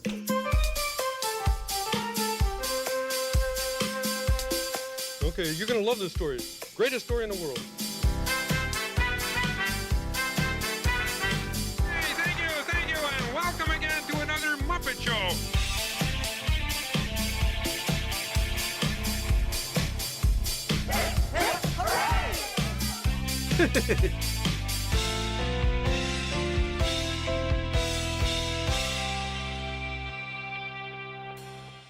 So good. So good. On July 25th, 1988, Jim Henson stepped onto the set of his brand new TV show, The Jim Henson Hour, to film the show's pilot. Jim had pitched a very vague program to NBC, in which he would host and a variety of things would happen. The only comparable to the type of program Jim was describing was The Wonderful World of Disney, Walt Disney's anthology series that had recently been given a new host, Disney CEO Michael Eisner. There were many things that Jim had proposed. One was lead-free TV, a segment satirizing cable television that had developed from an old pitch called Innertube. Each episode of the show was to have a celebrity guest star that would be trapped inside of the television, channel surfing from one program parody to another. Another thing Jim planned for the hour was technology demonstrations or behind the scenes at the Muppet Workshop and Creature Shop, a format taken directly from Walt Disney Presents. The show could also violence feature in new taking Muppet off those segments and puppets skits. every time. Finally, the Jim Henson Hour would showcase episodes of The Storyteller, which NBC was threatening to cancel due to low ratings. The disjointed pitch Jim presented to NBC would have almost certainly never been greenlit without Henson and the Muppets' reputation in the industry. It seemed that the team knew this, as 2 minutes of the 12-minute pitch reel for the Jim Henson Hour was a montage of all of the things the team had done in the past. Jim attempted to organize all of the show's concepts into 4 different types of episode, with each type airing once per month. One week would be an episode of The Storyteller, another an episode of Lead-Free TV, another would be Jim's picture book specials, such as Emmett Otter's Jug Band Christmas or The Tale of the Bunny Picnic, and the 4th week would be left open for anything and everything Jim would come up with. Even with the ambitious attempts at organization, the Jim Henson Hour was random, and NBC's notes would just make it worse. Instead of the week-by-week change in programming that Jim had envisioned, NBC was asking that Jim combine all of the concepts into a single hour, with the first half hour dedicated to lead-free TV, skits, behind-the-scenes showcases, and celebrity guest stars, and the second half dedicated to The Storyteller or other specials. It would have been simpler if NBC had chosen a single idea, but the request for all of the concepts to coexist in a single hour resulted in a puzzle. Jim recruited his trusted team to develop the show, I don't know how you're supposed to do that, including especially writers since some of Jerry these Jewell are and Jocelyn Stevenson specials. and producer Larry Merkin. They set out to put together the puzzle NBC had given them, but as Jewell would later admit, the pieces never really fit. Less than 2 years later, Jewell approached the microphone at Jim Henson's memorial. The first speaker after Hunt's introduction, Jewell would tell his favorite Jim story. While he was writing on The Muppet Show, Jewell and Jim attempted to fix a sketch that wasn't working, all centered around a painful pun. Because I knew that if we lost that joke, we'd lose the whole sketch and I'd have to take off my coat and go back to work. And I said, Jim, is it this central joke that bothers you? And he laughed and he said, oh no, it's a terrible joke, but it's worthy of us.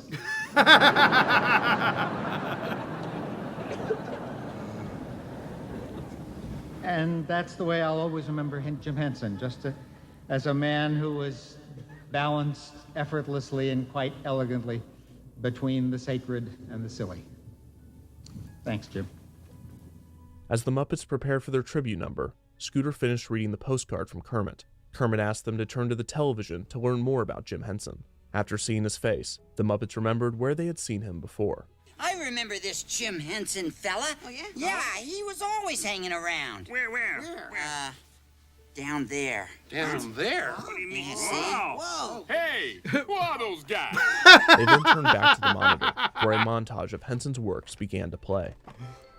Despite the team's anxiety concerning the format and style of the show, the filming of the pilot to the Jim Henson Hour, as was typical with most of Jim's sets, was fun and warm. The team that Jim had built over the past 3 decades had grown into a family of brilliant creative minds. Even with a questionable concept and format, originality of the content was never a concern. If anything, the Jim Henson Hour would create too many new things. Even excluding the show's second half, the first 30 minutes would be given a new cast of Muppet characters, most designed by Kirk Thatcher. Jim would regularly perform Kermit, Link Hogthrob, and appear on screen at the beginning and end of the show. Kermit would be put in charge of Muppet Television, a TV station run by the Muppets. Dave Goelz would perform Gonzo, and a new character, Digit, Muppet Television's robotic technical director. Steve Whitmire would perform Bean Bunny and a new 3D animated character, Waldo C. Graphic, created to show off advancements in computer technology. Kevin Clash, a relatively new addition to the main group of Muppet performers, who had recently established the popular Sesame Street Elmo. Muppet Elmo, Yeah. would perform the new characters Clifford, a relaxed, sunglass-wearing Muppet, and Leon, an inappropriate lizard. Performers Jerry Nelson, Fran Brill, Gord Robertson, and others would develop side characters, and longtime performers Frank Oz and Richard Hunt would make rare appearances. The show's director, Peter Harris, who Jim had worked with on The Muppet Show, suggested that in order to loosen And it's Jim's amazing how performance late up, that he be character given a joined side in. character to interact with. The Thought Lion, the impressive lion puppet built for the True Bride episode of The Storyteller, was chosen. The episode began with Jim introducing the program on a virtual set, before segueing to the Muppet television skits. These were chaotic and random, cutting between TV programs with the same speed and success of a college improv showcase. The pilot's Muppet television segment concluded with the cast singing La Bamba. The episode was originally supposed to be followed by a Storyteller episode, The Soldier in Death, but I love The Soldier in Death. The Soldier in Death is probably in my top 3 Storyteller stories. It's a very, very good one. due to shuffling in its schedule, it would actually showcase Miss Piggy's Hollywood, a new Muppet special starring Miss Piggy. The show was a certified mess, and it was obvious. Jim attempted to ease the minds of network executives, explaining he knew there were some issues and was planning to fix them in the following episodes. He would continue to shoot the series into the fall of 1988 with his team of puppeteers. In May of 1990, that team of puppeteers had gathered again. Jerry Nelson and Louise Gold would perform When the River Meets the Sea, the duet that Paul Williams had wrote over a decade prior for Emmett Otter's Jug Band Christmas, and that had been performed by Robin and John Denver in The Muppets and John Denver, A Christmas Together. The song, which in the film mourns the passing of Emmett's father, took on new meaning as the performers sang the solemn ballad. Oof. When the river meets the almighty sea.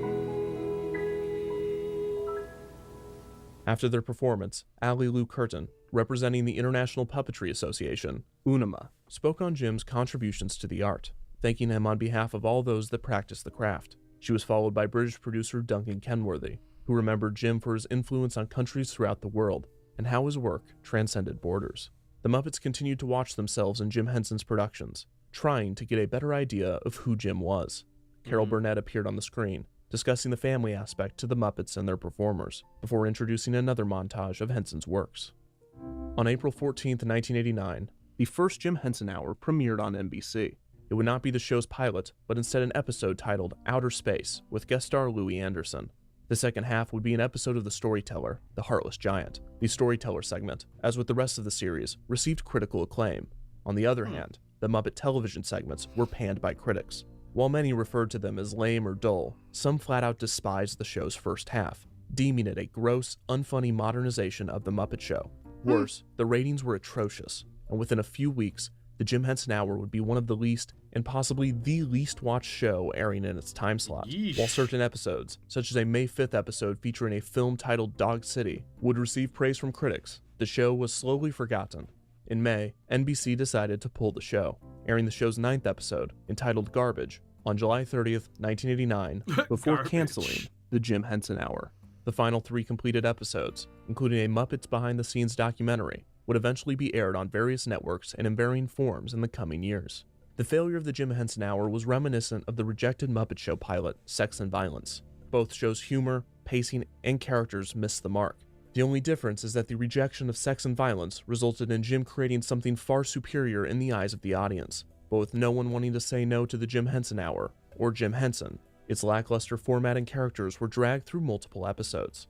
Experiencing commercial and critical failure in feature films had brought Jim back to television, and his love letter to the medium had been rejected just as Labyrinth had. Despite all of the high-tech graphics and advanced puppetry, the Jim Henson Hour was more Jim looking back on things that he had done than looking forward as he always had. You've got to retain the ability to say no to people. It's always so difficult when they're like big names. Saying no to them almost seems like sacrilege. But you've got to be able to have that voice that's, that reins them in. Again, like the George Lucas thing before. The same problem with Jim Henson, where his ideas get away from him a lot. And you've got to have that person there to be able to tell them no. The worst part in Jim's mind is that he had roped Kermit and Friends into the failure. showing for the first time since The Muppet Show's premiere nearly 15 years prior that the frog was not invincible. All of these thoughts went through the mind of the 52-year-old creator, who had appeared to age rapidly over the past 5 years. His signature dark beard turned gray, and he was experiencing a myriad of aches and pains that made performing more difficult. The stress of running his company, finding funding for his project. Man, looking at this guy, you would never think that he's 50. Like, he looks 70. Like, he is falling apart. Like, holy crap. My dad looks better than this, and he's older than him. Dealing with management issues and experiencing the recent failures had become too much. Jim's mind was filled with 1,000 problems, but only one solution. He picked up the phone and called Michael Eisner.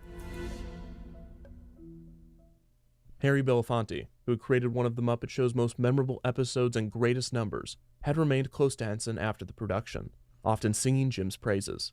Now, at the memorial, Belafonte would say a few words, emphasizing the gift Jim gave to the children of the world.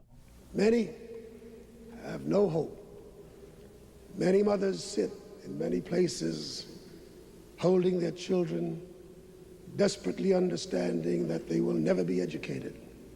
They will never have a chance at life as it should be. And when they get a chance to see the smile on the faces of their children as they develop the appetite to learn because they're watching Sesame Street, when they have developed the appetite to love in a loveless place because they have seen how friendly the Muppets and the creatures are to one another, when they find their own humanity in the humanity of these creations, then you'll have understood the real gift of Jim Henson and his colleagues. Belafonte then sang the song that he had performed on The Muppet Show all the way back in 1978, in honor of Jim's vision of hope and unity. As he sang, the audience waved arm rods with butterflies on the end, created by the Muppet Workshop and passed out to those in attendance. This results in a passionate and powerful number, showcasing Jim's optimistic view of the world and humanity. So is life, so is life. In the Muppet Theater, Fozzie still didn't feel like he knew Jim well enough to do the tribute. Luckily, Clifford found a biography on Jim, and the Muppets gathered to watch a short retrospective on Jim's early creative works. In the spring of 1989, Jim approached Disney CEO Michael Eisner to discuss the possibility of selling his company to Disney. Eisner, who had greenlit Jim's Muppet Show pilots when he was working at ABC in the early 70s, was thrilled at the opportunity to bring Jim's now classic characters into the Walt Disney Company. Eisner, along with Disney President Frank Wells and Walt Disney Studios President Jeffrey Katzenberg, had been hired just 5 years prior to save Disney from takeover. Eisner had been doing his best to bring the Disney brand back into the mainstream, and a hit like The Muppets would be a surefire way to do so. For Jim, not having to worry about management, finances, or even distribution, all things he couldn't escape at his own company, would allow him to spend more time doing the thing he loved most, creating. Henson and Eisner shook hands, agreeing to pursue a deal in which Jim would sell his company and the Muppets, excluding the Sesame Street Muppets, to the Walt Disney Company. With the deal, Henson would also enter a 15-year exclusive contract with Disney, and would develop not only television shows and movies, but also theme park attractions. So Ken, you remember earlier you asked about, man, it's weird that Kermit never ran into any I own this now type of business. Yeah.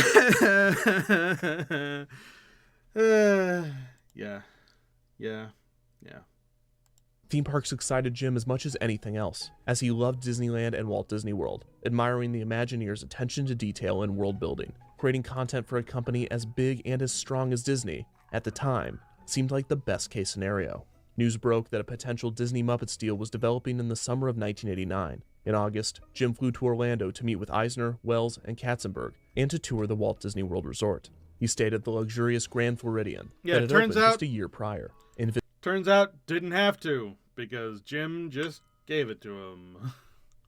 Visited Disney MGM Studios, which had opened a few months prior. The main negotiations took place at the newly opened Portobello Yacht Club in Pleasure Island at the Disney Village Marketplace. There, they would sign an agreement that would be the start of Jim's Disney deal. A few days later, on August 28, 1989, Jim appeared on Good Morning America with Eisner to announce their deal to the world.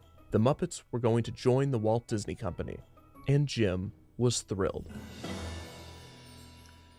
Frank Oz's speech at Jim Henson's New York memorial would bring another story of Jim, with Oz describing an elaborate gift that Jim had given him for Christmas. The quality of the gift and the craftsmanship, it all speaks so much of Jim, that gift.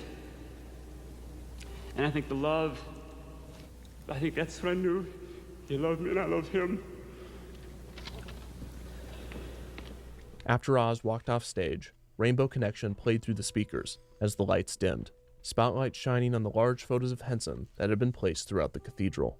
After the film of Jim's biography burned up, John Denver appeared on the screen, introducing a montage of Sesame Street moments and more scenes of Kermit and Friends.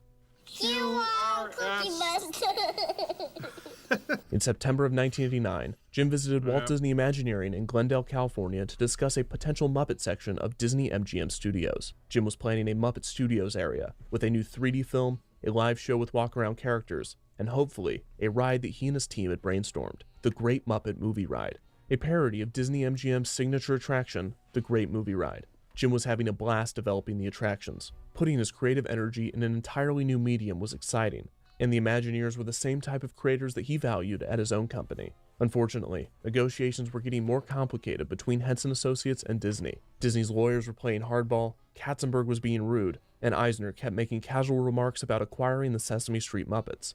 Joining Disney seemed like a great idea in theory. Its simplicity was part of what made it attractive to Jim.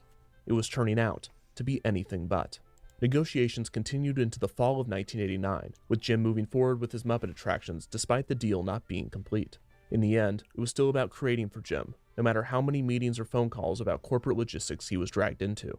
The 3D film, named Muppet Vision 3D, would feature Kermit and the gang testing out the latest in 3D technology, with a lot of gags, a few skits, and even Sam Eagle's own A Salute to All Nations, but mostly America, a glorious 3-hour finale. The attraction prominently featured recent additions Bean Bunny and Waldo C. Graphic, along with the return of Frank Oz's characters, whose appearances with the Muppets have been sporadic as he pursued his directing career. The attraction would also feature elaborate lighting effects and animatronics of Bean Bunny, Statler and Waldorf, a penguin orchestra, and the Swedish Chef. A live Sweetums would even run out in front of audiences. The attraction was classic Muppet mayhem, and Kermit and Friends would be just as entertaining as ever. The film was planned to enter production in early 1990. In December 1989, Jim would perform Kermit the Frog in Disney's Christmas Day Parade, before celebrating the holidays with his friends and family. While the season was warm, 1989 was filled with stress and disappointment. The failure of the Jim Henson Hour and the stress of the Disney deal had made for a difficult year, on top of the fact that Jim had not been able to put a fourth Muppet feature into production. Jewel wrote a script for a film entitled The Cheapest Muppet Movie Ever Made, which he hoped to make in 1989, but he had never gotten around to it. The negotiations with Disney were taking up more and more of his time, frustrating considering they were intended to do the opposite. Producer David Laser attempted to keep peace between Disney and Henson Associates, while Eisner attempted to make up for Katzenberg's attitude. Still, Eisner couldn't help but ask again and again about the Sesame Street characters, and Jim was growing tired of it quickly. John Stone, the director of Sesame Street, would give a short speech on the love he had for Jim, and the love that all of those that worked together in his company had for each other. After this, a piano began to play the opening chords to Be in Green, the hit song that Kermit had first sang on Sesame Street 20 years prior. Then, almost out of nowhere, Big Bird walked onto the stage, wearing a Kermit green bow tie. Inside the puppet, Carol Spinney... My mom and my parents watched this on TV. They watched this go on. And I remember they talked about how they originally thought that this was kind of disrespectful. Because they didn't understand, they didn't fully get this is artists that are showing their respect to a fellow artist using artistry, and so they kind of saw this and they were like, this Big Bird being at a funeral just feels wrong. People singing and dancing and playing It's Not Easy Being Green on an organ feels wrong. But I mean, when you get the full context, you much more clearly understand why it is they're doing it. what's going on with it, and it is a very heartfelt farewell to someone that they all cared a whole lot about. He performed his character, singing Kermit's famous song, Fighting Back Tears. It's beautiful, and I think it's what I want to be.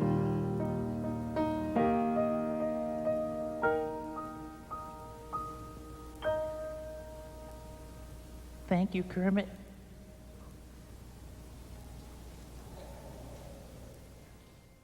Jim's longtime agent and friend Bernie Brillstein walked up to the mic, emotional tension still in the air from Spinny's moving performance. Jim told me never to follow the bird. Brillstein could barely make it through his speech. The memorial, now over an hour in, was getting more difficult for the performers and speakers. After John Denver's montage, Ray Charles would also sing Being Green, with a montage of photos from Jim's life. 1990 would see the release of The Witches, a film based off of a book by Roald Dahl. The Witches! Henson had produced the film in a similar capacity to the way his friend... What a terrifying movie The Witches is. I don't care what anyone says. This movie is scary. It's still scary today. I don't care. I'm an adult and I watch this and I get freaked out. It's scary. I don't know who thought it was okay to make this movie for kids. It's also very, very well done. Very good. It is sort of that late 80s, early 90s, it's okay to scare the shit out of our kids sort of mindset. And oh my God. And George Lucas had produced Labyrinth. The dark fantasy film would be well received by critics, but despised by Dahl, due to the film changing the original ending of his novel. Yeah. Henson would attempt to calm Dahl, but the drama on The Witches was nothing compared to the Disney deal that Jim was focused on. As their lawyers continued to argue, Jim continued to create content for Disney, a very good expecting movie. the deal to go through soon enough, even with increasing tensions. Jim would shoot promos for Disney MGM Studios and the new stage show, Here Come the Muppets, as well as a special, The Muppets at Walt Disney World. The special saw the Muppets traveling to Kermit's Swamp in Florida, only to find that it is right next to Walt Disney World Resort. The Muppets decide to explore Walt Disney World, and hijinks ensue. Michael Frith's speech at the memorial service would be filled with love for Henson, and even a few impressions of him. This is Michael Frith, who sort of heads up one of our creative groups and sort of does a lot of our design stuff. It usually came as a kind of question, and for close to a couple of decades, it's been hanging there waiting for an answer. After Frith, Jerry Nelson would read a tribute to Jim, in the voice of Electric Mayhem band member Floyd Pepper. Floyd! Fearless leader, green flippered gentleness. Fill my dreams with your vision of unexplored possibilities. Shine on eternally bright in our hearts and minds. Fearless leader. Louise Gold would return to the stage, singing Bring Him Home from Les Mis, one of Jim's favorite musicals. After this, a priest read from scriptures of multiple religions. Jim was fascinated with different beliefs and researched many different systems throughout his life. The Muppets continued to watch the monitor as Steven Spielberg appeared, speaking on Jim's contributions to filmmaking technology. In the spring of 1990, Jim was flying from New York to Los Angeles to Orlando to London as casually as he always had. It seemed, in May, that he had picked up an illness, showing symptoms of a cold. On May 4th, 1990, an under-the-weather Jim traveled to Hollywood to appear with fellow performer Kevin Clash on the Arsenio Hall show. An old piece of mosquito caught in your throat there. Yes. I would have said I had a frog in my throat, but I won't say that. Jim was disappointed in his performance of Kermit, not being able to keep up with Hall's wit, rambling on, and barely making the audience laugh. Clifford's appearance went well, but Jim could tell that his illness, which he still believed was just a cold, had affected his appearance on the show. Kermit was Jim's most famous creation, and he had appeared on almost every variety show on the air for as long as America could remember. And this would be the last time that he would, on Jim's arm. 2 days later, on May 6, 1990, the Muppets at Walt Disney World special would debut on NBC. The special, prominently featuring the classic Muppet Show gang, was as colorful and as fun as ever. The special ended with Mickey Mouse welcoming Kermit the Frog to the family, even though the Disney deal was not yet complete, and it would never be in its current form. It would take Disney another decade to finally acquire the Muppets after the events that would occur in the next 10 days. After the premiere of the Muppets at Walt Disney World, Jim Henson was still feeling sick. He had flown from Los Angeles to New York before flying to North Carolina to visit his father with his daughter Cheryl. He flew back to New York on May 13, 1990, feeling tired with a sore throat. His son John would visit that night, and Jim went to bed feeling even weaker. Jane had been informed that Jim was not feeling well and brought over a pot of soup. Jim asked her to stay, and Jane obliged. For the first time in the memorial, Jane and Jim's children spoke. Jane introduced the 5 Henson children before thanking many of the people that had made the memorial possible. Despite the frustration and the pain that had come of Jim and Jane's relationship in the latter part of his life, there was no doubt that Jane knew Jim better than almost anyone, proving it in her impromptu speech. I don't want to pretend that I know what happens after this life, or that Jim really knew what would happen after this life, but he had great plans. And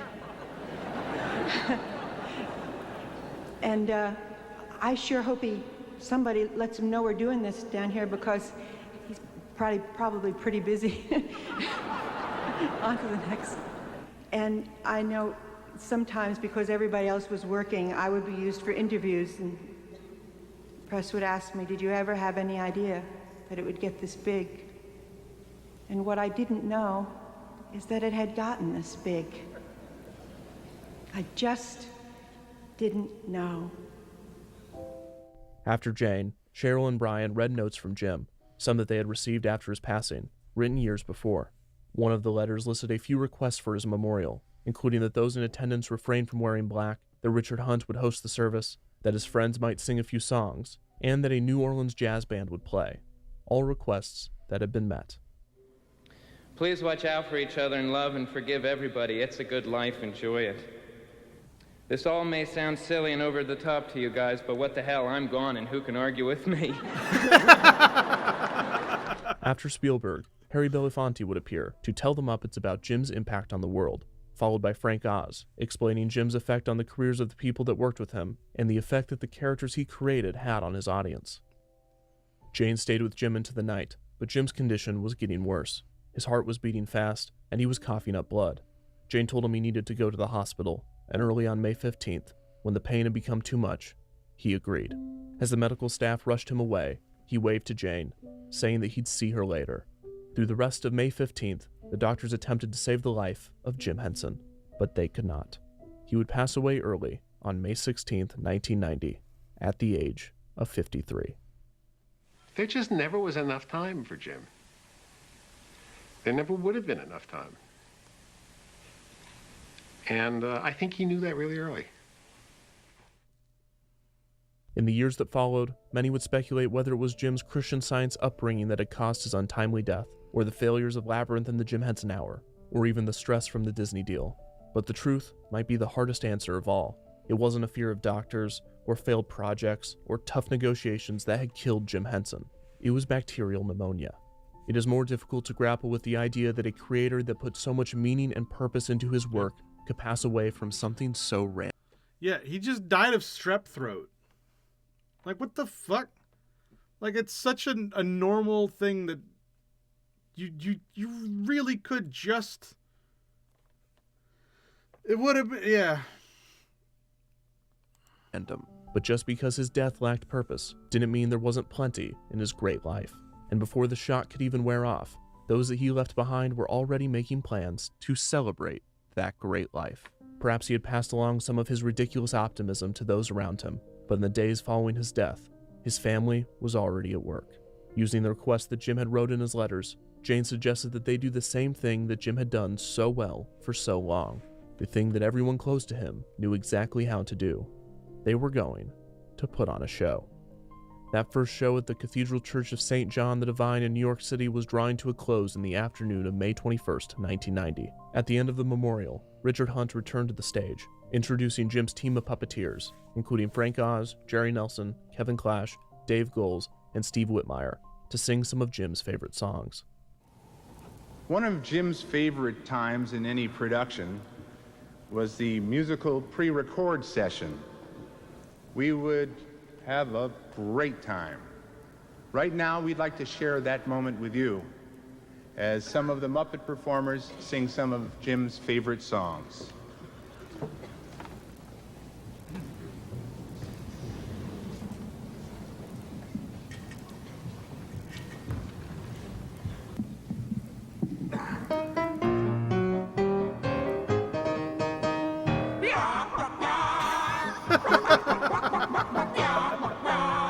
The first song they sang was the chicken version of Babyface from The Muppet Show. Then, Clash, as Elmo, sang Lydia the Tattooed Lady. Lydia, oh Lydia, say have you met Lydia? Lydia the tattooed lady. Nelson would sing It's in Every One of Us from the John Denver specials and A Muppet Family Christmas. Oz and Hunt, using the voices of Fozzie and Scooter respectively, would sing a rendition of Simon Smith and his Dancing Bear, as they had done on The Muppet Show. Oh, I'd step out in style with my sincere smile and my dancing bear. Outrageous. Aha! Alarmist. It is. Courageous. And charming. Yes. Nelson, as Robin, would sing A.A. Milne's Halfway Down the Stairs, one of Jim's childhood favorites and the song that Nelson had popularized on The Muppet Show. Another one of Jim's favorite Milne numbers, Coddleston Pie, which he had performed as Rolf on The Muppet Show's first season, was performed by Oz in the voice of Fozzie. Coddleston, Coddleston, Coddleston pie. A fly can't bird, but a bird can fly. Halfway through the song, Goals, Clash, and Whitmire lifted Oz up in his chair, helping him get through the number. Goals would perform Gonzo's I'm Going to Go Back There Someday, the powerful number from the Muppet movie. The song was given more depth, as the lyrics seemed to call to their lost leader. I'm going to go back there someday. The emotional song was followed by the much more light Wemblin' Fool from Fraggle Rock, performed by Nelson and Whitmire, reprising their roles of Gobo and Wembley respectively. Finally, the performers all came together to sing one of Jim's absolute favorites, You Are My Sunshine. Man, that guy in the green outfit, wow. She had performed countless times over the years. Each song seemed to be given a stronger weight, as they all represented a different part of Jim's personality, whether it be crap. humor, It looks like a hope, poodle. or love. Please don't take my sunshine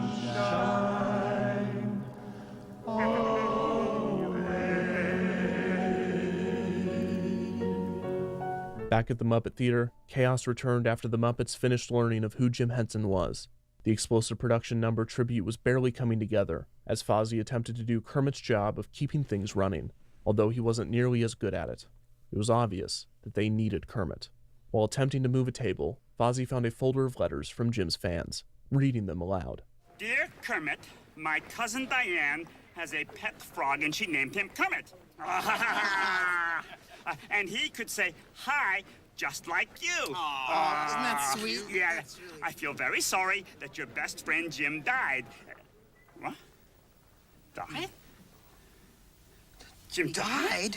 But we were just starting to get to know him. Dear Kermit, I hope you feel better.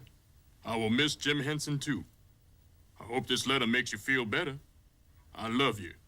Bridget Kerwin, Peabody, Massachusetts. We will miss you, Jim Henson.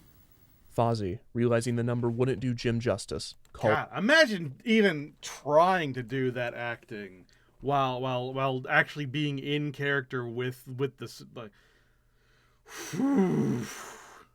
that's rough. That must have taken a long time to get through. ...it off. Everyone sulked away, and Fozzie didn't know what to do. It is easy to understand Fozzie's frustration. How can you pay tribute to someone as special as Jim Henson? He had taught the children of the world with Sesame Street, entertained the planet with The Muppet Show, and instilled valuable morals in the viewers of Fraggle Rock.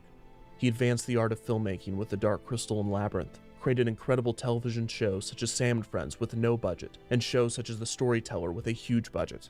Generations of children had grown up seeing Kermit the Frog on Sesame Street, Muppet Babies, The Muppet Show, and the Muppet movies, to the point that the world accepted the character as a celebrity. Jim trained hundreds of creators with a patient attitude, commanded film sets with a soft whisper, and kept the world's most influential people on the edge of their seat with a mere hum. Jim Henson was a brilliant, creative, hardworking, and talented person, but he was also one very important thing: lucky.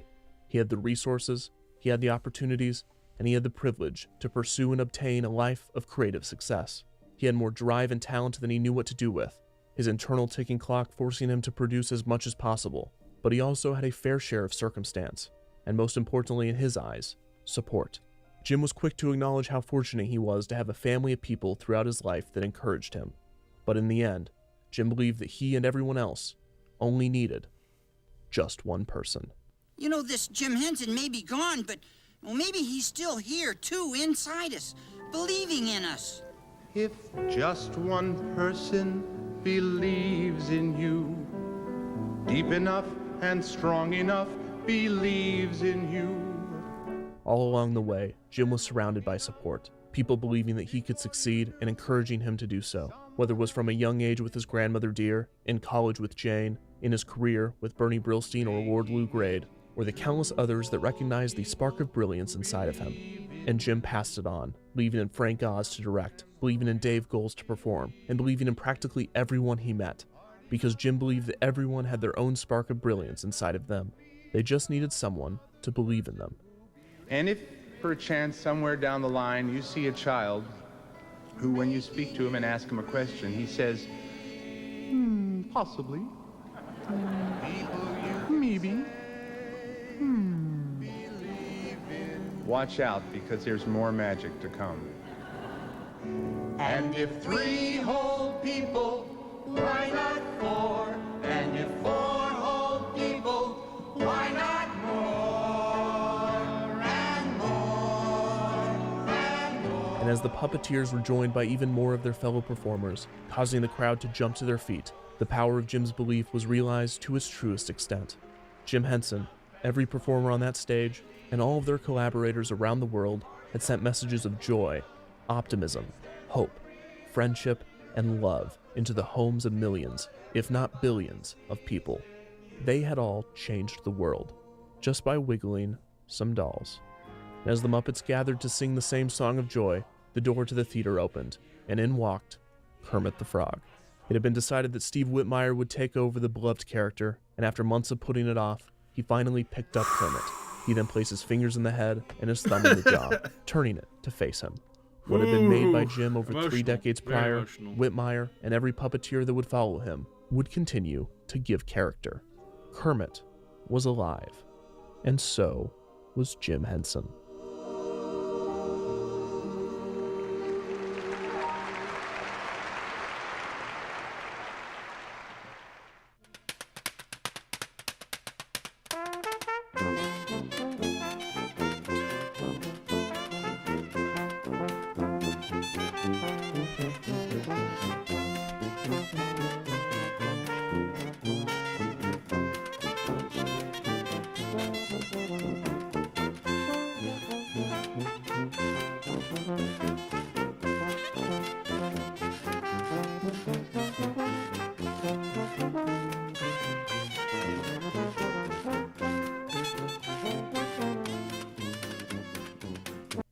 Alright, so that was Defunctlands, Jim Henson entire life story. Like, holy. Jeez. That end too. Like, my heart, my soul. I'm gonna cry. Golly. That's like honestly, the song, If Just One Person Believes in You, is like so incredibly powerful. Like, to end off on that, it's just not fair. Like, God damn it. And then, of course, it doesn't really bring it up because it's after, but, you know, after he becomes, Whitmire becomes Kermit, the company moves over to being owned by Brian Henson.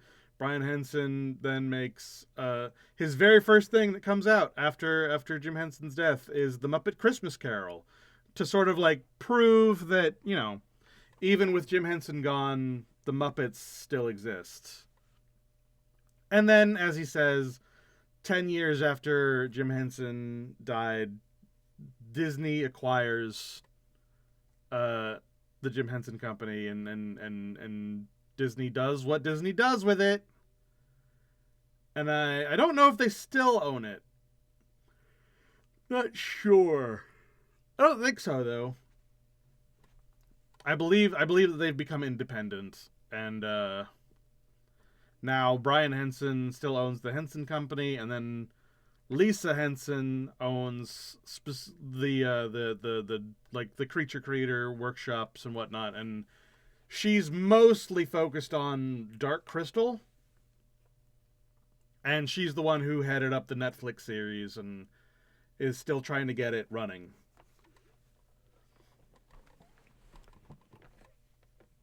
But that's Jim Henson. God, it's so weird to watch your childhood like just go by like that. Whew. But I think that'll do us for today. That was I think that was a fairly successful reaction Thursdays. Let me know if we should keep this going. I have other stuff for us to watch. I have other things to do. And obviously I have the things on Discord, so if you guys want to suggest anything, do so there. Don't send links. Just tell me that you want to watch it with the group, and then I'll throw it up on stream and we'll watch it together. Just, make sure that it is streamer safe. The way that I'm going to check it is to see if anyone else has reacted to it on YouTube or whatever, and if it is there, then I'll watch it, and if not, then I probably won't. Excuse me. But yeah, man. Here, since I don't want us to end off on like a sad dour note. So let's do something a little, just a nice quick little door monster, just to like get our bring ourselves back up.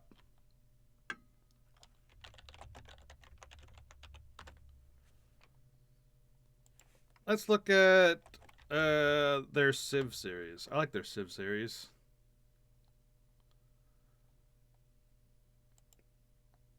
How long is this playlist? It's got 21 videos, but they're all like a minute long, like less than 5 minutes. So it should be 5 times 20, about an hour or so. That should get us nice and perked up, I think. The storage conditions for the Muppets was apparently abysmal, which is why so many were lost. That makes sense. Yeah. So let's watch through this and then feel better. Yeah? Yeah. And then I'll have to like separate it out or something. I won't bother. When owned by Disney, yeah.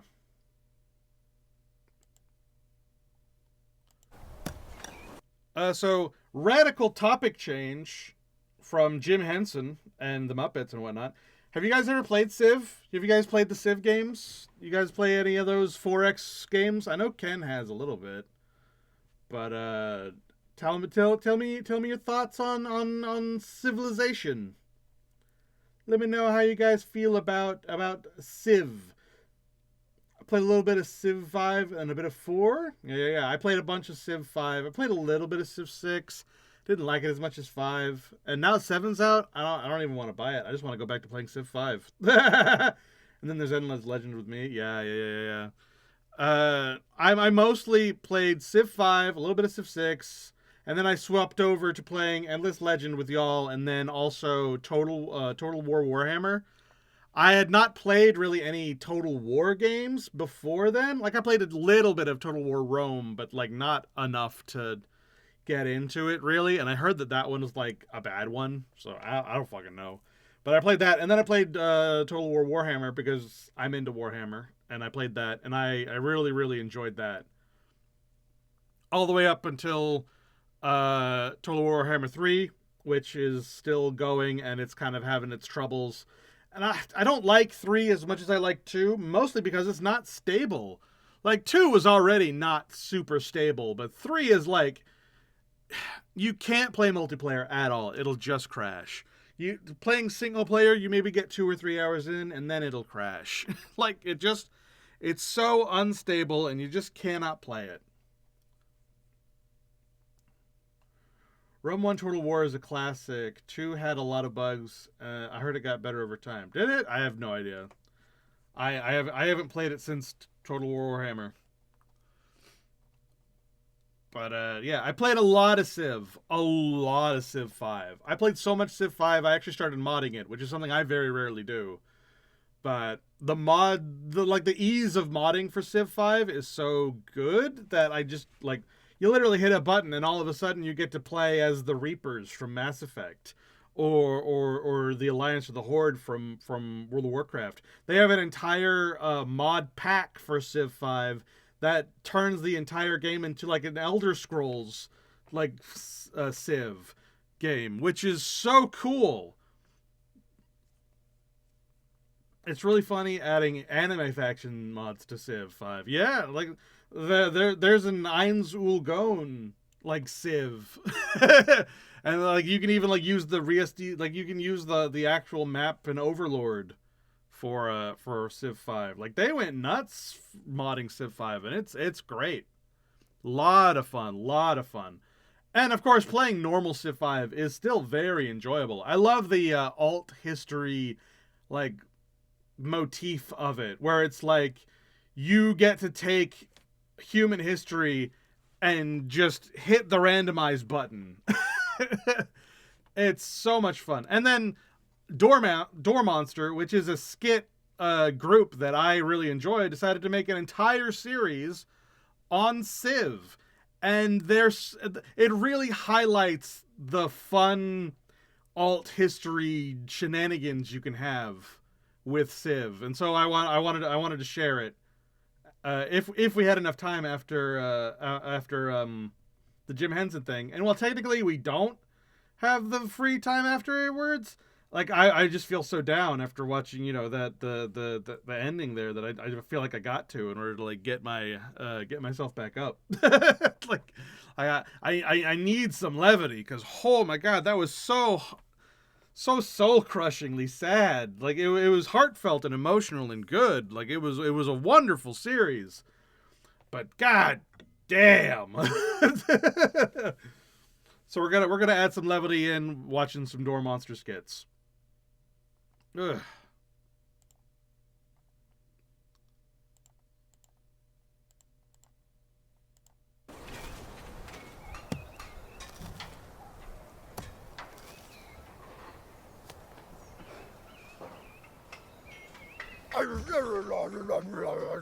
Oh god, a barbarian!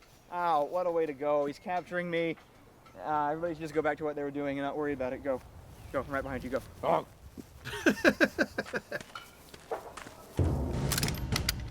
Worry not, my friend. I will remove this blight from our land immediately. No. I mean, you don't want to do that. You know, get in a fight with him, getting cut with that sword. Yes. Don't be absurd. I am a soldier of Cheeseland, and it is my sworn duty and my honor to ensure that every civilian stays safe within its borders. Yeah, thanks. Thank you for your service. But I'm just not worth it. You know, I'm really not. I mean, my work has been slipping. I haven't been meeting my farm quotas, and whenever I make a road lately, it just looks like a giant tried to scribble one last message before he was murdered. It would be better just to let him take me, honestly. Are you trying to escape? No, I love Cheeseland.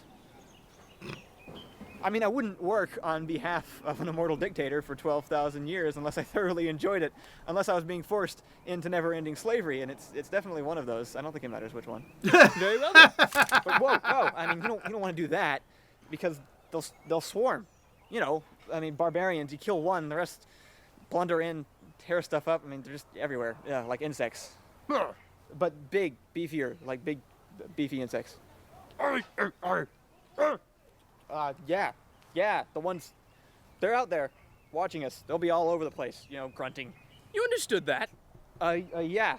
I took a few years of barbarish in college. No, I'm sorry. I'm not getting away with that. There are no schools in that city. It's a terrible place. No, wait! At ease, civilian. You may return to your work in peace. Yeah.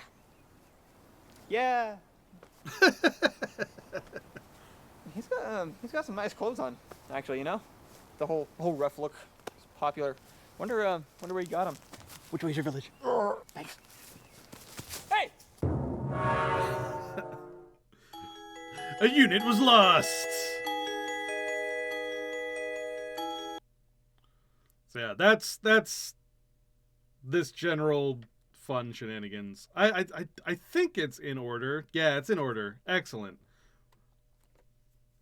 So we'll move right on to the next one. Thank you everyone for attending. We've gathered here today to discuss what to do with the warlord Gandhi and his repeated attempts to destroy the Earth. I believe we are all open to any suggestions at this point, so speak your mind. The warlord Gandhi. I say we take him by force. You're stupid. Good start. You've lost. Yeah, that's referencing the old Civ bug that Gandhi has, where his peacefulness meter on his the way that the Civ 5 AI works is that it has scales on like how aggressive it should be, how technological it should be, how blah blah blah it should be, how much culture should it go for. And the funny thing was that I think it was Civ 2 ? Where Gandhi's like aggression meter was so low it actually hit a negative value and went all the way around to being a max. So it was 9,999 full maximum, and so Gandhi would just like rush militaristic advancements and then nuke everybody like before anyone was ready. Good reference. More soldiers than the rest of us have ever had combined. That's what soldiers are for. They hurt Gandhi, and then they die. But they're not hurting him. He's still fine, and he's wrecked 2 of your cities. I denounce you.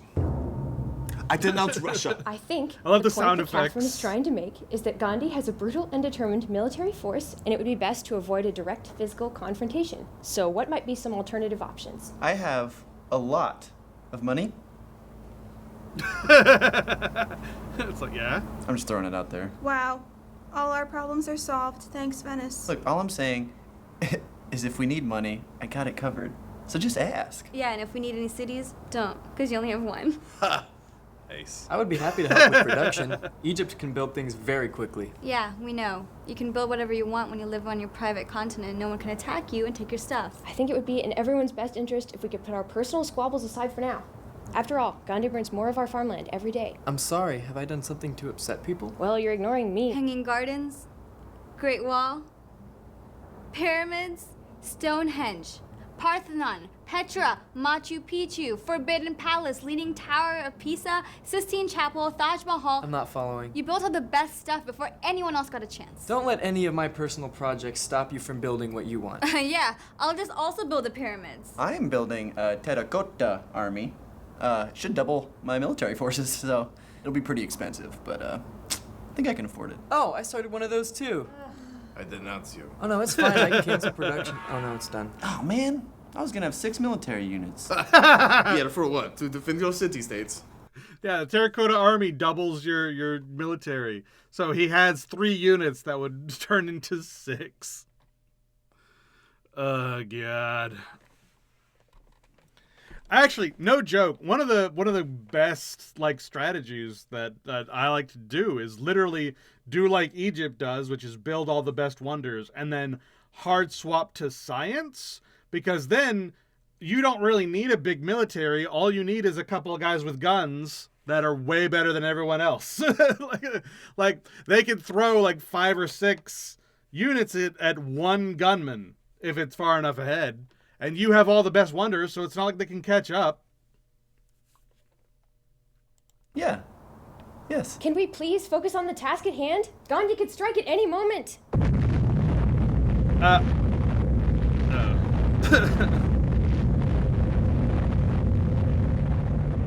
Was that any of you? I don't remember. I don't remember. Wasn't that Venice? Oh, crap. Yeah, Suleiman's the conqueror, so he just goes around and very quickly takes places, but then he doesn't, like, hold on to them, so they get retaken really quickly, and it's just like a back and forth of trying to capture things as quickly as possible. So it makes perfect sense that he doesn't remember if he owns it or not. I don't remember. Was that not supposed to happen? Wasn't that Venice? Oh, crap. Oh, no. Yeah, well, we'll probably bounce back. I think I have enough money to fix it, so... It looks like Gandhi took out all the trade routes in the world simultaneously. Oh, then all my money's gone. Well, I'm out. Sorry, guys. No one will miss you. Well, I have nothing to worry about. India loves some Byzantine culture, so I'll be fine. Congratulations on being killed last. No, she's right. Every time I attack her, my soldiers are like, we can't slaughter them. They make art. You two messaging each other? No. Oh look, it's from my scout. Found some ruins. Scouts, right? It's like 2015. Okay, I demand to know what you're talking about. It's none of your business. Ooh. It's funny because we make the art from all the gem deposits we stole from him like 500 years ago. Oh. I denounce you! Suleiman! I'm tweeting right now. I denounce the Byzantine Empire. Hey, not to sound uncultured, but what are all the rectangles you keep poking? They're phones! How far behind are you? Go and research education. I can't yet. I denounce all of you. You know what? I denounce you. I denounce everyone. I did it first, and to you most. Attention world, I denounce the Ottoman Empire. I denounce the Byzantine Empire again. Oh, I denounce Venice. I call my religion denouncing Venice. Mahatma Gandhi, the most vile abomination ever to curse. I named my religion denouncing Venice. So fuck you, Venice.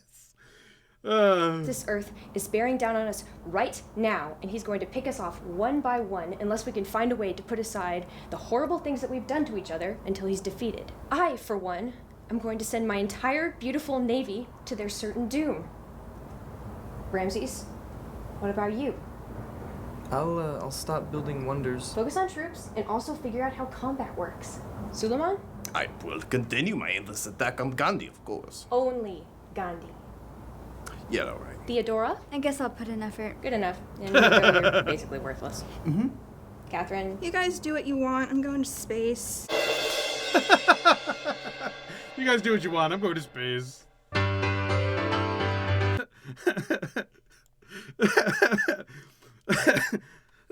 I denounce the Sumerian Empire. I denounce Venice.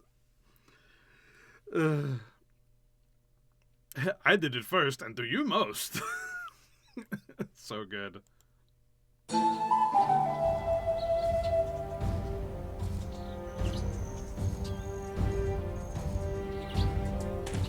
It's the Scouts!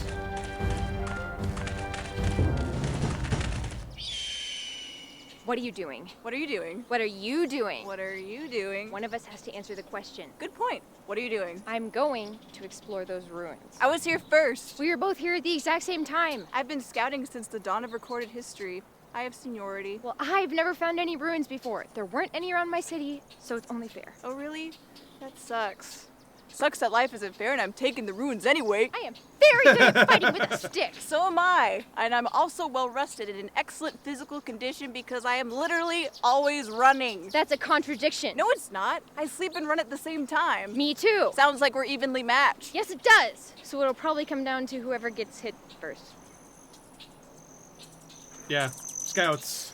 I guess we could settle this diplomatically. Fine. I think I should get the ruins because I've traveled very far from home, avoided several barbarian camps, and all you've done is secure a border. That's a pretty heavy accusation. Where's your evidence?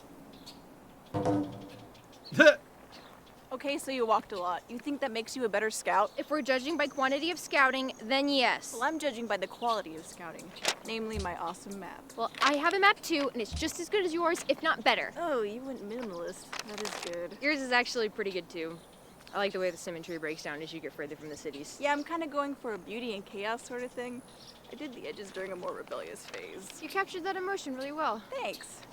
I need those ruins. There might be survivors inside, and Greece is low on population. Well, there might be gold inside, and Rome is short on money. Well, there might be an ancient weapon inside, and then I can use it to kill you and end this conversation forever. Hey guys, did you see the ruins? I checked them out, but I only found this. So, kind of disappointing, really. It's weird that there are ruins. Right? Just like we were the first ones here. Oh, they're gone. Oh, wait. No, hold on. It's a good point. It's the map. It's the map. It's not worth it. It's not worth it.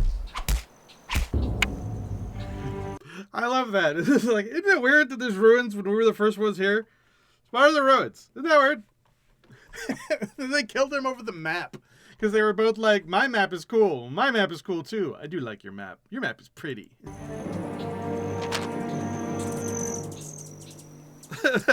I'll never make anything this beautiful.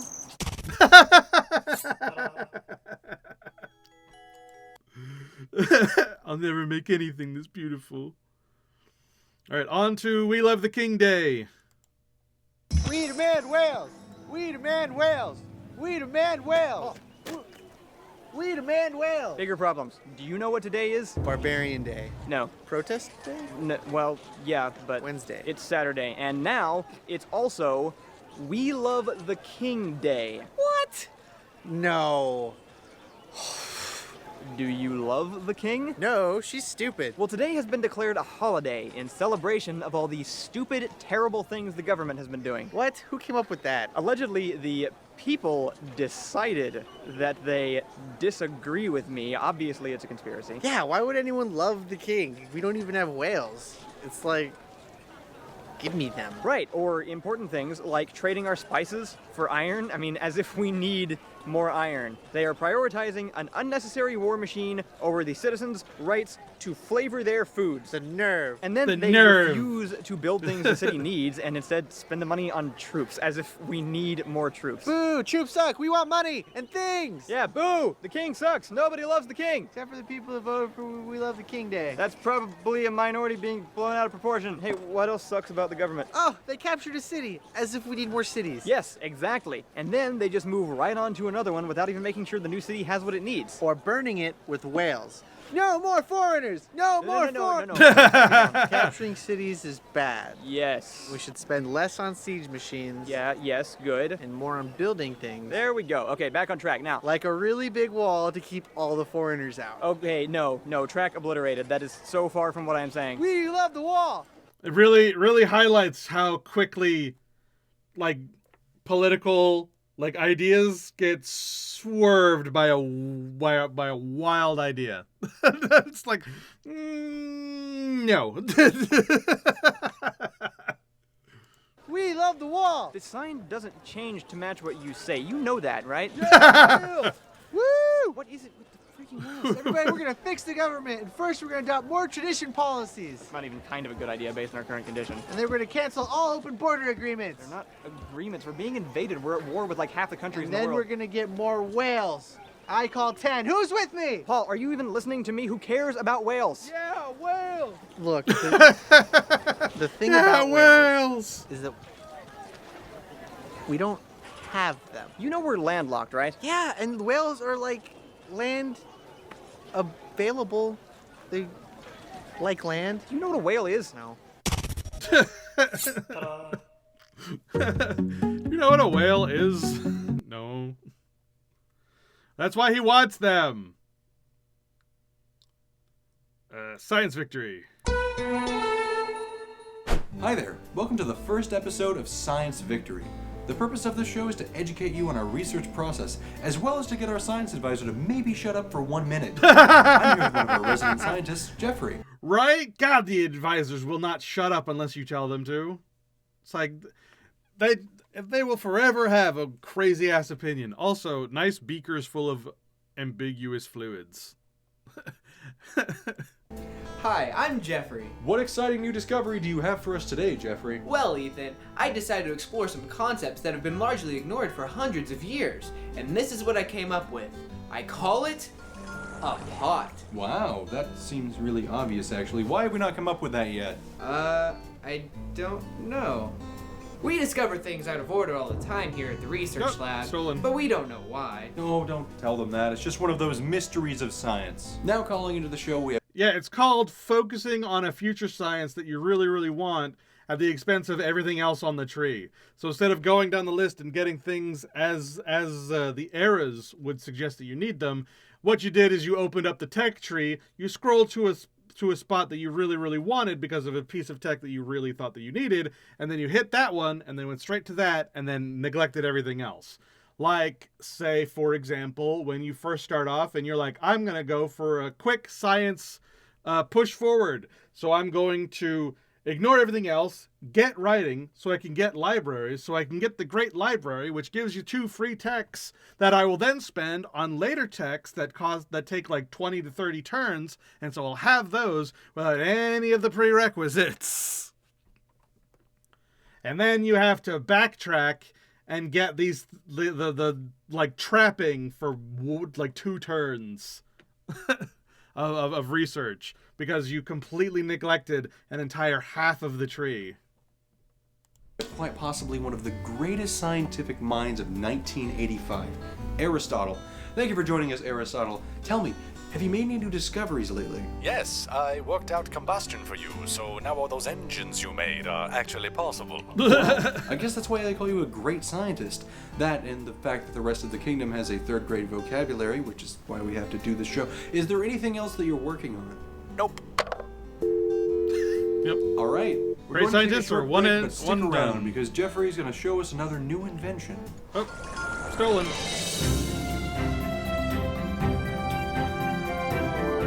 New tonight, the Russians have stolen the internet. That's all we'll have to say about that, but we'll repeat it at The Russians have stolen the internet, and we're not sure what that is. 6. What? That was it? Yeah, it's public access, so we don't have any commercials. All right, Jeffrey, what is your new invention? Well, Ethan, it's a global communications network that allows people to talk to each other from anywhere in the world using only pop culture references. I have... Hey, wait, where'd the internet go? How would that even work? Oh, stolen. It didn't. It felt like something was missing. Like it needed some kind of high-level computation device. Oh! Apparently that's over. So next up we have a local scout who found something interesting in some ruins. Come on out here, Scout. Hello, I am Scout. Can you describe what you have there for us? It is a stick and string. Fascinating. And I understand that you're here because you'd like to donate your findings to the laboratory, correct? No. No? No, that's mine. Oh, I No, it's just mine. thought, maybe we could reverse engineer it. No. I've got it! I call it a computer. It will display moving text and images using something called an LCD. You are just jumping all over the spectrum today. You could use it to watch this. How are you planning on doing that anyways? I hadn't thought of that yet. Whoa. This gives me a great idea. I'll call it Wheels. How are those even related? Thank you for joining us today on Science Victory. Be sure to let us know your favorite discovery via pop culture reference. Where's all of our stuff? Hey, Scout. The Are you a gas. spy? No. Why are you stealing from us? We just made wheels. Yeah, we're really behind. Yeah, considering he said it was like the 1950s or something. Like they're near the end of the game, and they've just completely neglected like an entire section of the early game. What the hell? Like they had to have pushed all the way to satellites to get the map reveal, and then realized that, oh no, that really only takes like one like thing from each age really to get all the way there, but it takes like 1,000 turns.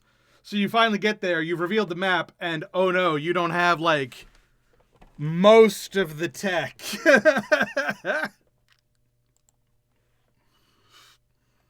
Alright, we're on to I'm Not Invading You.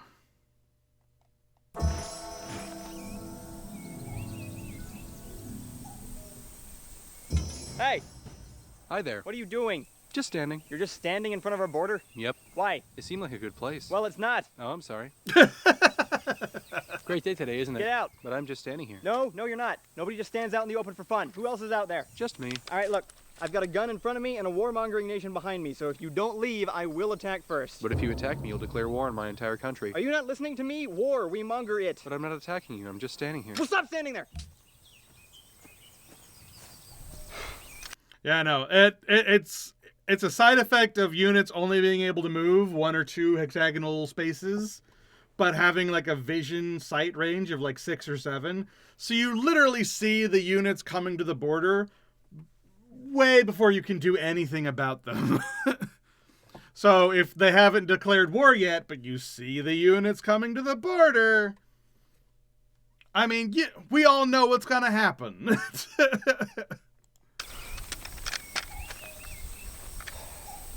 What? How did... Hi there. Would you like to hear about the boat Mormons? No! Well, yeah, kind of, but I just told you to leave. I think that was another guy. No, it wasn't. You know that. I don't know how you went that way and then ended up over there. What are you doing? I'm just standing here. Get off our land! Hey! This guy is standing in our borders. Anybody care at all? No? I'm just a missionary. I'm not invading you. We don't want your religion. We already have denouncing Venice, and I'm on the fence about that one. So get out of here before I ruin my chances at getting into boat heaven.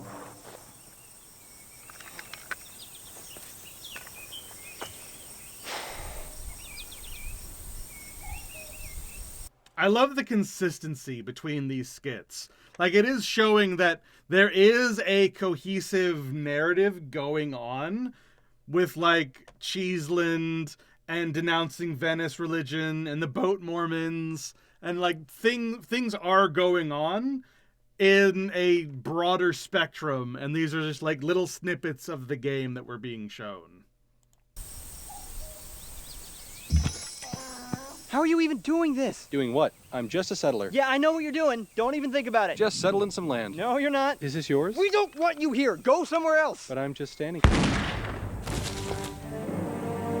You there! You have declared war on our great empire. I don't even know what empire this is. Wait.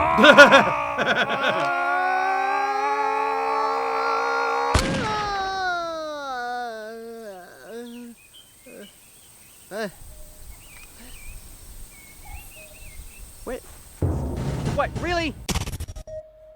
Ta-da. Hey. So that was that, and we're moving on to the next big World Congress meeting.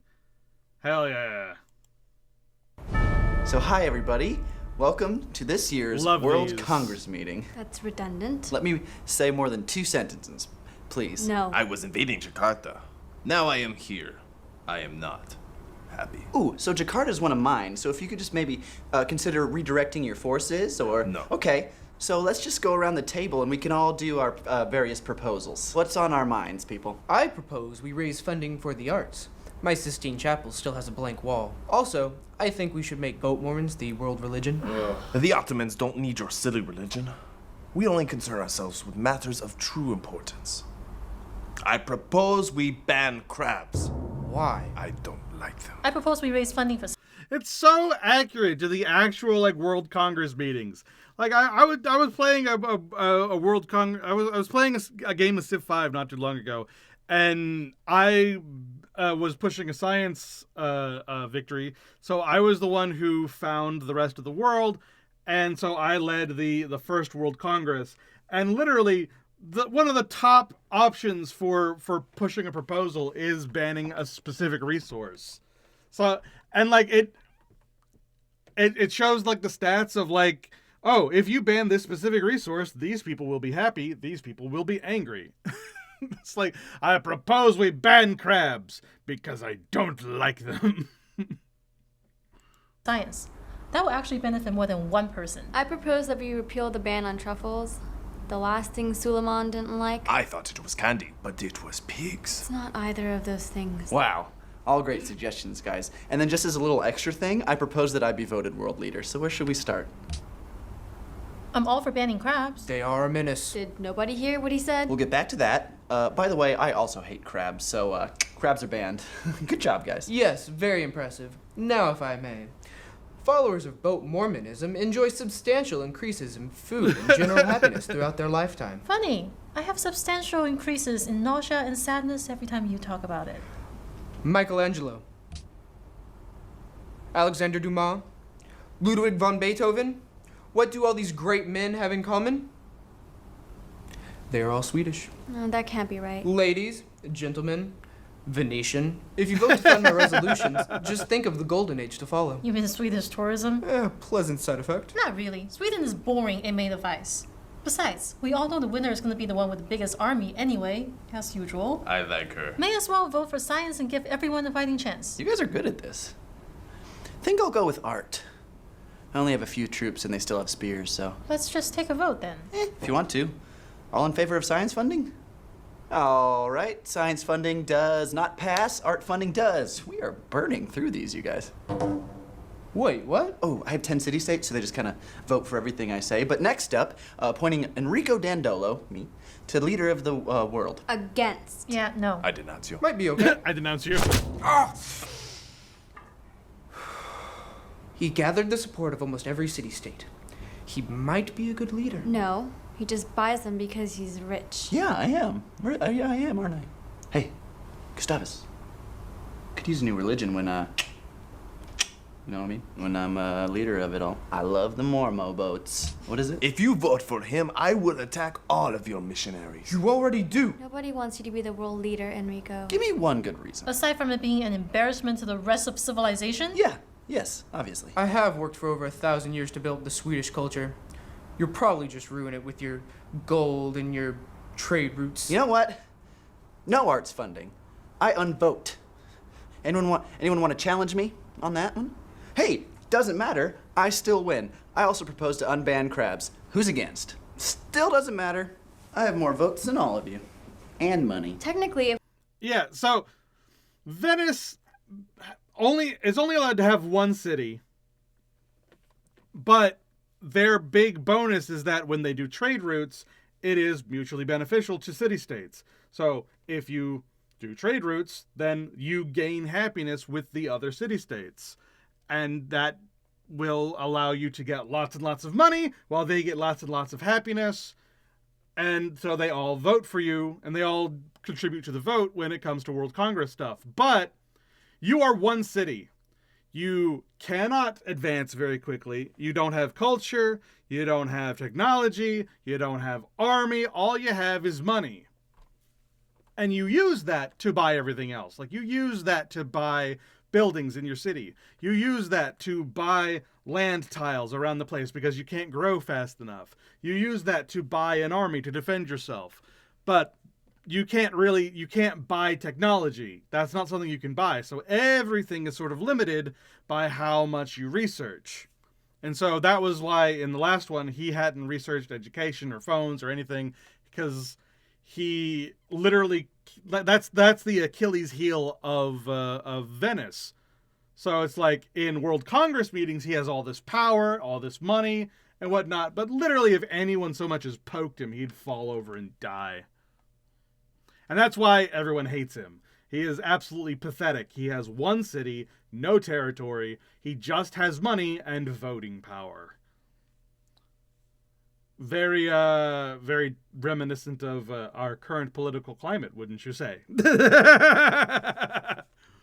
if we all voted... Doesn't matter. I still win. I also propose to unban crabs. Who's against? Still doesn't matter. I have more votes than all of you. And money. Technically, if we all voted together, we could win. It's like it says in the Book of Boat. I propose we ban boat Mormons. Aye. If everyone just killed each other like they were supposed to, I wouldn't have to be here. Oh, all right. Final tally. Enrico Come for on. president. Who wants it? I only need one of you. I will give you whatever you want, because I can. Nobody vote for him. You can't pass anything without my approval. I can do whatever I want. So just make me world leader already. Empress Wu. I hope you die in the hands of your son. Okay. Gustavo, my dude. You'll make boat Mormons the world religion? Never mind. Suleiman. I can repeal that army tax. Ban crabs forever, man. Come on, buddy. Let's be buds. Come on. And that is how the tech industry has taken over the world. Because they looked at the military and said, "Hey, you can't have a good military without money. I can give you money to take over all of the world. I'll give you more money than God and heaven combined." All you have to do is make it so that I don't die when I completely dominate everyone in the voting space.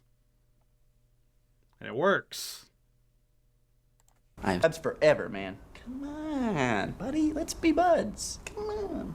I am so rich. I propose an embargo on all city-states. Yeah, against. Strongly against. I have city-states of my own. Thank you very much. We all do. But he has the most, so if we'll make them all disappear, we'll be all on the same footing, and he'll be back where he belongs. Inside his one city. Ha! I'm in. I agree. I do too, but I still hate you. You're a monster. What? I see that it's 4-1.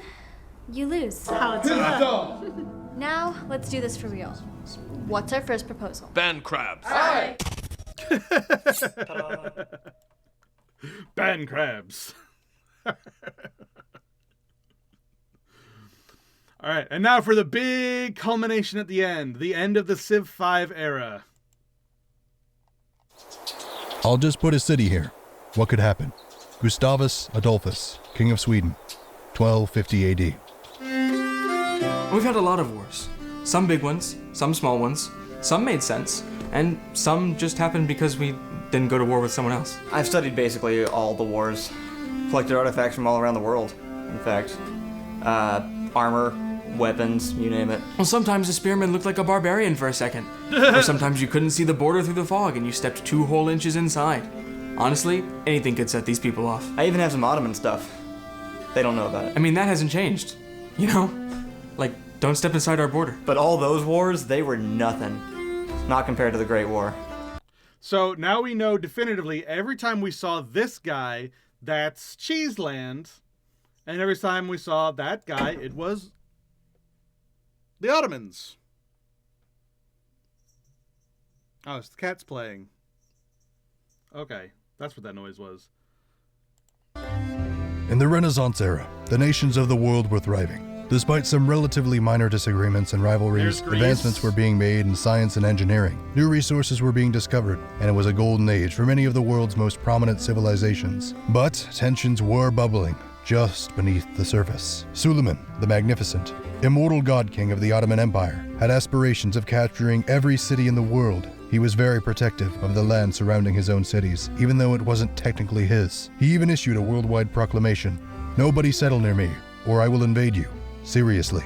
Meanwhile, in the city of Cheeseland, the Swiss demanded that their government obtain whales, a foreign delicacy that they had probably heard of once, God knows where. Noticing a prime whaling spot near one of Suleiman's cities, Gustavus Adolphus ignored his warning and founded the city of New Cheeseland, only 3 arbitrary hexagons away from the Ottoman Empire. Suleiman went nuts. New Cheeseland was occupied before anybody even cared.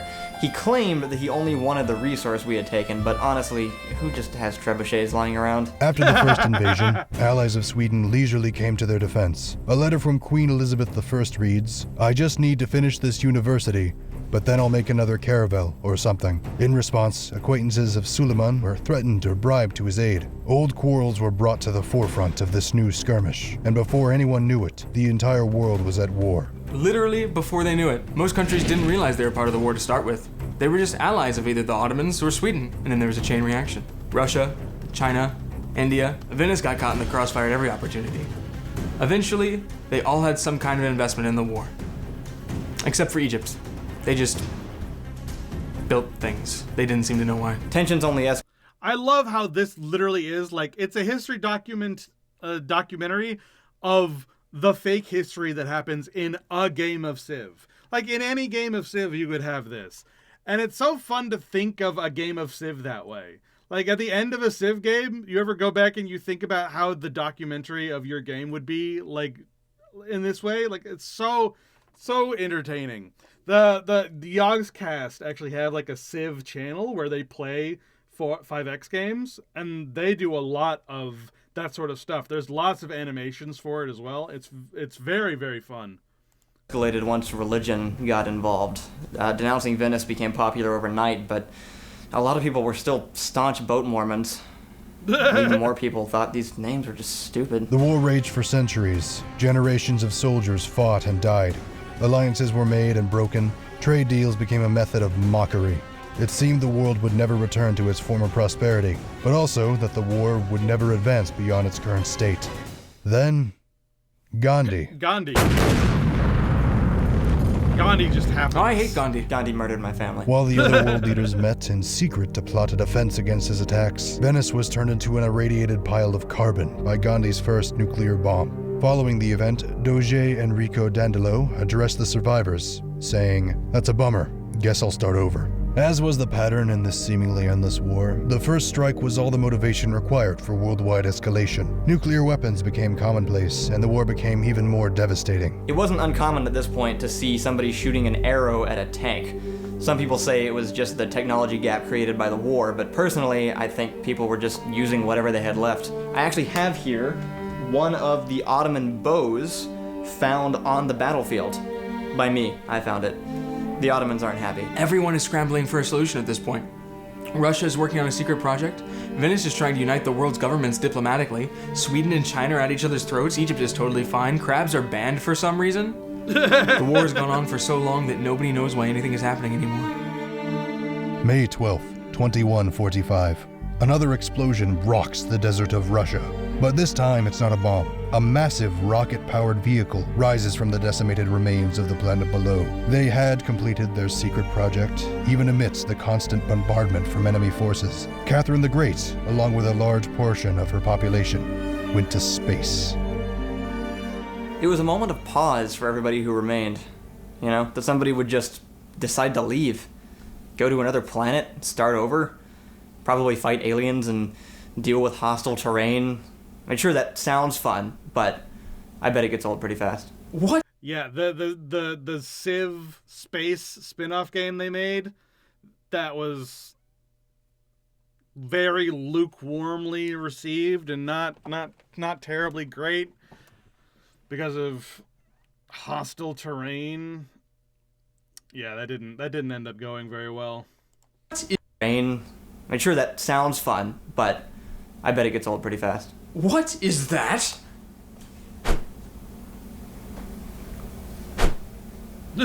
Finally, after nearly 12 centuries, the war was declared over. Russia was deemed the winner, simply because they were no longer around, so why not? But even though an arbitrary victory condition had been met, had anyone truly won? Ottoman property! Nope, Sweden found it. Ottoman Sweden found it. Apparently not. I'm gonna take it, I'm gonna kill you with it. Except for Egypt, they are the real winners. Hold on. Go back. In the back, you can see the different wonders they built.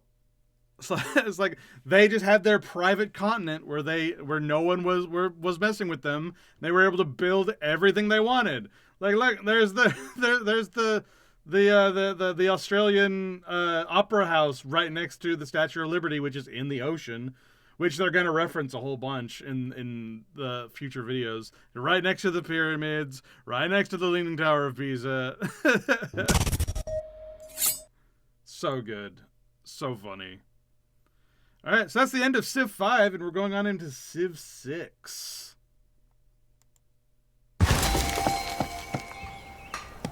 To be clear, I only played a little bit of Civ 6. I didn't like it that much. I mean, the start was rough. Like, Civ 6 started real rough. It had that same problem that The Sims always has, where The Sims comes out, like, they put in so many DLCs for Sims 3. Like, there was CDs stacked up to here of just, like, different Sims 3 things. And then Sims 4 comes out, and Sims 4 has none of it. Like, it has one thing in it that you have to pay a little bit extra for it. And you gotta buy the whole new game, and it plays completely differently with some minor similarities so that you think that it's gonna play the same, and then it doesn't, and then your game is ruined. And you just go back to Sims 3, and then they're gonna ask you to nickel and dime and eventually build up the game that you already have.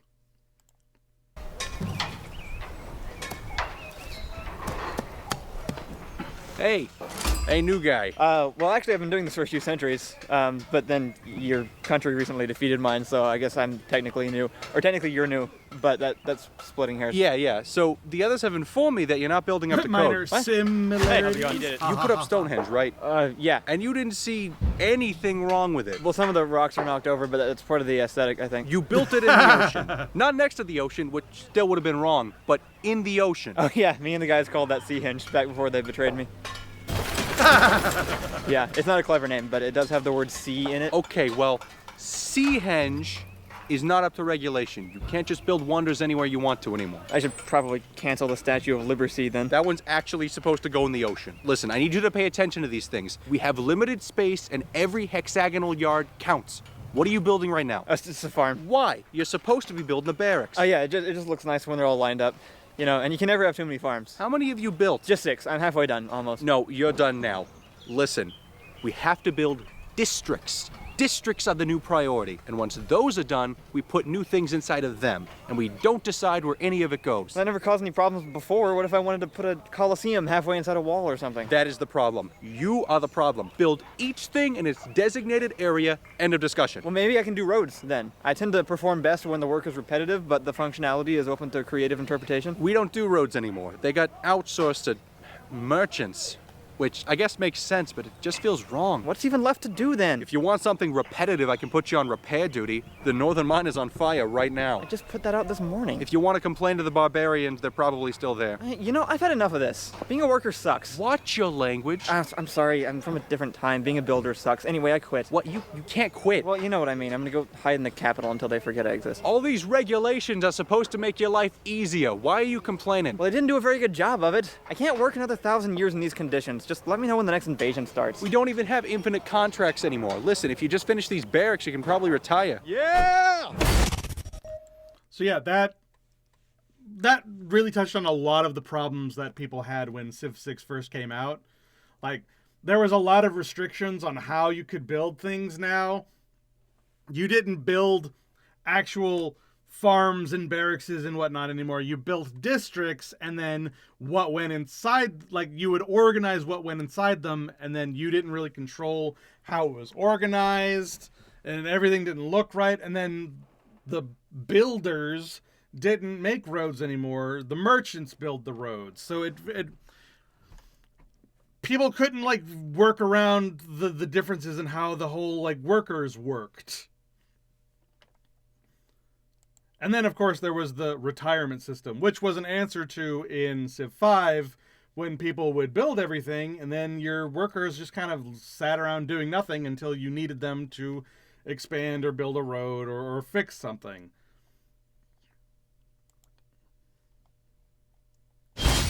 You may rest well tonight, my fellow villagers, for today I venture into the great unknown, and I will return with geographical knowledge, which we will finally use to overcome Gilgamesh and his Sumerian armies. Cool. Onward! Cool.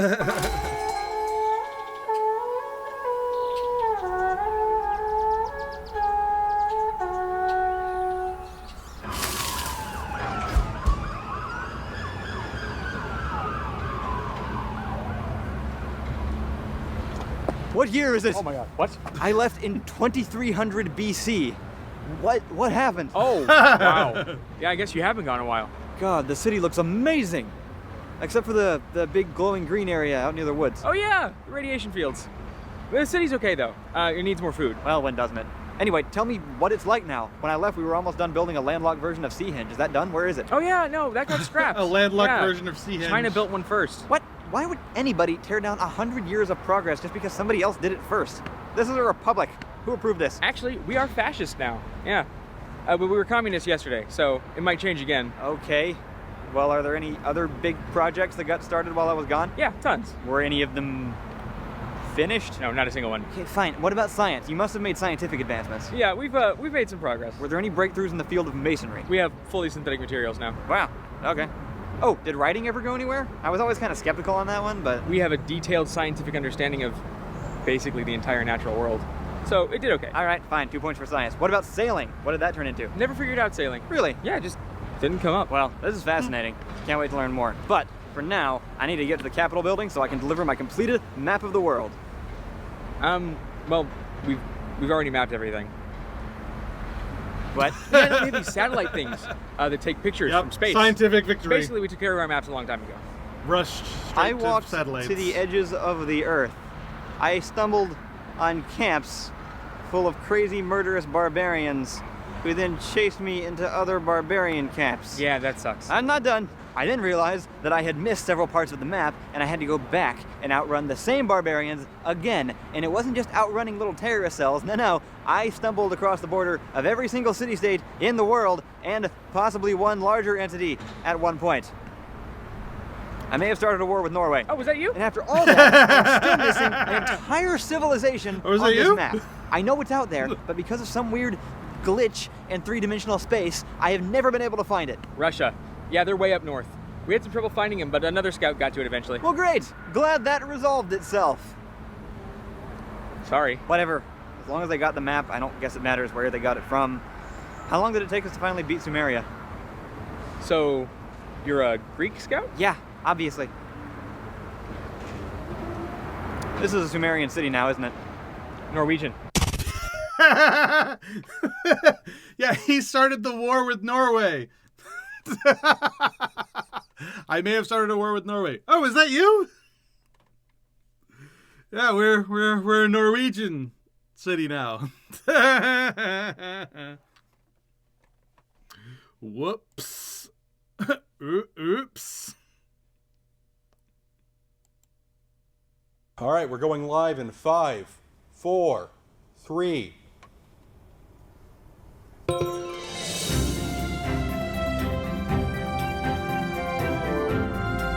Good morning to America and to our great leader, Theodore Roosevelt. May he remain merciful as he outlives us all. Our top story today, a new city-state quest from Geneva. But first, barbarians approach from the south. The scout that brought us that previous headline and his untimely demise. I thought we were going with the Geneva story first. It just got pushed back. We had a couple big headlines come through at the last minute. All right, as long as we get to it. Barbarians eventually outran the pursuing military forces who say that they probably won't come back.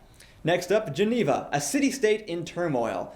A line of armed forces was seen just outside their borders yesterday. Oh, we got a new story in. I'm sorry, we have breaking news. The scout that died in the barbarian attack is available for a promotion. Some point out that the scout is, as we mentioned, dead. Others ask, why do we still have scouts? What was that? He was in the middle of talking. I know, but this one came through and I had to push it back. It's a ratings thing. I know how ratings work. I want this story to go through. It's very important. Okay, it's up next. Back to our main story for today. Government officials are concerned that our influence with nearby city-states may be slipping due to hostile interference. Wait, I'm getting an update. This is breaking news. A natural wonder has been discovered. The cliffs of Dover have been spotted along the south shore. Scholars wonder how we knew what those were before we had ever seen them, but the world may never know. What was that? It's not my decision, it's our viewers. They're not interested in hearing about city-state politics. It's my decision. I'm the producer, and we're covering the Geneva story. And we return again to the sad and boring tale of city-states. The conflict in Geneva has spread to several others in the region. Scythia has taken military action against 4 city-states, and 2 of them have been captured since I started talking. Brussels has requested that we ally with them against Scythia, but the government has not yet made a decision, saying in an official statement, Our viewers are dropping. This is vital information that is directly impacting our country. The executive director is threatening to cancel us in the next 10 seconds unless we talk about something else. Fine, do whatever makes people happy. Hold up, breaking news everyone, new continent discovered. That's right, an entire new chunk of land has been found and you'll never guess what it's full of, unless you guess barbarians. There are so many that they seem to have formed their own civilization, which they call Sumeria. Ignoring things happening around us doesn't keep them from happening to us. It's not our job to protect people. We notify them about what's happening and they either listen or they don't. By they, I mean our immortal leader who watches our every move. Praise be, but we're a news station, and we're just listing headlines. Breaking news, 3 improvements pillaged. Also, breaking news, a city starving. And later, breaking news, a spy killed. Further explanation will have to wait because, breaking news, barbarians approach from the south. Again. Why is everything about barbarians? Have you been outside? They're everywhere. Breaking news, the leader of Japan has fallen unconscious and been replaced by an artificial intelligence. Nope, he's back. Nope, he's back. He's fine. Everything's fine. Can you tell a story like a normal person, please? I'm going to keep reading whatever you put in front of me. Breaking news, YOLOism has spread to Funky Town. Why am I even here? Breaking news, Scythia has declared war on America. That's right, the country that you live in. I did not see that coming. What do you... They've been capturing every city-state around us one by one. Oh, that's why it was important. That's it. I quit. I'm done with this job. I should have been a builder. I could have been retired by now. Why are there barbarians in here? Breaking news, unit killed.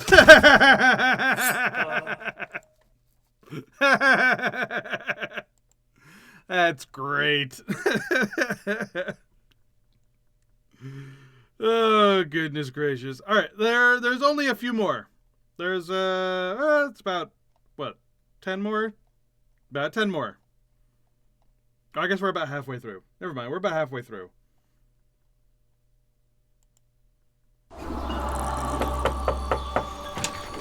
Hello there, sir. How are you today? Alive and well, thanks for asking. What can I do for you, fellow sir? Well, if I could have a moment of your time, I would like to tell you about my religion, the Boat Mormons. Sure, I'm up for anything. You only live once after all. Okay, well, Boat Mormonism offers an abundance of food and resources for its followers, as well as a fascinating collection of relics from all the times our apostles were brutally murdered. We also have cathedrals. Oh, I love cathedrals. Afternoon, my good man. Tell me, have you denounced your neighbor today? You know, I keep meaning to get around to it, but I just can't seem to find the time. Whoa, what are you doing? Just telling our friend here about my religion, denouncing Venice. We encourage military might and high productivity, so you can have your nukes ready for Judgment Day. We also have synagogues. You know, my dad was actually a boat Mormon, and my mom is really into denouncing Venice. I'm not sure what that makes me, but it probably involves gondolas. So, which do you like more? Well, I've heard a lot about the perks, but what are some of the core tenets of your belief systems? I don't know. We hate Venice. What is Venice? All right, hold on. I was here first. This is my conversion, not yours. I think we should let this gentleman decide for himself. If they could decide, they wouldn't need us to convert them. These are the uncultured masses. I took a Spanish class in high school. Fine then. If this isn't going to be solved easily, then I challenge you to theological combat. I accept Boat Mormonism is the most popular religion in the entire world.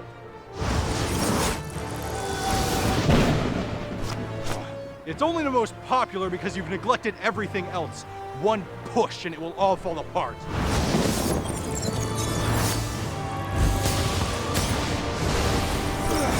Our religion grew naturally from a pious civilization. You bought your prophet with gold, and you treat your missionaries like soldiers. It's called strategizing. Our mission is right in our name. What does Boat Mormon even mean? Nothing! It's just sounding funny! Hey guys, have you heard of YOLOism? It's this cool new religion founded by the city you're in right now. I think it's only fair that I tell you a little about it. No. We also have pagodas. I guess Civ 6 has like good animations for its missionaries or something. I have no idea what the hell that skit is about, but it's very entertaining. Oh, sweet! We have another meeting. World Congress meeting shall come to order. I love these. These are easily my favorite part. Love these. This diplomatic meeting shall come to order. Emperor Trajan presiding as mediator for the dispute between President Theodore Roosevelt and Pharaoh Cleopatra VII. Roosevelt, as you are the one with the grievances, do you have any opening remarks? Indeed.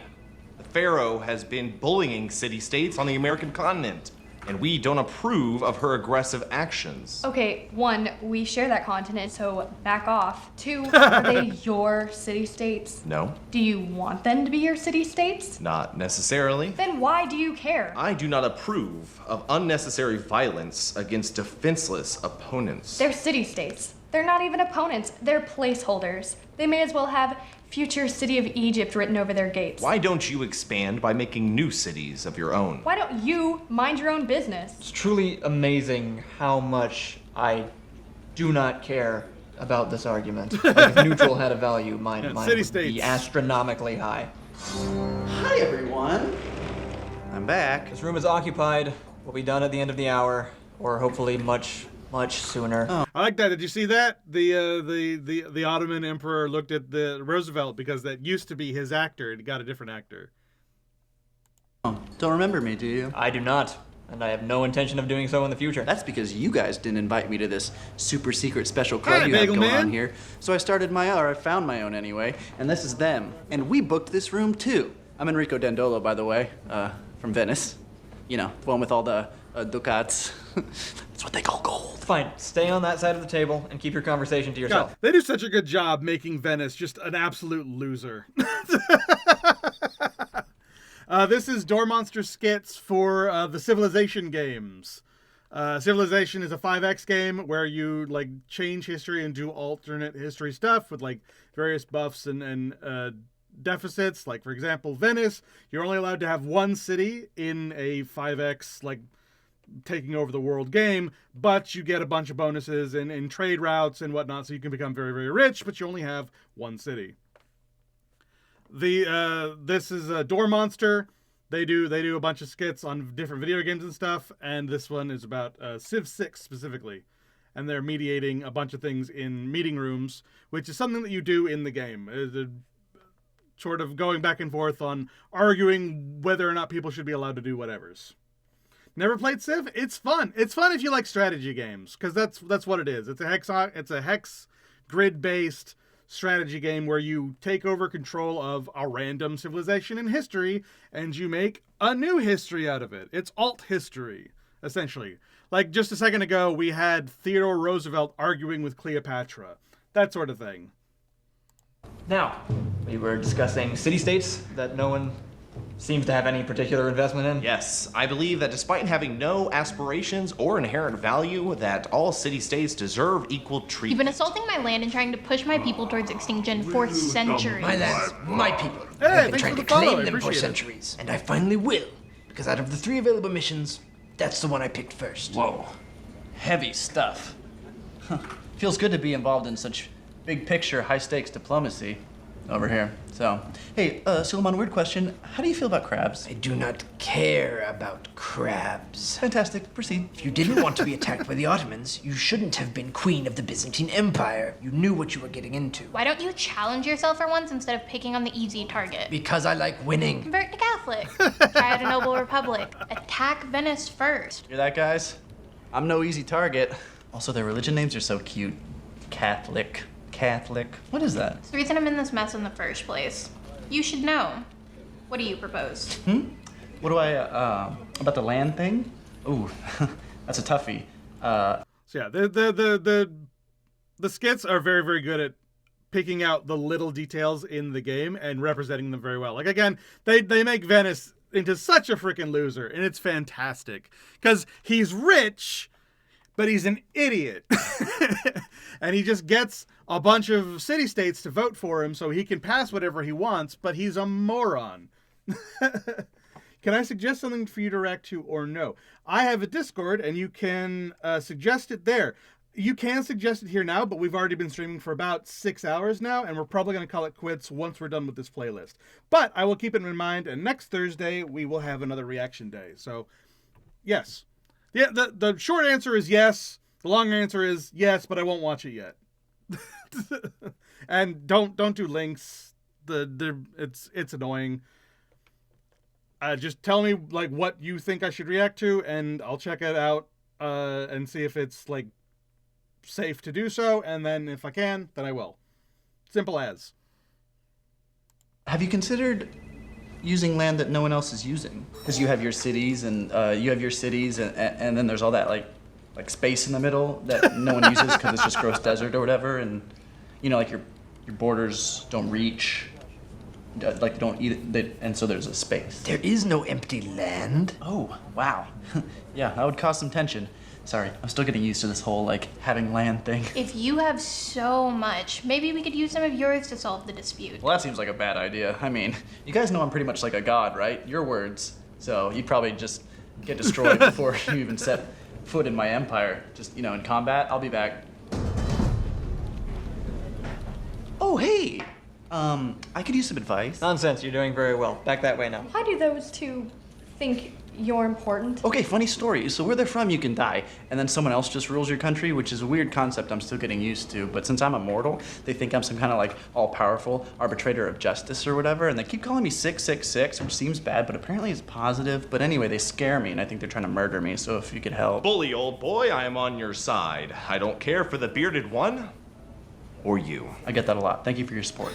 Now, Suleiman, why do you want to grind the Byzantine Empire into dust? Does he need a reason? Yes. The reason is I say it's mine. That doesn't count. Then it is because the Ottomans' destiny is to capture the city of the world's desire for its own. Oh, come on. No, that's legit. Surely some kind of agreement could be made. Perhaps she could offer you 15 gold and 2 whales per turn for 30 turns.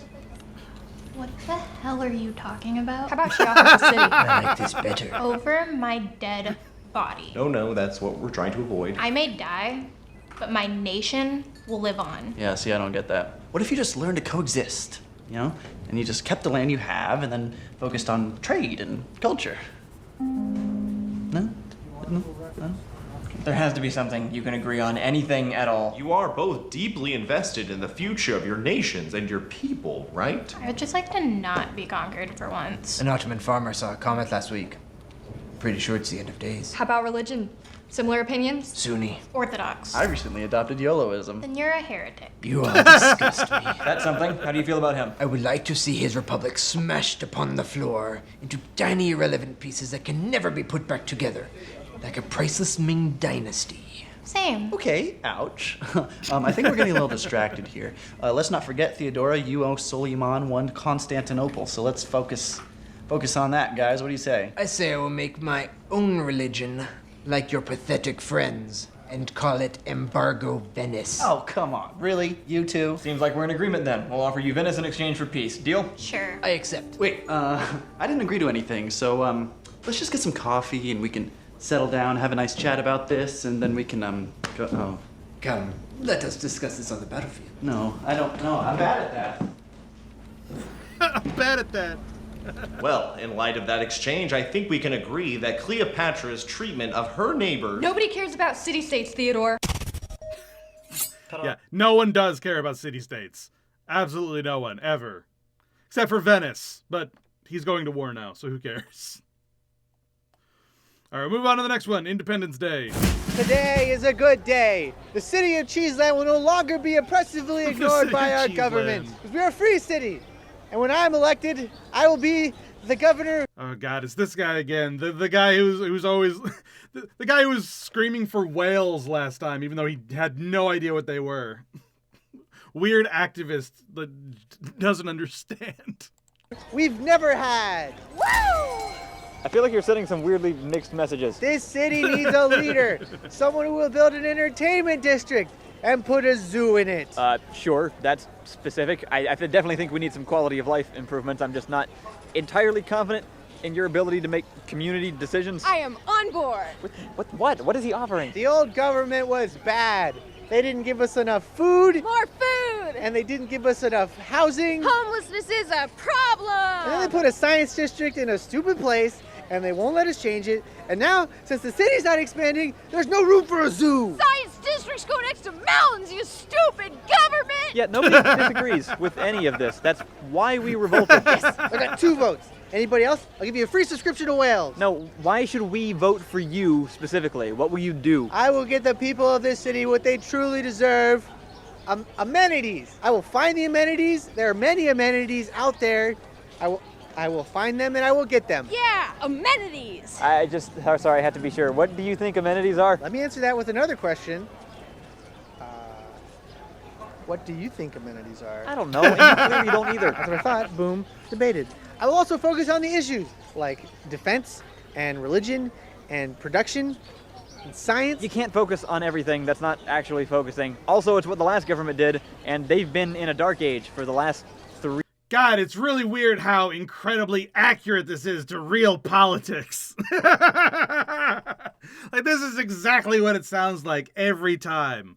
It's like, why should we vote for you? Because that guy is bad. Well, why should we vote for you, though? Because I will do something. Anything. Everything. I will do everything, and they will do nothing. It's like, you obviously cannot do everything. Like, what are you talking about? 3 ages. I think he makes a lot of sense. He doesn't, but I guess it could be worse. At least he's not nuking his own city to kill enemy troops. I'll take it. I'll take it. Businesses decide which country will take over us next. Wait, what? There are a lot of options. China, they have all the wonders. Scotland, they have golf courses. Those are pretty neat. England, they freak out when they don't own the entire world, so that seems likely. Seriously, hold on. Why would we join another existing country? We just left one. This is what we wanted, independence. Well, yeah, but we can't just make up our own country. We're just one city. What would we even call ourselves? Venice? That could work. No, we can be the nation of Cheeseland. We can make our own rules. We can create the society that we've always wanted instead of conforming to somebody else's. I like China's pyramids. Those are both very good points. Right now, we're free. If we join another country, we're just going to have all the same problems we did before. Yeah, you might be right. And in that case, my first act as governor will be to declare our independence. I mean, we already, we have Woo, we are witnessing history, Okay. people. He can have that. That's wonderful news. I just got back from a trading expedition and also learned that our old country built a zoo. We're going back, guys. Because, yeah, the whole reason that he didn't want to be part of the old country anymore was because they didn't build a zoo. And now they've built a zoo, and he's like, well, there goes everything that I wanted to do. Let's go back. Let's go. We're going back. I want that zoo.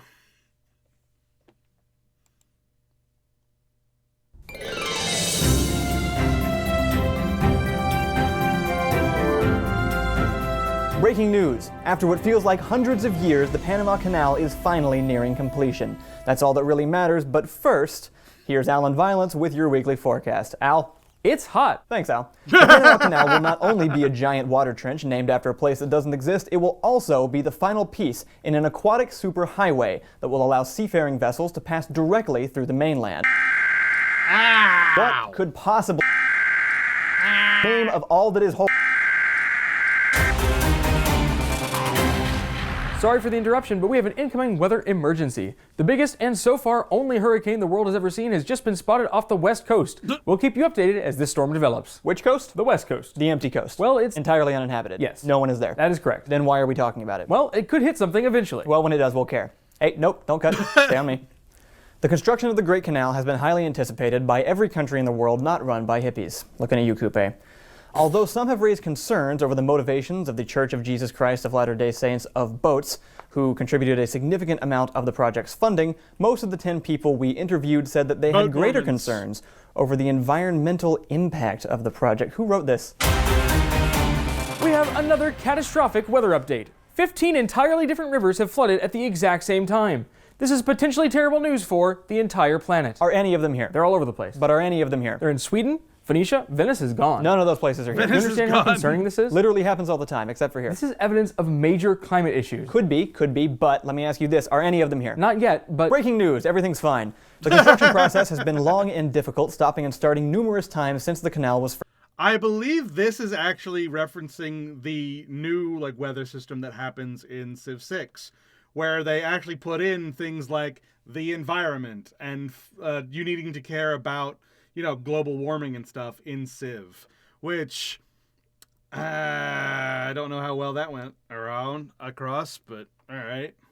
First announced. In an official statement, the governor claimed that it should only take another 3 turns, a unit of time that has yet to be deciphered by local scholars. We have a severe weather alert. Recent reports show that the coastline is rapidly disappearing under rising sea levels. Okay, seriously, Al, you're being kind of obsessive. This is so much more important than your canal. Nothing is more important than the canal. We're looking at apocalyptic conditions. CO2 levels are rising. Polar ice caps are melting. It used to rain for 400 years at a time.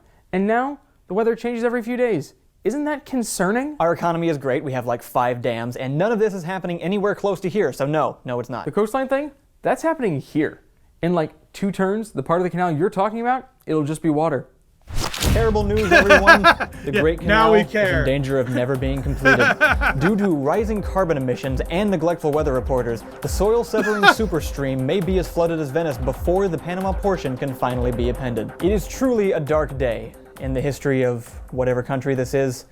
In our rush for progress, we doomed ourselves to an early and watery grave. And in our final moments, we are cursed with the self-awareness that could have saved us so long ago. We should have started the canal earlier.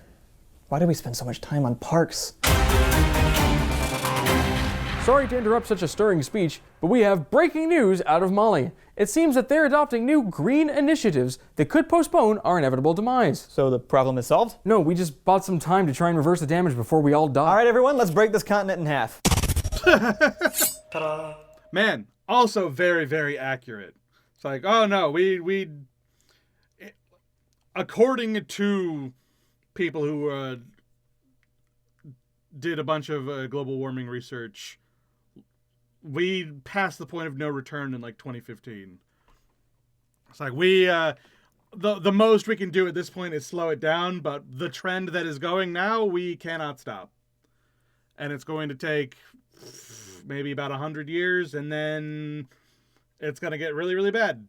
And everyone's well, that's 100 years away, and we can slow it down, and we can make it 200 years away if we try really, really hard. So let's not try really, really hard, and no, we don't care, because it's 100 years from now. Who cares? And that happened in I think it was 2015. It might have been 2018. Something like that. And it was just funny how now no one really talks about global warming or climate change or whatever too much, because it's too late.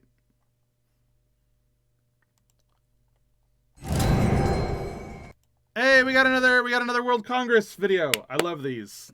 Excellent, excellent, excellent.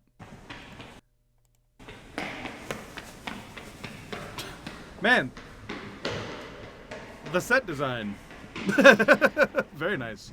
I think they rented this building out. It looks very nice.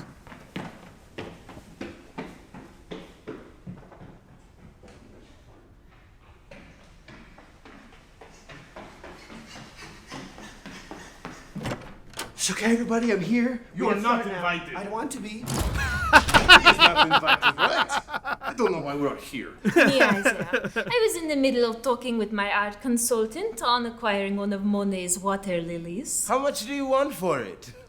So yeah, people really, really liked that guy as the Ottoman Empire, not as Roosevelt. So he gets to be the Ottoman Empire again. I have been looking to add something new to my palace, and I have more money than Venice. I was in the middle of something as well. My master plan to obliterate Phoenicia. I also want the art. I will give you 2 gold and 1 horse. Final offer. No, it's not for sale. What are you talking about? I've never even seen Ottoman troops. Yes, of course. I meant to say obliterating Finland. Where's that? I don't know. It's been a difficult task. Well, I've been trying to preserve lands, but the constant storms have made that a difficult task. Someone has not been kind to the earth. I'm not pointing any fingers, but wasn't this guy, so... Our next scheduled meeting isn't for some time now. This was called as an emergency session, and I will be happy to lead as soon as we can determine its purpose. Oh, is it to award Nobel Prizes? I've been expecting to win one for literature. What? No, that's not what it's... You would... That's my thing. Well, it's my thing too, and I'm better at it. Oh, look at this. My art consultant just found an original copy of Pride and Prejudice. I will pay you as much gold as you want. I will give you rice. Final offer, no takebacks. I will tip the next vote in your favor. Christina! Just give me it! Can whoever called this meeting speak up so we can get back to our own problems? I thought it was you. Why? Because all your cities are flooded. Don't tell them that. Mine are flooded too. The polar ice caps are 55% melted. Thanks to all your carbon emissions. You're welcome. It's only gonna get worse. These kinds of problems don't just stop happening. Perhaps the ones responsible did not plan that far ahead and don't know how to finish. What are you talking about? This is what you get for building your cities on the coastline. You did the same thing. You've been bragging about it for thousands of years. That's why we're the only ones who flooded. Hi, everybody. Enrico Dandolo, Venice. How do you get over there? City on the water. more like city in the water right now. Am I right? I am, because it's completely submerged. So I actually called this meeting because everything I know and love has been reclaimed by the sea. I don't know if you've watched the news, but everything... This means we can leave, yes? It means we can start our job. Our goal today is to send financial aid to those affected by the most recent disasters. Who's in? I am, and I will win. It's not really a competition. I disagree. I'll be fine. Yes, she'll be fine. Have any of you seen this? Breaking news, this is an emergency weather update. Everything is terrible everywhere. Let's see what other people have to say about that. Well, I used to build stuff underwater, and my boss told me to stop doing that, so I started Hey, it's building the worker next to from water the earlier instead. video. But now they're underwater again, so he's probably gonna be mad. The negligence of our leadership has gone on for too long. And it's that guy. And we demand a better environment for the cultivation of our precious whales. Well, they live in the ocean, so they're probably fine. Our government's doing a great job.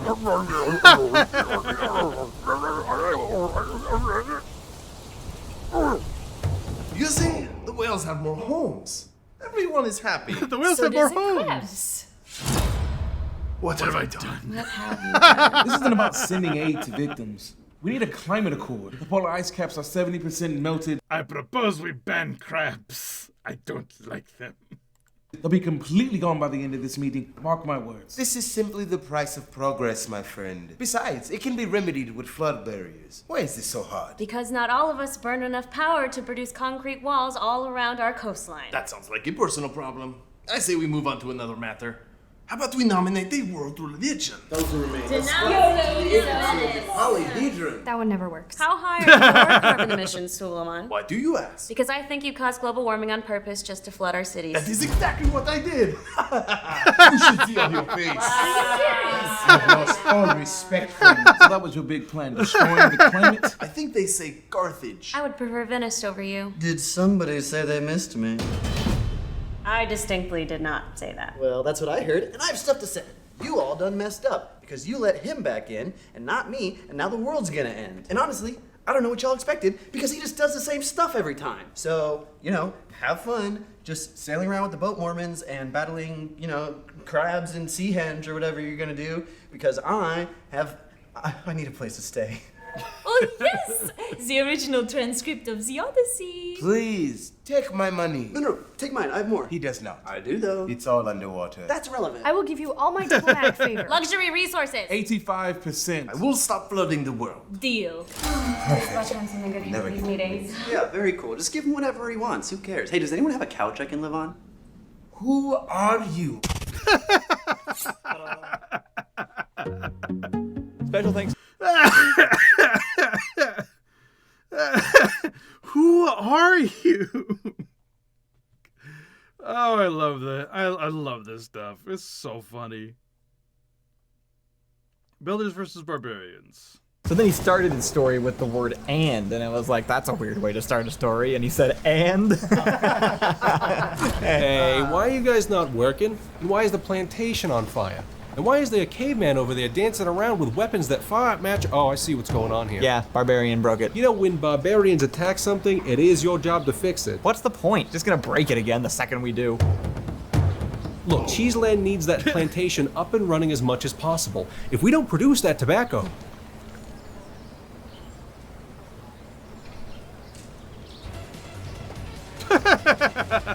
I don't really know what happens. I guess we don't have tobacco. That's probably it. Why don't we just, like, wait until the army gets here and takes care of the barbarians? One, we don't have an army. We have a couple of archers and some guy with a sword. And anytime they come this way, the barbarians leave. They're sneaky little guys.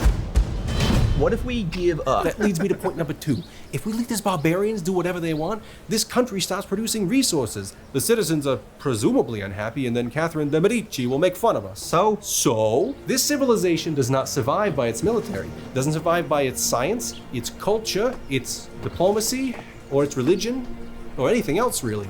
This place sucks. It survives because of us. When there's a new plot of land available, we are there to turn that plot of land into a farm. And when our immortal leader realizes that farm's a bad idea, we are there to turn that farm into something else. And because when barbarians burn down our buildings, we are there to keep production going every other turn. Now, who wants to do some repairs? All right, that was a good pep talk. I'll do it. Oh, he's taking me. Thank you so much for watching our video. Freaking barbarians. Also, that music's probably going to get me copyright struck. Oh well. Welcome, fellow barbarians, to the 87th Annual Clan Council meeting. Let's start off with a little roll call, as is tradition. Ugg from the Bear Tree Clan, here. Grog from the Stoneface Clan. Oog from the Wind Dragon Clan. Present. Oh, okay, great energy. Well, that's it. I see that Oog has brought a new tool he'd like to share. What have you brought us, Oog? Well, I found some interesting materials in the woods, banged some rocks together, as they say, and invented this Leopard 2A5 armored tank. Wow, that is impressive. Do any of the bigger, dumber clans have this yet? No. I don't expect any civilized folk will have one of these for a few centuries. Speaking of, heard we got some money from one of the civilizations, Grog? Yeah, England tried to bribe Stoneface to fight Wind Dragon. Oh, cool. How much? I'd say just enough for another armored tank. Fantastic. This is all positive. Does anyone have the numbers on the East Coast operations? Because the clan that's supposed to have it isn't here. Oh, well, between the two of us, we've taken 2 settlers and 4 workers from Canada, and Persia's paid 400 gold in exchange for not setting fire to their mines every few seconds, so all in all, profits are up. That's great news. There's more on the itinerary, but I think we should just leave it on a high note. Everyone, please enjoy the catering, and we'll see you next time Egypt tries to build a wonder. That's it? We're just not going to talk about it? Well, there's Right? nothing to be done. Yeah. I mean, they might still stop by. We can talk to them about it then. Ghostfish Clan became a city-state. They're no longer a welcome member of this council. I mean, we don't... This is something I don't know anything about. Apparently in Civ 6, like, new city-states can form? Question mark? I don't know how that works. Know for sure what happened. I do. They let all that gold go to their head. Now they let civilizations boss them around. I bet they have a suzerain. I bet they farm things. I bet they use roads. I bet they're boat Mormons. I bet they build their own boats. Well, I built this battleship. That's different. Yeah, that's different. I actually invited them here, What? so... Why would you do that? I just think we could hear them out. I can't believe you're on their side. Your clan has been sniping scouts before their first promotion since turn 1. Yeah, the world has changed a lot since then. The civs are getting way more advanced. Like, not in weapons or anything. We're obviously still way ahead of them on that. Of course. Obviously. Yeah, But they're huge. They take up most of the land now. Call me crazy, but I think they're making the ocean bigger. What if clan life just I think they're making isn't the ocean sustainable bigger. anymore? I actually always kind of liked farms. Ooh. City-states have borders. And walls. And a military. And gold. Money's the best.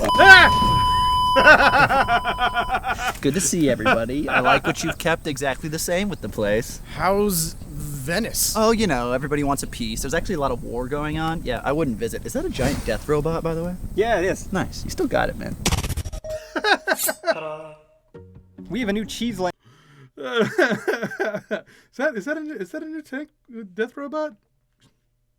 Good job, man. All right, the final Civ 6 one, I guess. The history of the world in millennia and civilization. What the? Hi, I have a suggestion. We don't want your religion. No, nothing like that. Are you familiar with the term save scumming? 1 millennia later. I've done it this time.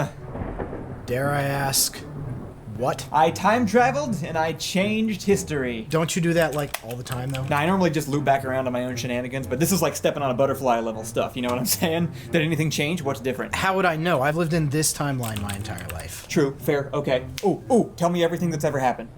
You want me to recite the entire history of the world to you right now? What, because you're so busy? Fine. How far back did you go? I don't know, like Bronze Age? So, early days of America. Yeah. What? Other notable world powers would have been Russia, the Ottoman Empire, France, of course. Sorry, I should have asked first. Do you know history? Don't push it. So at that point, most societies are simple tribal structures. We start to see development of governments and resource management. Then there's World War I and the Age of Blood. Well, now, hold on. I thought, like, we're talking BC here. Yeah. Then, as a result of the Ottoman Empire's rapid growth, we have the Thousand-Year Plague. Okay, I might have messed something up. And then we have the race to find the cities of gold, and we have our first flying machines. Okay, and we're still in, like, ancient times? No, this is like the 1400s. Well, that's all... Wait, we skipped a lot, then. Well, no, nothing really happened. Nothing happened for, like, hundreds of years? I mean, yeah, there were castles and barbarians, lots of barbarians, but, you know, yeah, boring stuff. And then there was, like, the Renaissance, I guess, you know, philosophy, paintings, Leonardo DiCaprio. Yo, okay, that sounds right. Then... the Second Great War. No, oh no. The French military sweeps across the world in a campaign for total domination. The Bow Mormons, in denouncing Venice, draw hard lines in the sand, demanding conversion or death.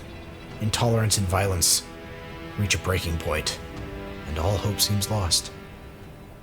Then, Egypt discovers ether and invents the land ship. I talked to one guy. Technology advances rapidly. From there we get steam power, alchemy, automatons. And this all happened... like 100 years ago? Sure. Then there were a bunch of barbarians again. And then Sweden tried to unite the world under Yellowism. Did it work? A little too well. Because then we ended up with global warming and acid rain.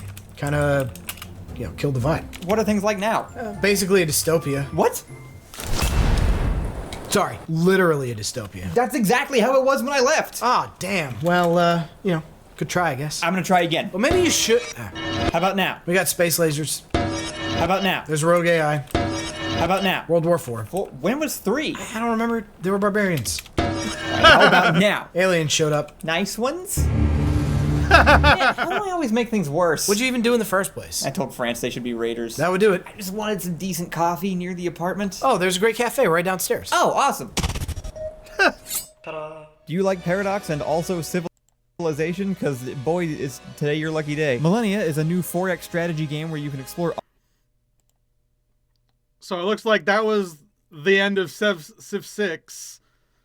He just went back and kept trying to change something else, and it was always bad. It looks like Civ 6 always ends with a world-ending disaster, which, you know what? Sounds about right. And then he's made one thing for Civ 7. Civ 7 just came out, as far as I know. I have no idea when Civ 7 came out. Let me check. When did Civ 7 come out? Civ 7 release date. Civ 7 came out February of this year. Yeah, it came out literally earlier this year. And I know literally nothing about it. So I don't have any context for this, but it'll be funny anyway, because Dormonster's funny. Morning, boss. How's the family? Do you have one of those? Yeah, not good. I lost my wife and kids in that last famine, and that was like a quarter of the population of the city, so... You know, I was thinking, I'd really love to spend some more time away from my family. That's sad. So if I could, like, get some more hours in here... Oh, yeah, unfortunately, that's just not in the cards right now. Well, I have been here for over 300 years, and my performance is not exceptional, but I built that pasture, and I also repaired. What's wrong with his that eyebrows? same pasture. Your performance really isn't the issue, although maybe it should be. I'm just not getting enough work to keep up with inflation, you know? Like, training cost 60 gold when I first started. It's almost double that now. Yeah, believe me, I understand. It's just that everybody's having to cut back right now. But you're telling me. I've seen half the workforce retire since I got here. I hate to have to leave too, but, you know, a guy's gotta work. Are you threatening to quit? No, of course not. I mean, I love this job. You know, I need to feed my family. Also, I mean, if they go too, the population's down by half. So you have another job offer, or? Well, no, not yet. Not a lot of people are hiring, but I've been working on my music, and I'm thinking about doing some touring. Okay. Well, best of luck with that. Come on, man, it's late game. There's no work going around. I just need a few more hours a week. Look, I can't, okay? There just aren't enough hours to go around right now. We're shutting down. Huh? Builders are being laid off. Oh. Do you know which ones? No, builders. Collectively, all of them. All of the builders are being let go? Why would the Queen get rid of all her builders? Who's gonna build stuff? Guess I could go to Egypt and work for Theodore Roosevelt. No, it's all builders, everywhere. There's not gonna be any builders at all? Are you not picking up on my cues to be quiet? I am, I just wanted everybody else to hear. Did you say all the builders were being fired? Who's gonna build stuff? That's what I said. Or rebuild stuff? Yeah, and what about the barbarians? Who were they gonna kidnap? Nobody ever thinks about the barbarians. Apparently construction is gonna be automated and lean more into tile improvement bonuses. I don't know, I'm being laid off too. We should go on strike. They are firing us. Guess we should all look for other jobs. Ooh, I'll check monster.com. Oh, I know, we could all be scouts. Great exercise. Yes, because scouting is a profitable in-game occupation. Or we could all be spies, or live-action political advisors. They haven't had those in forever, and we already have the costumes. Ooh, we could start a rock band. Hey, you're on the clock. It doesn't matter. I always wanted to be an archaeologist. I think you need a degree for that. Did we ever even build a university? Of course not. Man, this place sucks. I'm just getting military recruitment ads. Cavalry, Navy, Deathbot operator. Oh, builder! No, that's fortification builder. That's also military. They all want hundreds of years of experience anyway, at least for the good perks. Like, who even survives that long? Wonder if anybody in Crusader Kings needs a new steward. Guys, we're just gonna have to accept that it's over, okay? The system changed. It doesn't want us anymore. Our skill set is obsolete, and it's no different anywhere else. What if we started a rock band? I was in a rock band, okay? It's not worth it, I promise. We broke up after 2 shows because we couldn't even find places to play. Yeah, Cheeseland has no good venues. All right, who wants to join the Atomic Barbarians? I already booked us Machu Picchu. You could The Atomic Barbarians?